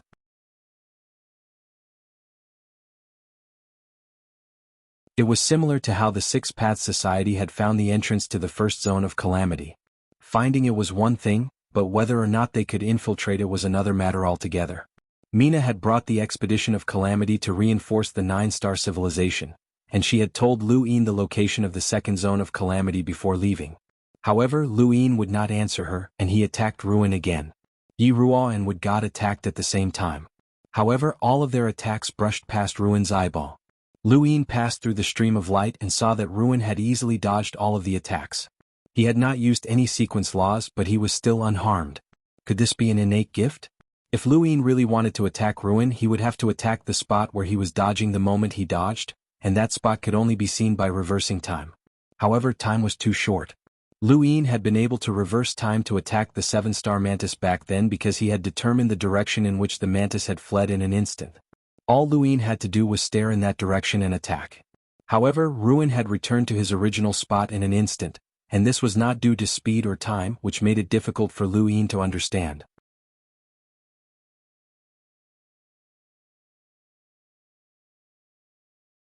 Welcome aboard. Stay tuned and subscribe to Han Li's Wuxia Adventures for more thrilling content. Chapter 3102. Luin suddenly retreated. Every time he dodged an attack, he would circle behind himself. Perhaps it was instinctive, or perhaps he could only avoid a certain area. In that case, he would attack the entire area.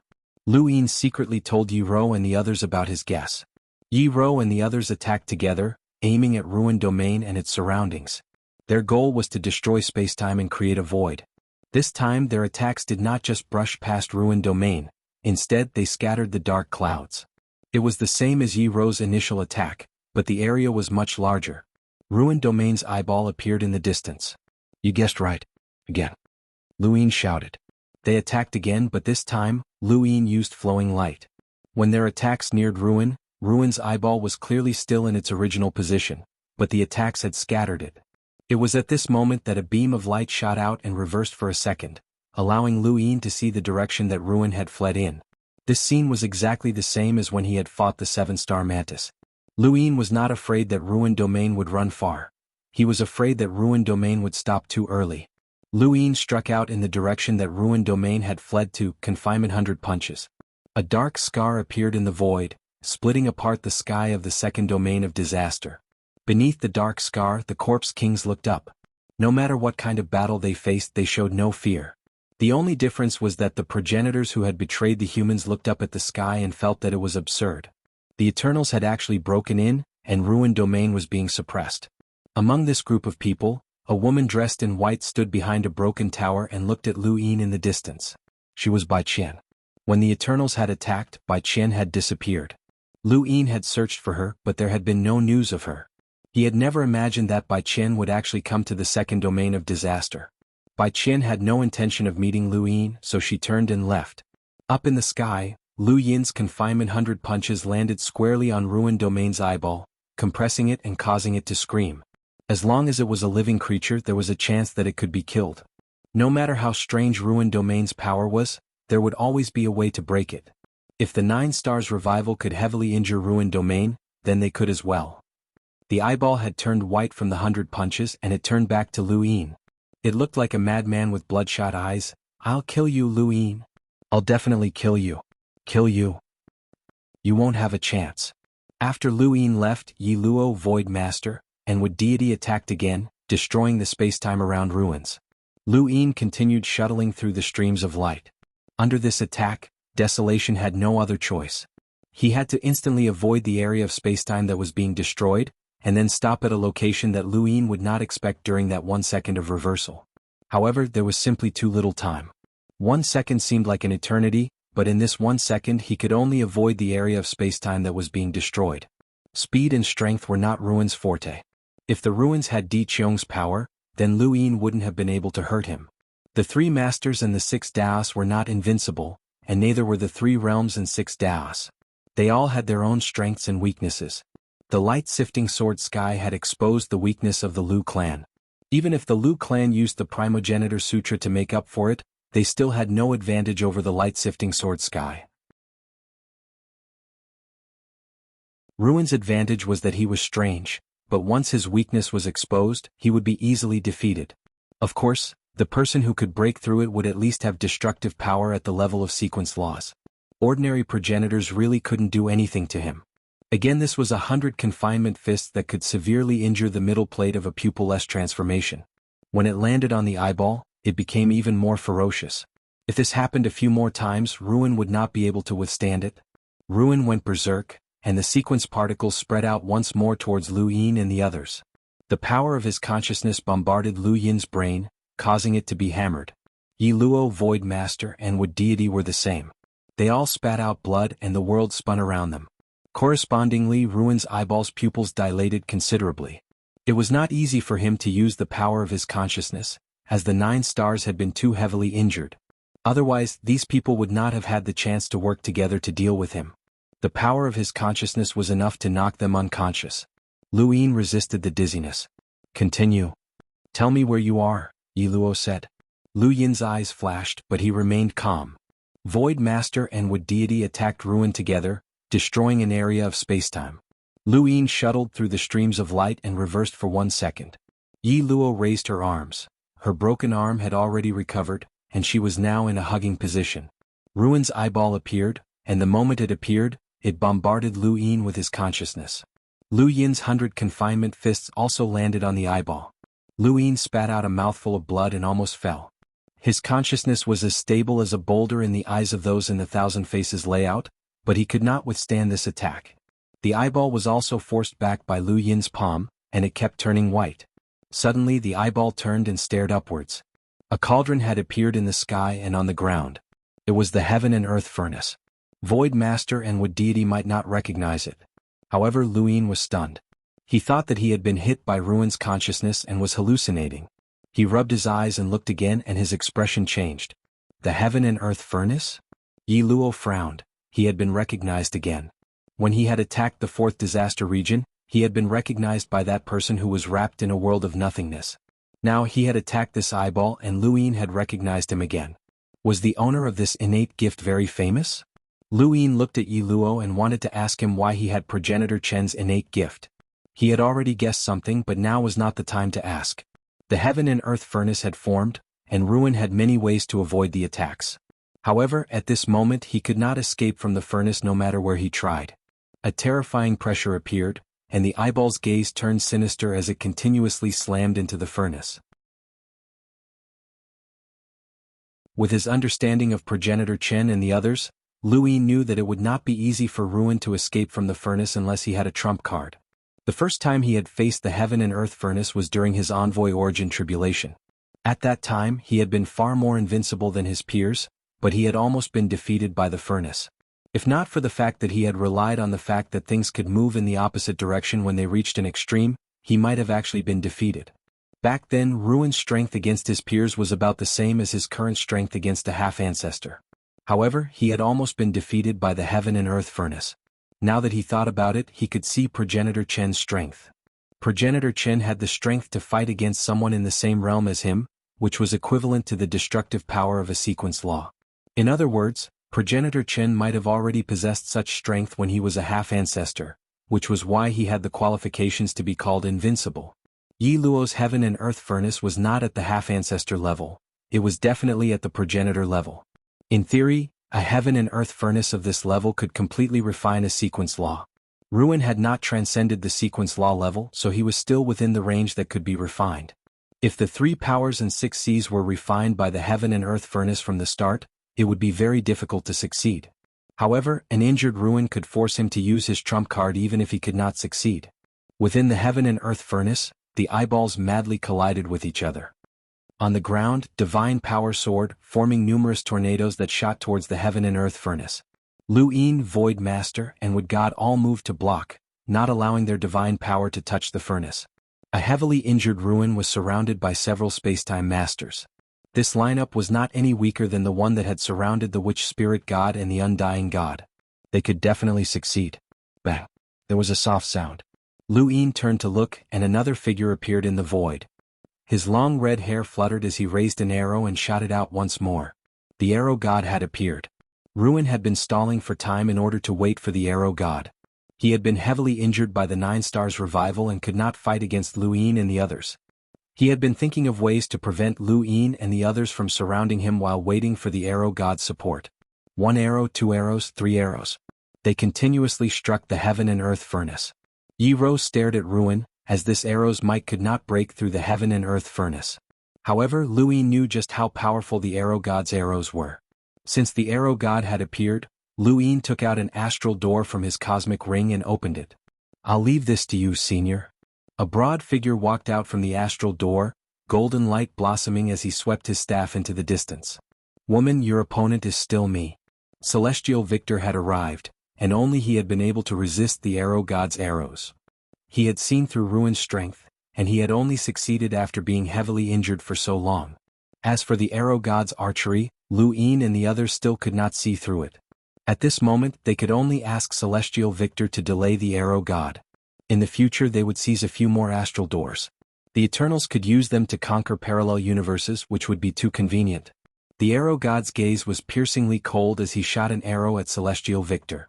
The Celestial Victor blocked outside the heaven and earth furnace, so the arrow god could not avoid him and save Ruin. 2 more figures appeared in a few other directions. They were both sequence laws powerhouses, and Lu Yin recognized one of them. It was Magician. It was a pity that he had actually returned alive. Lu Yin had not seen the other before, but the moment this person attacked, he knew who he was. He was one of the 5 elders of the 5th disaster zone, Thousand Hand Seal.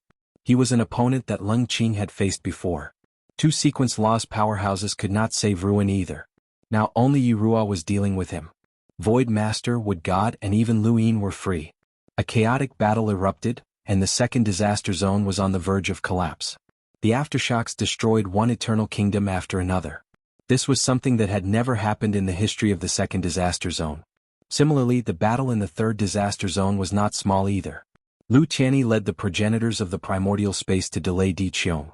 Blacklist God returned to the 4th disaster zone, worried that it would be attacked. After all, the 3rd and 2nd disaster zones had both erupted. Currently, only Jilua, Divine Sovereign Xiaoyin, and a few other Eternals were at war with the 9-star civilizations. The divine commandment had gathered the strength of the Eternals' 6 disaster zones to destroy the scattered human civilizations.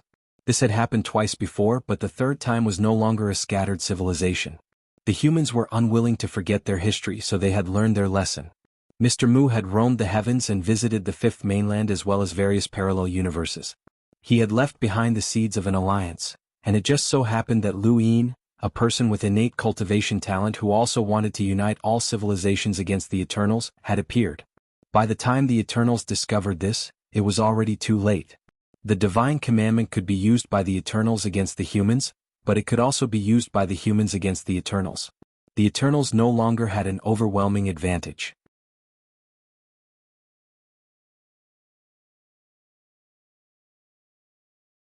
Welcome aboard. Stay tuned and subscribe to Han Li's Wuxia Adventures for more thrilling content. Chapter 3103. In the second zone of calamity, the worldly furnace continued to rumble as the eyeballs collided with each other. Screams filled the entire second zone. Lu Yin clenched his fists. He had to refine the 3 powers and the 6 Cs. He had to deal with them one by one. Beams of light descended from the sky. Lu Yin's expression changed. Outsiders? 2 familiar figures appeared. One was Star Devourer.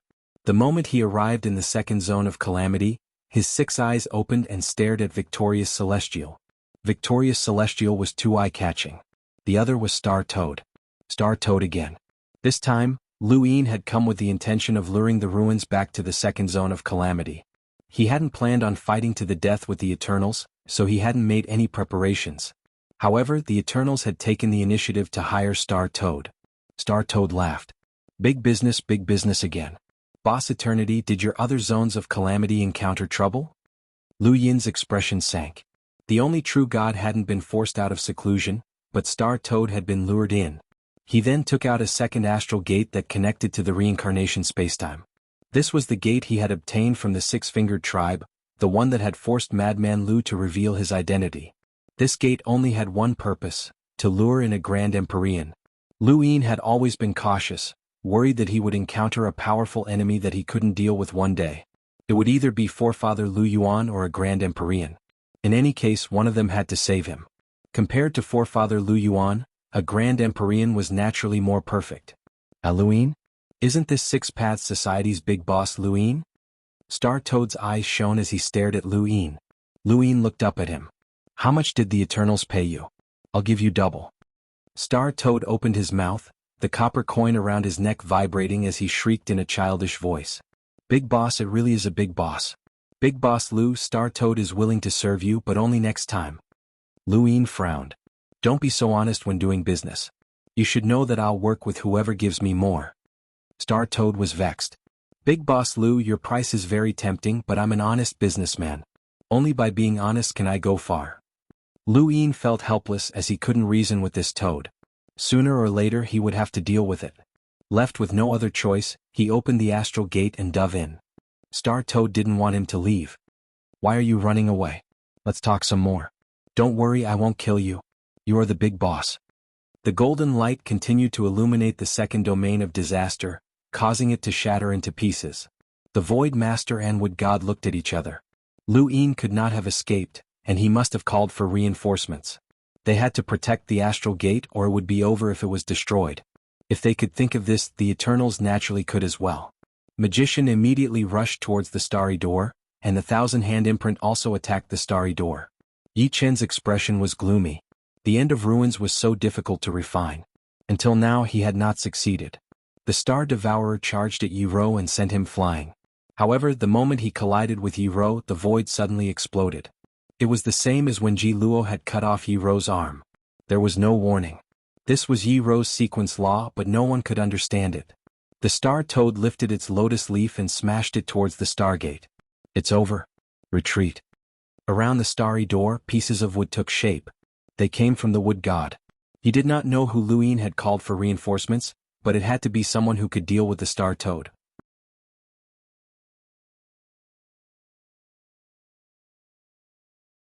He slowly turned around and saw the astral door tremble a few times. First Jian was stunned. What was going on? Lu Yin walked towards the astral door and entered. What he saw was the world collapsing as everyone stared blankly at the sky. The star toad was wailing. "Taihong, are you crazy? Is there a need to risk your life? I'll go, okay?" The star toad cried out as it jumped up and down. The exalted celestial's eyes were cold as far more particles than the ruins of disaster filled the air, causing the star toad's skin to crack. "What did you say before? Say it again if you dare." The exalted celestial's voice resounded in everyone's ears. The star toad was confused. "What did I say? Taihong, you're a crazy woman. You're just a toad spouting nonsense." At this moment even Yi Ro was stunned. They had been in the middle of an intense battle when the wood covering the astral door suddenly shattered. Then a person walked out and suppressed the star toad, forcing it to beg for mercy. The straw hat was torn, the lotus leaves were shattered, and the copper coins around its neck were scattered all over the ground. It was a miserable sight. Lu Yin's face twitched. This crazy woman had believed him. Perhaps no one in her world would dare to lie to her. What would happen if she found out that he had lied to her? Lu Yin didn't even dare to think about it. He regretted calling for Patriarch Lu Yuan. This crazy woman hadn't killed him last time, but that didn't mean that she wouldn't kill him this time. "Wah, Taihong, I'll kill you." The star toad's body transformed into a multicolored color. It gripped its pitchfork and viciously stabbed at the exalted celestial. The exalted celestial raised her hand and flicked her slender fingers. Bang! A sound rippled out, silencing the entire second domain of disaster. Next, her fingers grabbed the sharp blade of the pitchfork and broke it with a bang. The star toad placed the pitchfork in front of its eyes. It looked at the broken pitchfork and wanted to cry. "Taihong, I didn't offend you. Why are you causing trouble for me? It's just a toad." The exalted celestial's voice was cold, causing everyone's hearts to tremble. She lowered her hand and the broken pitchfork fell to the ground. It was clearly very gentle, but it stabbed into the star toad's body, causing it to wail. Lu Yin realized that he had misunderstood something. Were the exalted celestial and the star toad really on the same level? The primordial realm was about passing through bitter adversity. Had he misunderstood? Or had he missed something? The star toad was clearly being suppressed by the exalted celestial, and the exalted celestial was still injured. The star toad wailed, but it also went mad. It constantly shattered the void and charged at the black mother tree. "Eternity, help me." Seeing the star toad and the exalted celestial head for the black mother tree, Lu Yin looked away. He didn't care about anything else. He had to deal with ruins first. The heaven and earth furnace had cracked open at some point, and Lu Yin saw the nearby star devourer ready to attack. His gaze turned cold as he summoned the commander appointment platform. He rode the 7-star praying mantis and charged at star devourer. Just as he was about to take out his slippers, he remembered that he had returned them to Su Wangtian. Lu Yin had no choice but to summon his endless inner world and visualize the 5th continent. When things reach an extreme, they can only move in the opposite direction. He punched out 100 times at star devourer. Behind star devourer, stray particles condensed to form a terrifying suction force that caused Lu Yin's punch to deviate, causing it to brush past star devourer. However, star devourer could no longer attack the furnace. Within the furnace, Ruin's eyeball remained motionless, as if it had reached its limit. Yi Ro's lips were covered in blood, but she continued to refine it. The holy civilization was not powerful, but he owed it a great debt. His strength could not be compared to humans, but he would not join the Eternals either. He was an existence that walked the edge of gray. In the entire universe, he only cared about his 2 disciples and the holy civilization. The holy civilization could be defeated, but it should not be devoured. His hatred for Ruins was far more intense than what he had seen. Yi Ro would not rest until Ruins was killed. Within the heaven and earth smelt, Su Jin was enduring an unimaginable pressure. Lu Qi only had an additional layer of the heaven and earth smelt's pressure under his skin, and he already dared to face the captain of the True God Guards, the self-proclaimed undying Lu Qi. Now the entire heaven and earth smelt's pressure was pressing down on Su Jin. The other experts from the disaster realm had come to his aid, and even the powerhouses from outside had arrived. It was as if Ruins would really be killed at this moment. However, Lu Yin did not think so. He thought of a way to force Star Devourer back while keeping an eye on Ruins. If not for Ancestor Hui's intervention, they would not have succeeded in killing the witch spirit god. Even if they had thought that they could kill the witch spirit god, she had still managed to escape from Lu Yin and Lu Tiany's eyes. If not for Mr. Mu's ancient tracing technique, the undying god would not have been killed, and they would not have been able to cause any substantial damage to him. Karma had also intervened to kill the zombie god, but she had still managed to escape in the end. Lu Ying knew all too well how difficult it was to deal with the 7 sky gods.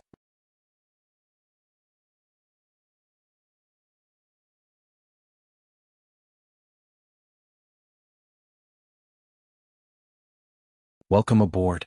Stay tuned and subscribe to Han Li's wuxia adventures for more thrilling content. Chapter 3104. Although Ruins had been severely injured by the 9 Stars revival, Lu Ying did not believe that he could successfully kill Ruins with his current strength.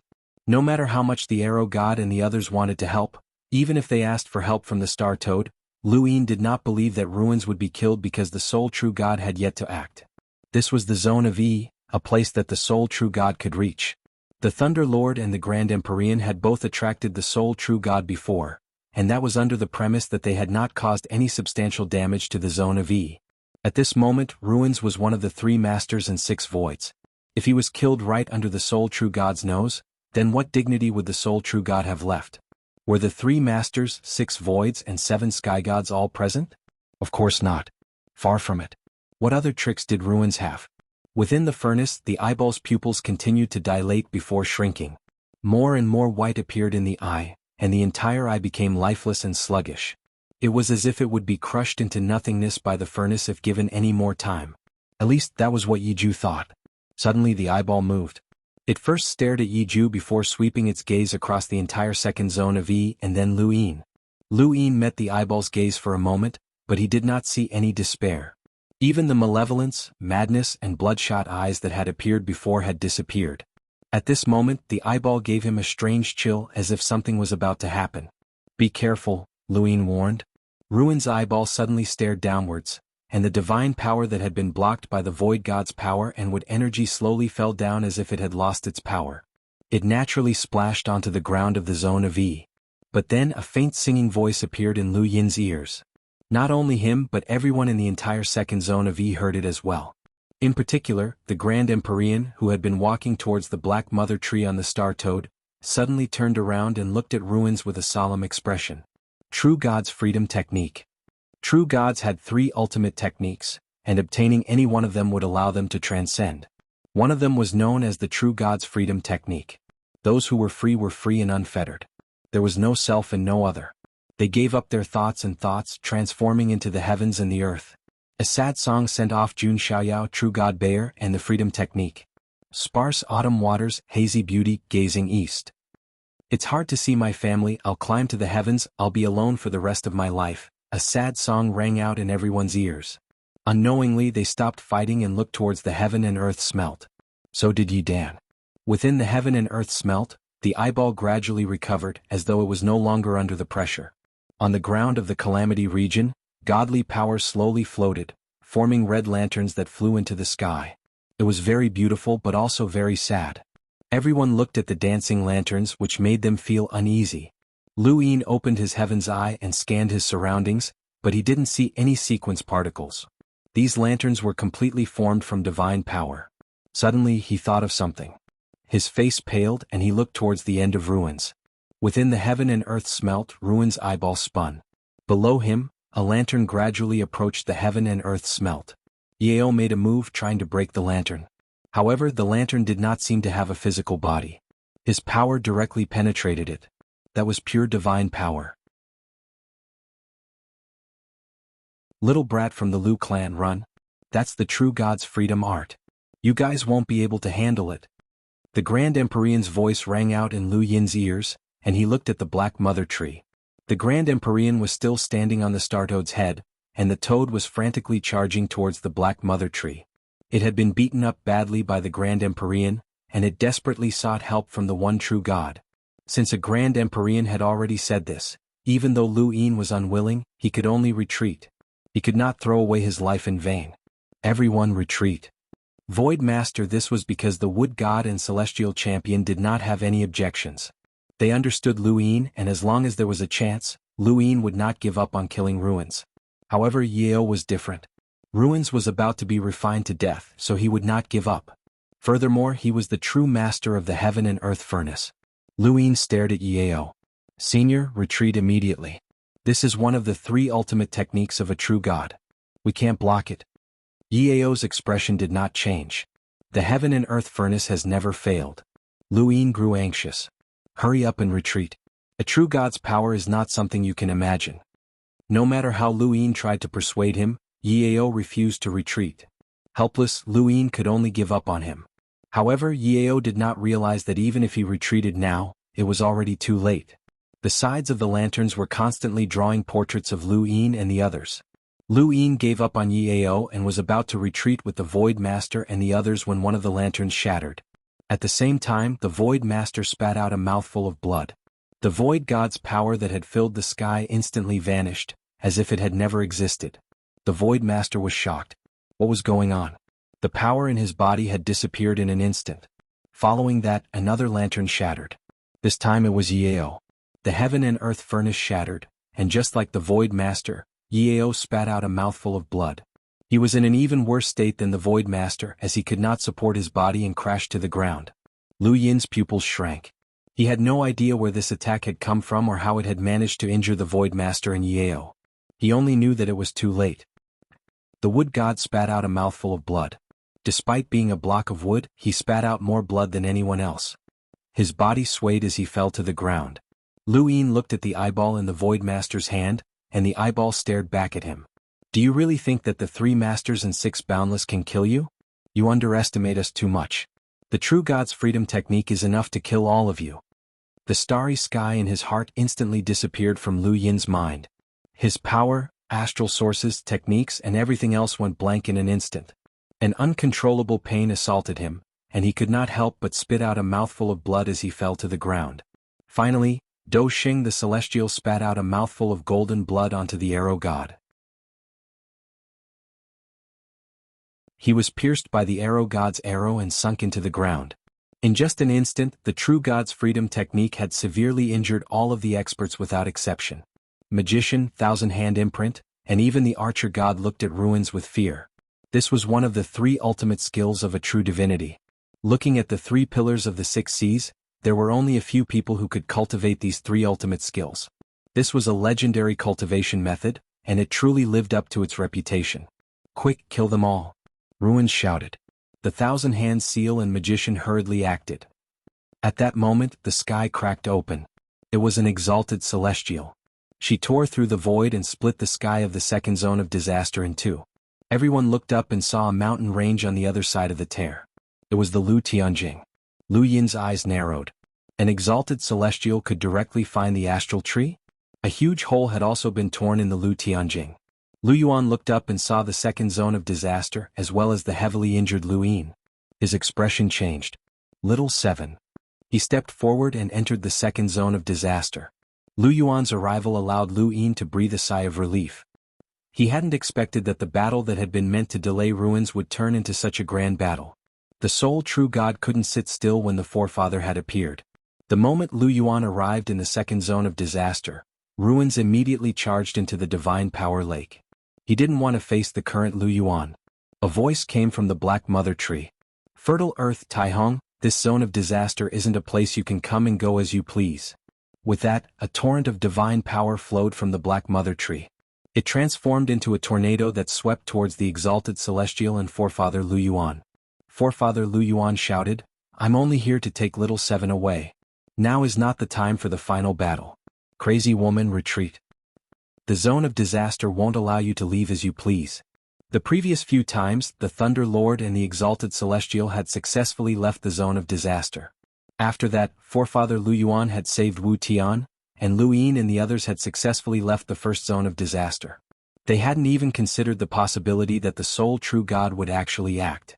This time, the sole true god was serious and he walked out of the Black Mother Tree. The Star Toad had also rushed up to the Black Mother Tree. "Eternal, I can't beat this crazy woman." An earth-shattering wave of divine power swept towards forefather Lu Yuan. A platform appeared beside forefather Lu Yuan, and it crashed down towards the zone of disaster. It was right beside Lu Yin. Lu Yin understood and immediately climbed onto the platform. In the next moment, the divine power swept forefather Lu Yuan towards the Black Mother Tree. That was the true battlefield. Lu Yin had been saved, but Void Master and the others hadn't. However, forefather Lu Yuan's appearance had bought them some time. The true god's freedom technique wasn't invincible, and it had allowed Voidmaster and the others to recover their strength. They didn't know how the true God's freedom technique had robbed them of all their strength in an instant, but now that they had recovered their strength, they could leave. However, when they wanted to leave, the Stargate was destroyed. Just as the true God's freedom technique had injured them and forefather Lu Yuan had appeared, Magician had destroyed the Stargate with fire. If they wanted to leave, they could only tear open the void and flee. Su Jin hid in the Divine Power River, and it seemed like he would be hard to kill. Yi Ro and the others could only escape and leave the second zone of disaster. Otherwise, more and more Eternals would appear. However, it wasn't that easy to escape. The Arrow God and the others wouldn't give Do Sheng and the others any time to tear open the void and escape. At this moment, forefather Lu Yuan was on the platform, giving Lu Yin two choices. He could either send reinforcements and fight a decisive battle in the second zone of disaster, or he could think of a way to escape. Sending reinforcements would be difficult as he had two Stargates. One had been destroyed, and the other had been opened at the entrance to the first zone of disaster in the endless battlefield. Even if he tore through the skies of the Eternal Kingdom, there wouldn't be anyone who could send reinforcements.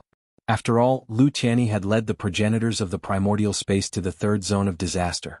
There was another Stargate that could connect to the spacetime of the Abandoned Ones, but the Abandoned Ones might not necessarily be in that cave. That would be too time-consuming, so it was better to send reinforcements to the above the heavens. No matter how he looked at it, escaping was the best option. Lu Yin looked at the Black Mother Tree. The battle surrounding the four absolute experts had not only shaken the second zone of disaster, but it had also shaken the other 5 zones. He was afraid that the first zone of disaster would send reinforcements to the second zone of disaster. No one had noticed that another figure had walked out of the Stargate that Do Sheng had used to enter the second zone of disaster. The figure looked up and saw the chaotic battle. He immediately swung his sword into the distance. This sword flashed with white light, and it became the center of the second zone of disaster. The sword pierced through the void, and what followed was a smear of blood that splattered across the ground. The Thousand Handprint lowered his head and looked at the sword that had pierced through his neck. When did this happen? In front of him, the white-robed Kong Tianzhao withdrew his sword and allowed the Thousand Handprint to fall to the ground and become a corpse. No one had noticed this sword. Lu Yin looked at Kong Tianzhao in shock. White Cloud City's Kong Tianzhao? Kong Tianzhao looked at Lu Yin. I was accompanying Jiang Feng to lure the primordial thunder locusts to the first zone of disaster, but I accidentally saw a Stargate and came over. You must be Lu Yin. The battle was intense. Lu Yin was excited. Sorry to trouble you. Kong Tianzhao gripped his sword tightly and turned to look at Magician before taking a step forward.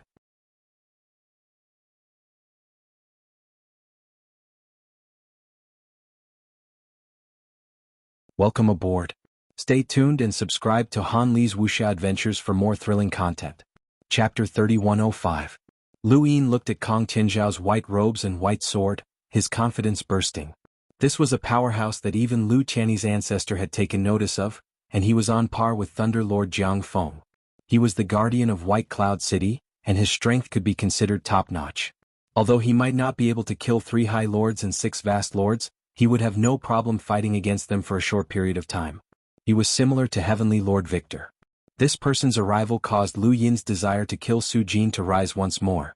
It was not impossible to kill Ruin. The true God's freedom technique could not be used without limit. Otherwise, Ruin would not have been able to hold on until the Arrow God and the others arrived. The only true God was being held back by the Grand Empyrean and forefather Lu Yuan. Lu Yin gritted his teeth and decided to take a gamble and kill Su Ji. He raised his hand and the die appeared. He tapped it and said, 6, give me 6. Beside the Divine Power Lake, Yi Ro was besieged by Progenitor Realm Corpse Kings. Void Lord and Wood God joined forces to fight Star Devourer. Heavenly Lord Victorious Battle was still resisting Arrow God's archery skills. Dozens of arrows had pierced his body, but he was still alive. It made Arrow God's expression change. Kong Tianzhao was like the center of this battlefield. No matter how grand Celestial Victor's battle was, it could not conceal his presence. Magician's face turned pale. This man's swordsmanship was simply too terrifying and contained an incomprehensible strength. He had already been injured in the ancient battlefield, and if he wasn't careful now, he would definitely die. However, no matter what, he was still an expert who had passed through the Chosen of Gods and participated in the ancient battlefield. Furthermore, he had returned alive from the ancient battlefield. This was something that even Wang Fan was not confident of accomplishing. The 1,000-hand imprint was not something that could be compared to. Even if he was not a match for the 7 sky gods, he was still qualified to exchange blows with the 7 sky gods and would not immediately die to Kong Tianzhao's sword. Within Lu Yuan's command platform, Lu Yin was very safe. The progenitor realm corpse kings from the second disaster territory had also arrived, including the progenitor realm powerhouses who had betrayed the human race. However, none of these people could even touch Lu Yin. Lu Yin watched as the die slowly came to a stop. 4 pips time stop space.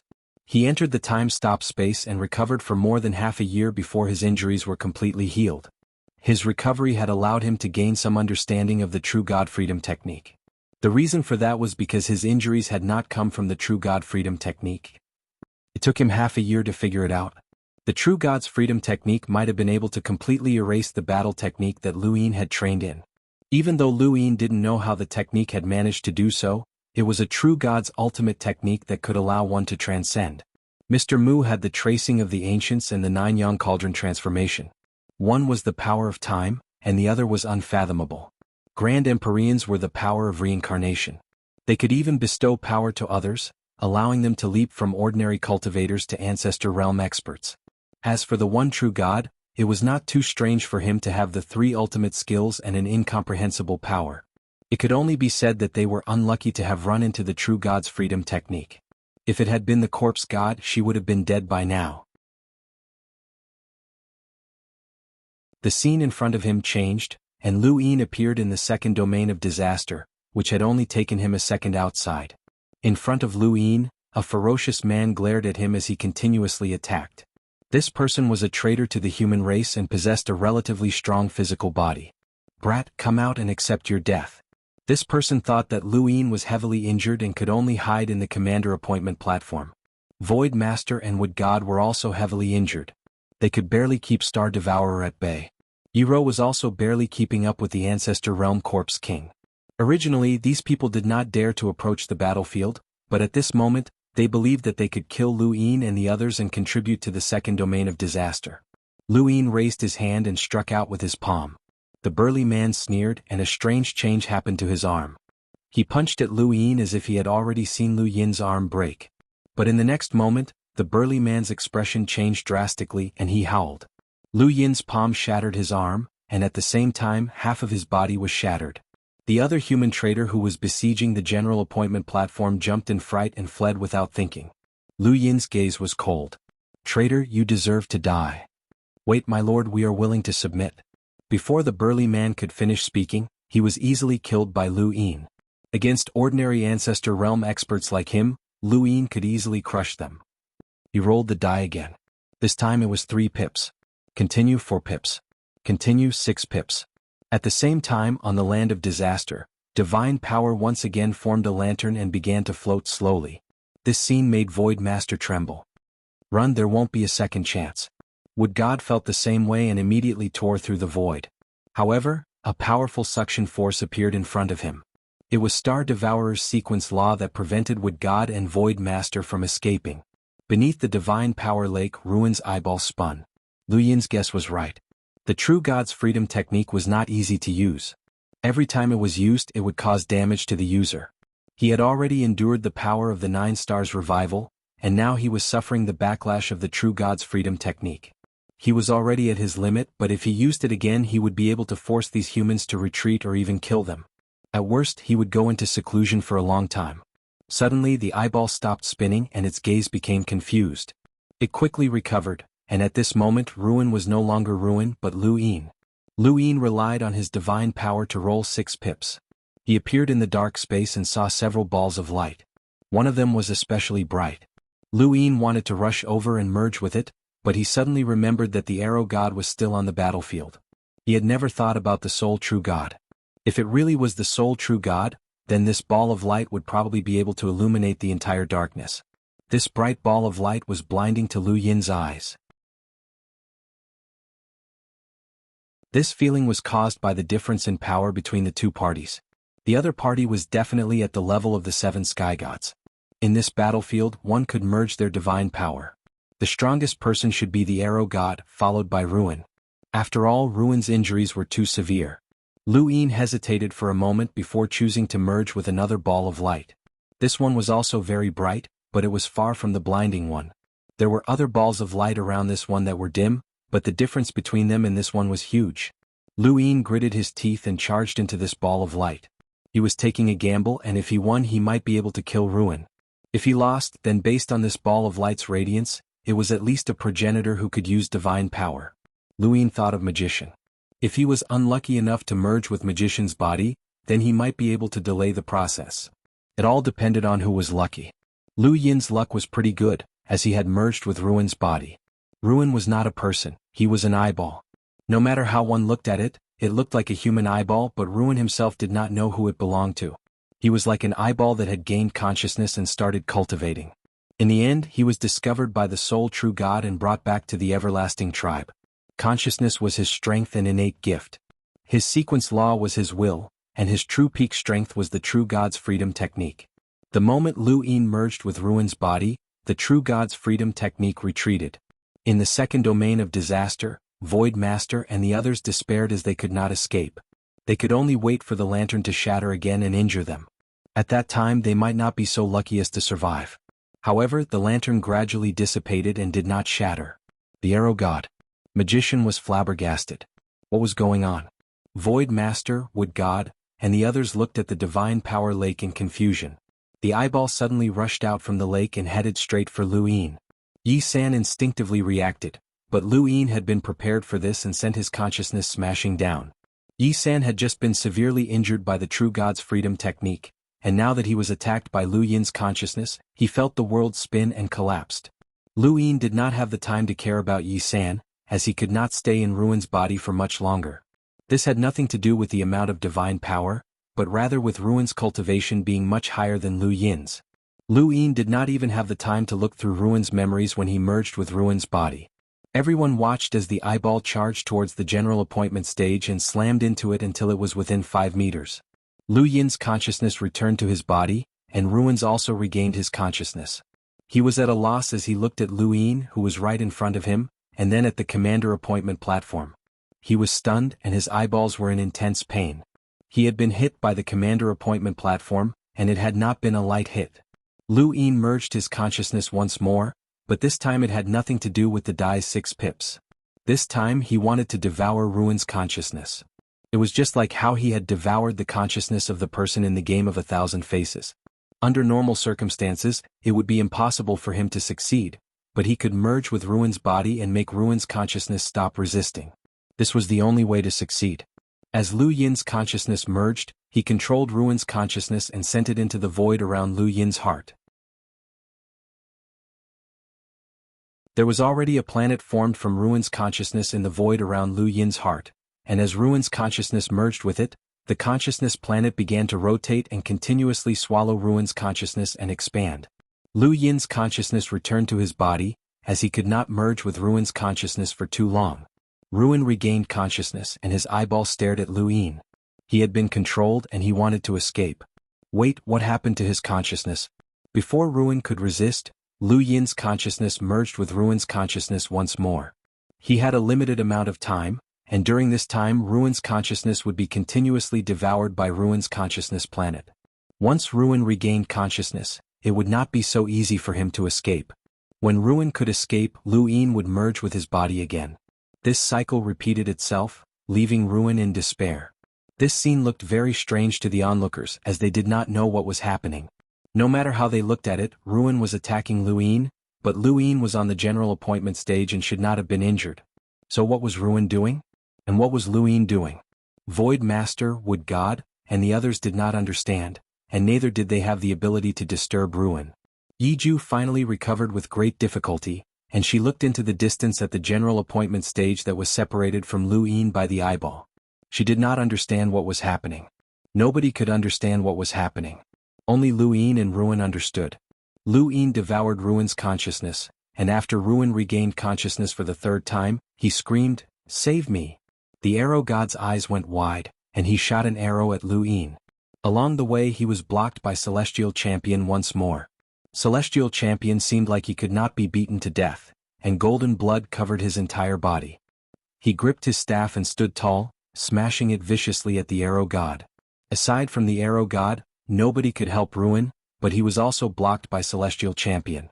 On the other side of the Black Mother Tree, four absolute experts were fighting, and nobody could see what was happening. Today is the Mid-Autumn Festival. I wish my brothers a happy reunion and happiness. I'll add a chapter at 3 p.m. Thank you, brothers, for your support.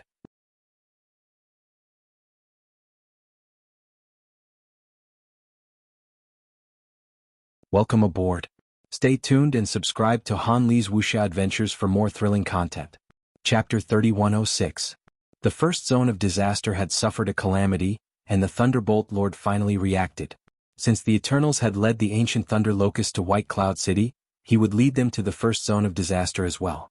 The ancient Thunder Locusts had their eyes on him, and it had nothing to do with White Cloud City. At this moment, the first zone was facing a lightning tribulation. In the third zone, Di Qiong was suppressing Lu Tianyi. After all, everyone other than the Eternals would be rejected and suppressed. However, Lu Tianyi was still able to withstand Di Qiong's suppression and hold him there. In the fourth zone, He Wuxian had yet to leave. In the fifth zone, the abandoned person was constantly destroying the Eternal Kingdom, causing the other two elders to chase after him. However, his actions had nothing to do with Lu Yin, so it could only be considered a coincidence. The only peaceful place was the sixth zone. Even without Ji Luo, there were no strong enemies. In the 9-star civilization spacetime, the Calamity Expedition had joined in and stopped the Eternals. An unprecedented war had broken out in the entire universe, engulfing many parallel spacetimes. The Eternals had thought that the Divine Commandment would send the humans into the abyss of destruction, but they had not expected such a situation to occur. In the second zone, Lu Yin's consciousness planet continued to grow in size. It had already surpassed the other planets, becoming the largest planet in his body, and it was still growing. Su Jin's eyes continued to shrink, and he screamed every time he woke up. He was truly terrified. Lu Yin was devouring his most fundamental power. He often devoured the consciousnesses of other creatures, especially the Missouri civilization. He could not forget the feeling of directly devouring a civilization's consciousness, but he had never imagined the despair of the person he devoured. Now he felt it. Lu Yin would not hold back, nor would he think about killing him. At this moment, his consciousness underwent an earth-shattering change, completing the metamorphosis. In the entire universe, there was probably no one who could match his consciousness. A crack appeared in his eyeball. Su Jin regained consciousness and screamed, "Let me go, Lu Yin. I can teach you the true God's freedom technique and tell you many things.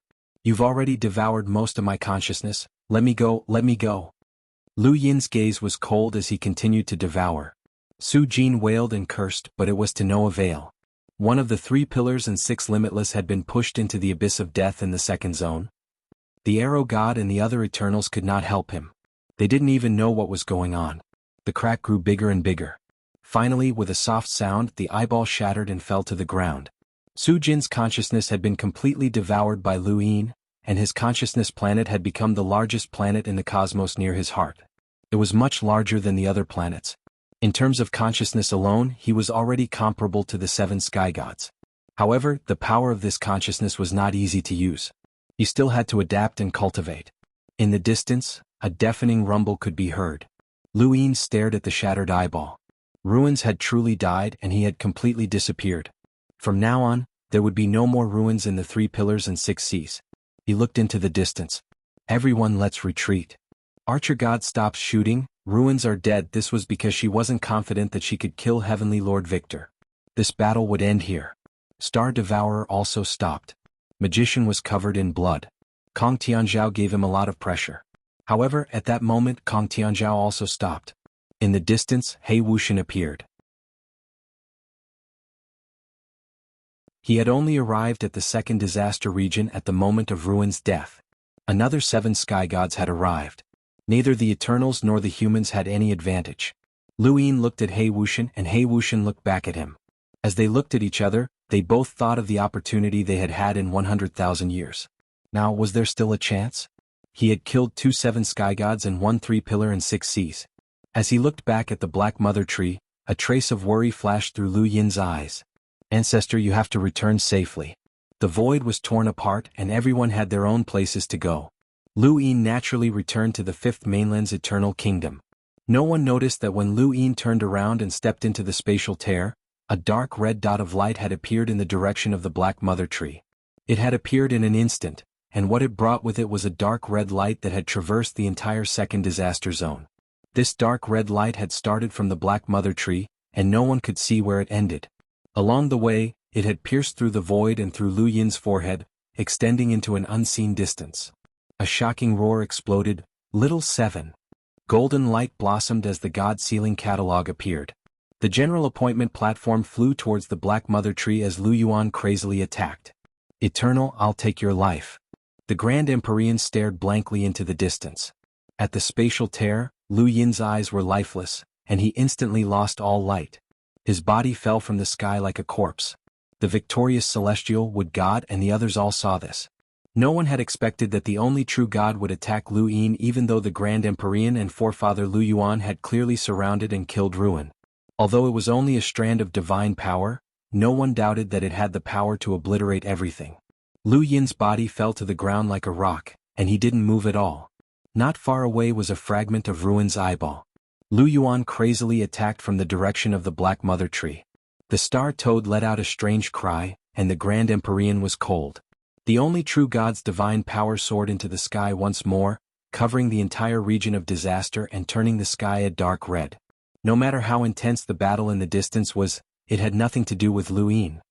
He fell to the ground, his eyes completely devoid of light. Blood slowly flowed from his forehead. Yiju took a deep look at Lu Yin before leaving. He had no way of saving this person, and they weren't friends in the first place. The victorious Celestial, Void Master, Wood God, and Kong Tianzhao all rushed towards Lu Yin. The Arrow God and Hei Wuxian didn't do anything. Lu Yin's death was an unimaginable blow to the human race. Lu Yuan had already gone crazy, so there was no need to fight to the death. To them this battle was already over. As for the only true God, if the Grand Empyreans had joined forces with Lu Yuan, the everlasting race would have long since ceased to exist. They all came to Lu Yin's side and saw him lying on the ground with lifeless eyes. They all had sorrowful expressions. Although I don't agree with this child's methods, I have to admit that he is humanity's only hope to defeat the everlasting race. What a pity. Would God sighed. Even the Grand Empyreans can't give us that kind of hope. Victorious Celestial took a deep breath and looked at the Black Mother Tree. How good would it be if that attack had landed on him? He was a person who sought death, and it was very difficult for him to die. Kong Tianzhao's gaze was calm. This was the first time he had met Lu Yin, but Lu Yin had left a deep impression on him from Jiang Qin and Jiang Qingyue. It was a pity that this person had died. Bring him back. Even if he dies, he can't die in the Calamity region. Void Master said. Although he felt sorry for Lu Yin's death, they had seen too many deaths. Although Lu Yin was a peerless genius, he still couldn't escape death. Since he was already dead, there was nothing they could do. Lu Yin could hear what they were saying. He wasn't dead, but his body seemed to be dead. What had happened?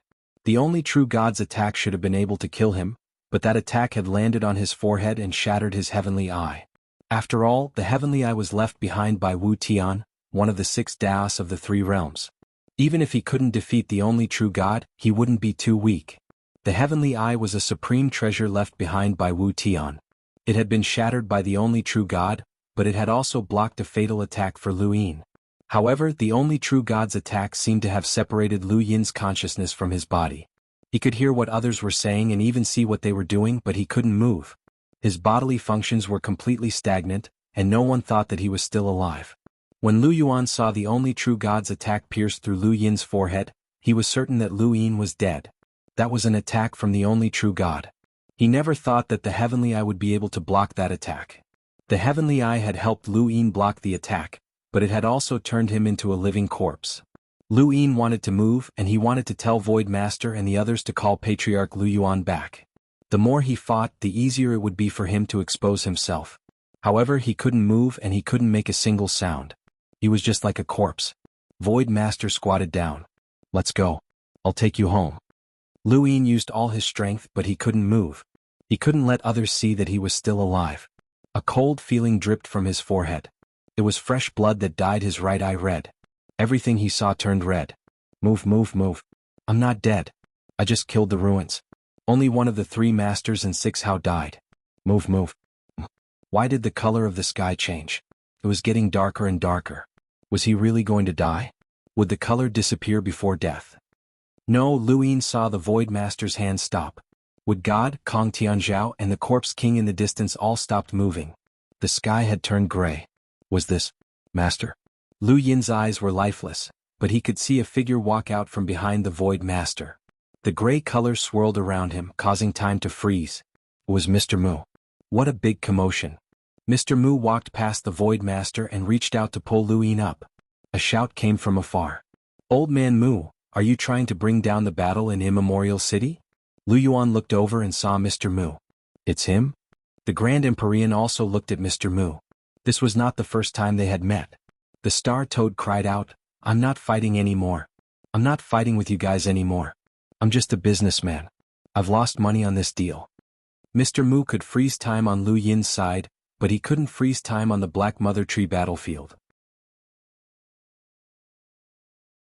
The gray color split the entire zone of disaster into two. I'm just taking away this pitiful disciple. Don't mind me.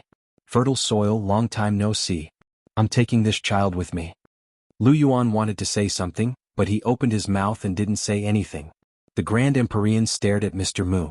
Is Alpha Primordium dead or not? Mr. Mu and the Grand Empyrean looked at each other from afar and didn't answer. As the gray color dissipated, Mr. Mu also disappeared. Don't go. Answer me. The Grand Empyrean quickly chased after him. Lu Yuan looked at the one true God unwillingly. There was a bone-chilling coldness in his eyes, but he no longer fought. That person had taken Xiaoqi away. Could it be that Xiaoqi wasn't dead? The battle in the second zone of disaster ended with the Star Toad's cry. Next, the battles in the third and first zone of disaster stopped.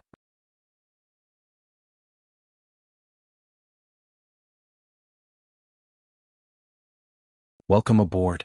Stay tuned and subscribe to Han Li's Wuxia Adventures for more thrilling content. Chapter 3107. The first zone of calamity had not actually been a war, as Lightning Lord Jiangfeng had merely lured the primordial thunder locusts there. When the second zone of calamity ended, Jiangfeng had immediately moved the battlefield, as he did not want to be surrounded by the 3 masters and 6 voids. The war between the 9 civilizations had also ended. The Calamity Expedition was like an unkillable monster. Although they did not have any powerful battle techniques, they did not need them. They only needed to unleash their destructive power, and once they ran out of energy, they would be bitten by the Forefather and then unleash more attacks. Every move was done with full force, and the powerhouses like Ji Luo and Xiaoyin had no choice but to retreat. The massive war finally came to an end. It seemed like the Eternals had used the divine commandment to start the war, but in reality, the moment the Calamity Expedition appeared in the 9 civilizations, the direction of the war and the initiative had changed. The Eternals could not end the war and only Lu Yin could. The Eternals had taken the initiative to use the divine commandment, but the humans would not be at a disadvantage again. The divine commandment was no longer a disaster for the humans. The humans also had the means to unite the various civilizations. Of course, everyone wanted to know how Lu Yin was doing. Only Lu Yin could unite all the civilizations. Even the Grand Empyreans and Forefather Lu Yuan could not do so. Some people were powerful, but that did not mean they were omnipotent. Lu Yin had his own way of doing things and his charisma. If Lu Yin died, it would be a fatal blow to the humans. This was not only the humans' concern, but also the Eternals. In outer space, Lu Yin was being led by Mr. Mu to an unknown location. Every time I see you, I feel like you've changed. At first, I could see you clearly, but now I can't see you clearly, Mr. Mu muttered to himself. It seemed like he was talking to himself, but it also seemed like he was talking to Lu Yin. Even though we don't meet often, every time we do, it's always different. You walk too fast and climb too high. Sometimes even I can't help you. The only thing I can do is to help you find your own path. I know that you're not dead, but I can't save you. There's only one person who can, and you've seen that person before. He's in Immemorial City. Lu Yin was stunned. Progenitor? If he was not wrong, then the person Mr. Mu wanted him to meet was the progenitor. Otherwise, who else could save him? Not even Mr. Mu could save him. After all, I'm not from this side. Lu Yin was confused. What did that mean? Mr. Mu didn't say anything more. He continued to tear the void as more and more strings of the sequence streaked past him.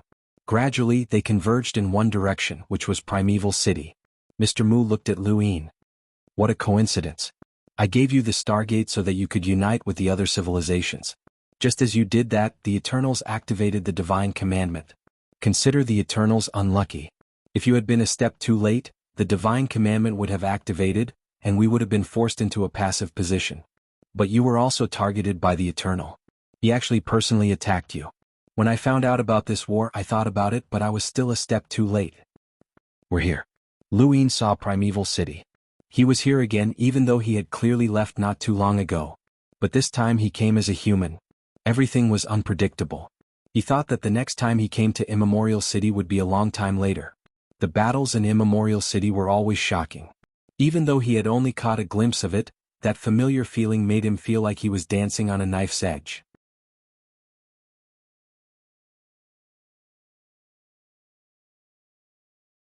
You can be compatible with the Celestial Eye, which means that you're just like Wuda.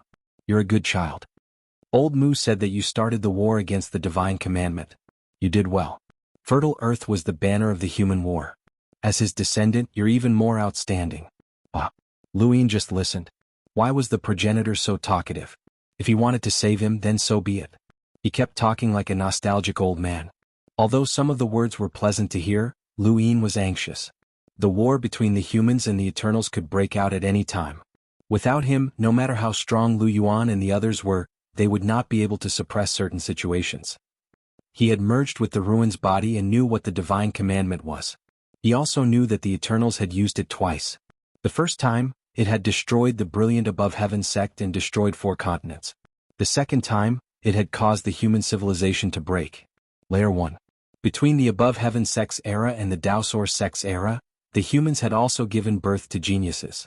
There had been the 9 mountains and 8 seas, and there had even been existences that could rival the 3 realms and 6 paths. However, with the second divine commandment, that era had completely disappeared, and not a single trace of it had been left behind. It was not just the primordial space that had been destroyed. Many other civilizations had also been destroyed by the second divine commandment. The first divine commandment had lasted for a very long time, and there had been a long interval between the destruction of the 4 continents. The war that had destroyed the 4 continents had been the first divine commandment. Although the second divine commandment had not lasted as long as the first divine commandment, it had still lasted until the 9 mountains and 8 seas era that Progenitor Chen and the others had come from. It had destroyed an entire era before Progenitor Chen's era, and it had even extended to Progenitor Chen's generation. The destruction of the 5th mainland's Daosaur sect, the war with the 6th mainland, and so on had all been part of the second divine commandment. Of course, it had already come to an end, and the most intense period had been the era before the Daosaur sect. Now the Eternals had launched the third divine commandment war, and each war of the divine commandment represented the deaths of countless creatures, including those from other civilizations. The second divine commandment war had caused humanity to lose all knowledge of an era in history. Although the Daosaur sect had been preserved, the elites of Progenitor Chen's era had all perished. Otherwise, Lu Tianyi would not have been the only survivor from the above heaven sect era to the Daosaur sect era. The frigid immortal sect, Xuanhu sect, and so on had all lost their absolute powerhouses in the second divine commandment war. However, humans did not know that the second divine commandment war was a divine commandment, and they only knew that the Eternals had launched the war. Not knowing anything about a war was the greatest tragedy, and it was also one of the reasons for failure. Now, Lu Yin knew that the Eternals had launched the third divine commandment, which meant that this was a war that would not end until one side was annihilated. He wanted to return as soon as possible to preside over the situation. It must be very tiring to lie on the ground without being able to move. Don't worry, just wait a little longer. I haven't used it in so many years and I need to find it. You're asking me what I'm looking for? You know what it is. Lu Yin was speechless. When had he ever asked that question? I heard that you have 4 inner worlds, and when you underwent a half-progenitor's origin tribulation in one of them, my weapon, incipient dust, appeared? Right, you guessed right, that's what I'm looking for. If it weren't for the fact that he couldn't move, Lu Yin would have said that he hadn't guessed it. After losing my arms, my power level has been greatly reduced. Although I can still fight, as long as I do, troublesome fellows will be drawn over. With my current strength, I can't defeat them, so I haven't fought for many years. Of course, don't underestimate me, I'm still very strong. I've never underestimated you. You're a progenitor, Lu Yin thought to himself. You're asking me why I'm looking for a weapon? Of course it's to treat you. The Eternal struck your head and that wound can never be closed. Normally speaking, you're already dead, so there's no need to close it. It's all the same anyway, so it's best to burn it so that it's less of an eyesore. Lu Yin was helpless. He was still alive, so who was an eyesore? But you're not dead, so that's a little troublesome. Lu Yin could only see the progenitor's back. His expectations for the progenitor had gradually faded away after hearing this chatter. No matter how he listened to it, the progenitor's words seemed to imply that he was regretful that he hadn't died. I'm not dead, but my head was pierced through. It's like there's a hole in a dam and it needs to be plugged. The most suitable one is my weapon, incipient dust. Sigh, I haven't used it in so many years and my old friend doesn't even want to talk to me. Wait a moment, don't worry.